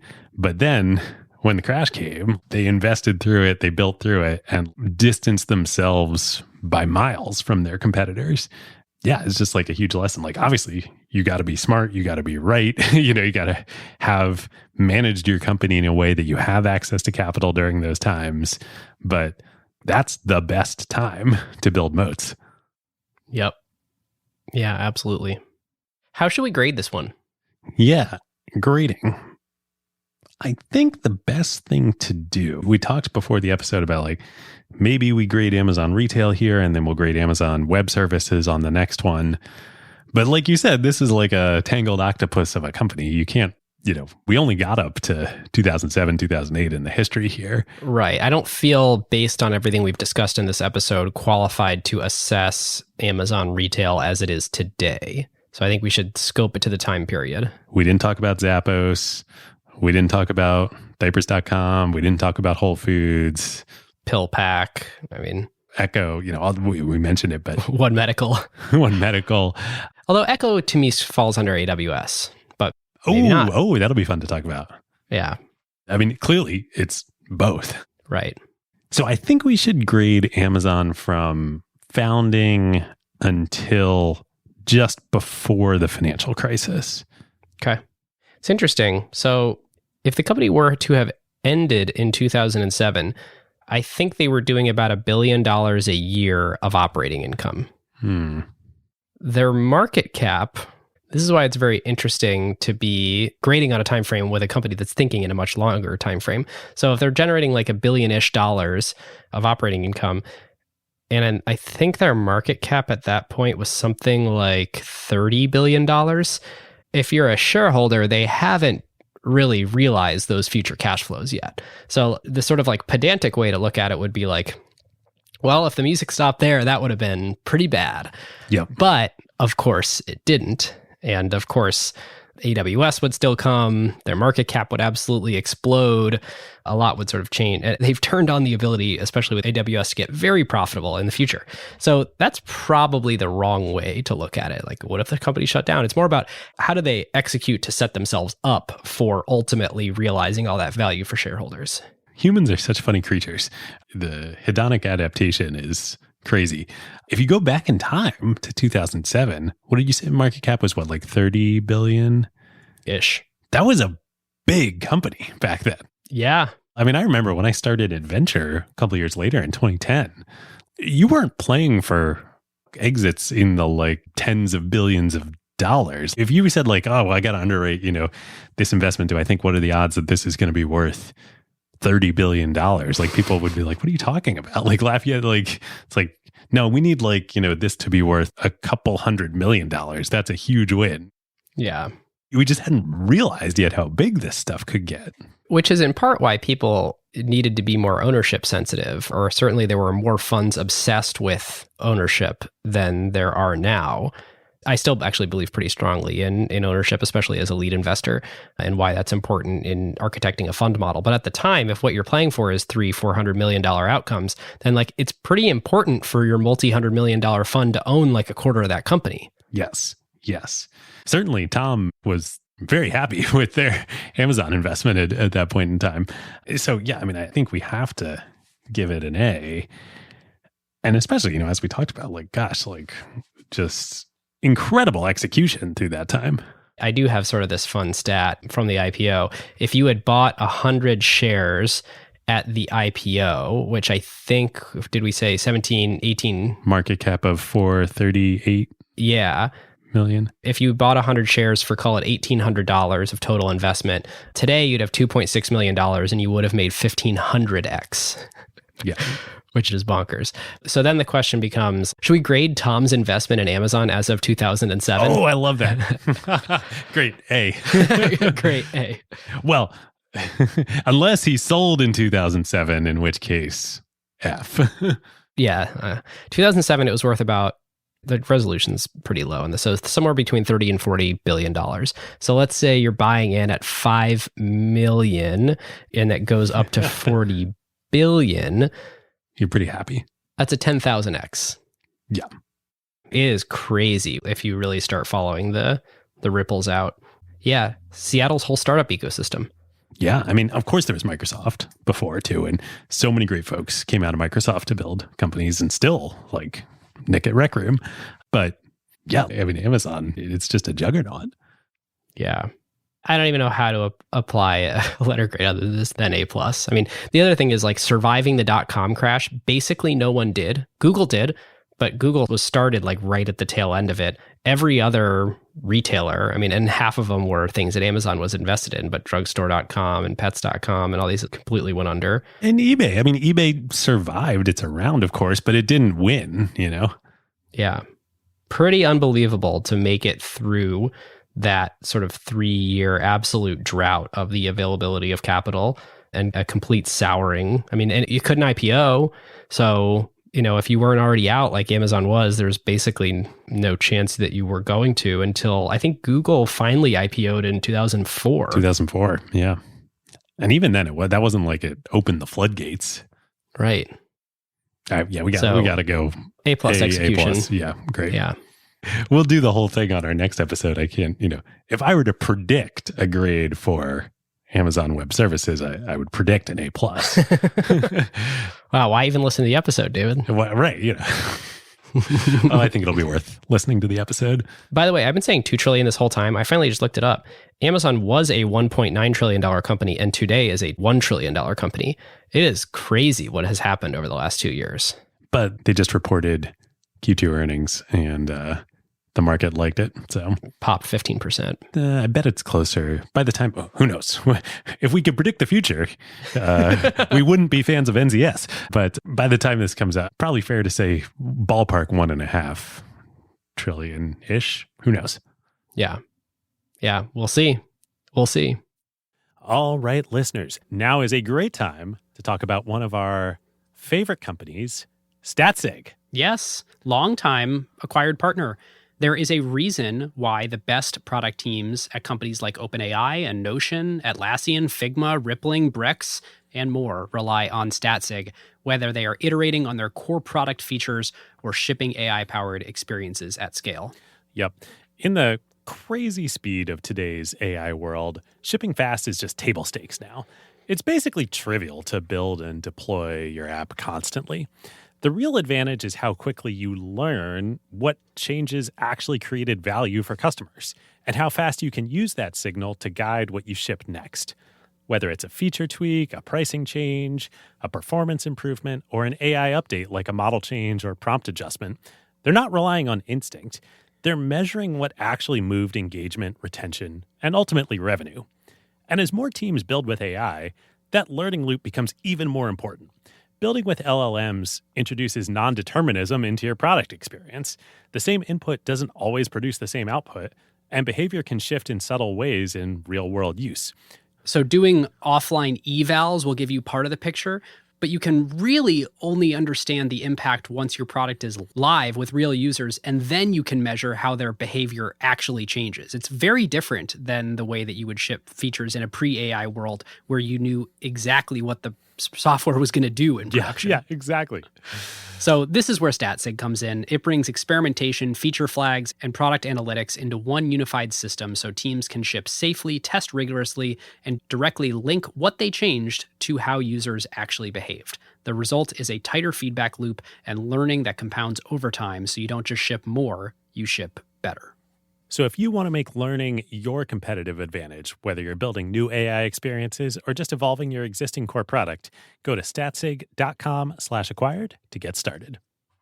All right. Great episode. Should we do some quick carve outs? Let's do carve outs. What you got?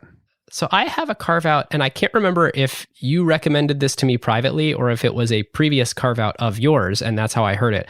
But I just listened to the Rick Rubin episode of the Lex Friedman podcast, and my God, is that a good interview. So good. You think it's a good interview at the beginning, and then like you get like 90 minutes in, and you're like, this is a really good interview. And I think that happens a lot on the Lex Friedman podcast. Yeah, so good. Lex is such a good interviewer. Like his skill as an interviewer is just top notch. There's a level of intimacy that he gets with people where it's uncommon to have a level of intimacy. And I don't think it's because he previously knows them. I think it's because everybody knows that's what you bring when you're on the Lex Friedman show. So yep. If it's anywhere in your sort of, oh, I should listen to that some point soon, and especially if you're a music fan, and especially if you're a heartfelt music fan, like you're someone who really likes to feel and put yourself in the place of maybe the artist or something they were going through. There's just so much. I mean, in particular, the way he goes into the Johnny Cash sort of final album of covers that he did. And the Hurt by Trent Reznor. Yeah. The Trent Reznor Hurt. Yeah. Oh man. The number and breadth of like musical history moments that Rick was part of. Just sitting there producing for. Creating. Yeah, not even just sitting there, like creating with the artist. Yeah. It's like Forrest Gump in real life. What a legend. Yeah.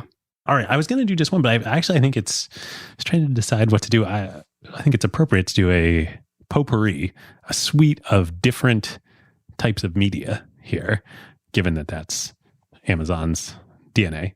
I probably bought or consumed most of this through an Amazon service, one way, shape, or form. Books.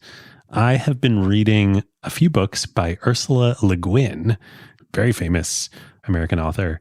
Great both sci-fi work and fantasy work, both of which I really enjoy. Hmm.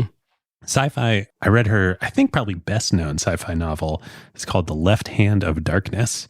Excellent book, highly recommend. And kind of in that same vein of like, I feel like it was written in the 60s, maybe 50s or 60s. I could be wrong on that, but that era of type of sci-fi. And it's very not, it's a character-driven sci-fi. So less about like crazy technology and more about as a setting to explore characters. Great. And then I'm just starting her Earthsea fantasy series, which I had no idea. And now I'm like reading it through and I'm like, oh, and some of the reviews on Amazon talk about this is probably part of the inspiration for Harry Potter. So super, super cool to go get that little bit of history. Harry Potter, by the way, broke a lot of Amazon's algorithms. I was listening to a couple interviews with early engineers who were saying like you may also like, or people who like this also like, basically everyone liked Harry Potter. And so they would have to either special case it or tune some parameters to make it so it just wasn't always recommending Harry Potter with any other product, because any other product had a similarity of buyers with Harry Potter. That's funny. It's like the Justin Bieber server at Twitter. Late 90s, early 2000s. Yeah, like cultural touchstones for the world. Yeah. Okay, then music. I just today was re-listening to My Beautiful Dark Twisted Fantasy by Kanye. Dissect.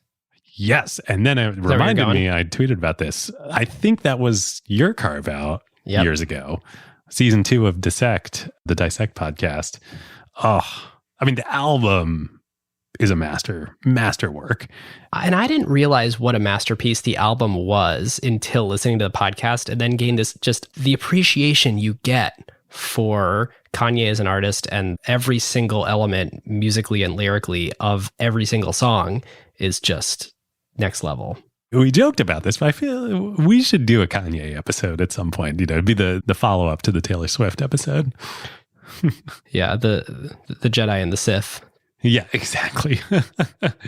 My last piece of media is a throwback to a Carve Out of mine from not that long ago to Elden Ring, the video game. I finally beat it months later. If you're doing anything else, and if you like have a baby, like you're talking months to beat this thing. Unreal achievement of a game, like so amazing. I gotta say though, I also tweeted about this. I was a little disappointed at the end. I think I felt like it lost steam, but like I can totally forgive it, because I mean, this is like if every other game, you know, if old games, you know, were like running a 100-meter dash, and then like it got to the point where like the achievement of making a AAA game was like running a marathon. This From Software and Miyazaki, who created it, this is like running an ultra marathon. The amount of work and content and just like incredibleness that went into this game is on a scale that I like no other game has ever matched. So worth playing, worth sinking months of your life into. If you have several months. Yeah, exactly. Yeah. Awesome. Listeners, thanks for going on the journey with us. Man, I cannot wait to dive into AWS research. I try not to research 2 episodes at once because it's too hard to hold all this in our heads concurrently. So I've been sort of resisting diving into the annual letters from 07 onward and really trying to understand the landscape of cloud today. But it's going to be a great one. This was such a journey. We're only halfway there. There's more to come. Yeah, absolutely. After you finish this episode, come discuss it with all of us at acquired.fm/Slack. Got a job board. If you're looking for the next move in your career, go to acquired.fm/jobs. Big change in all the things that we're calling to action for. I don't even know if that's the right. Calling you toward action upon. How many weird prepositions can I throw? These closing calls to action. Merch. Holy crap. It's finally here. Amazon inspired us. Thanks, Jeff Bezos. Your contributions have been many, but you convincing us to start a store on the internet is perhaps your greatest yet. So thank you for that. You can go to acquired.fm/store and find some of the finest t-shirts, hoodies, crew neck sweatshirts, Onesies. What else is there? Tanks and even onesies available. And we'd love your feedback as we consider expanding the store as well. And I don't think we have the infrastructure yet for third-party sellers to come on and create their own acquired merch, but perhaps we'll explore that if we can get a wide enough user base to amortize those fixed costs of making a great user experience for you all across. I gotta stop. I gotta end this. Check out the LP show. You can find it in any podcast player. And with that, listeners, we will see you next time. We'll see you next time. Who got the truth? Is it you? Is it you? Is it you? Who got the truth now?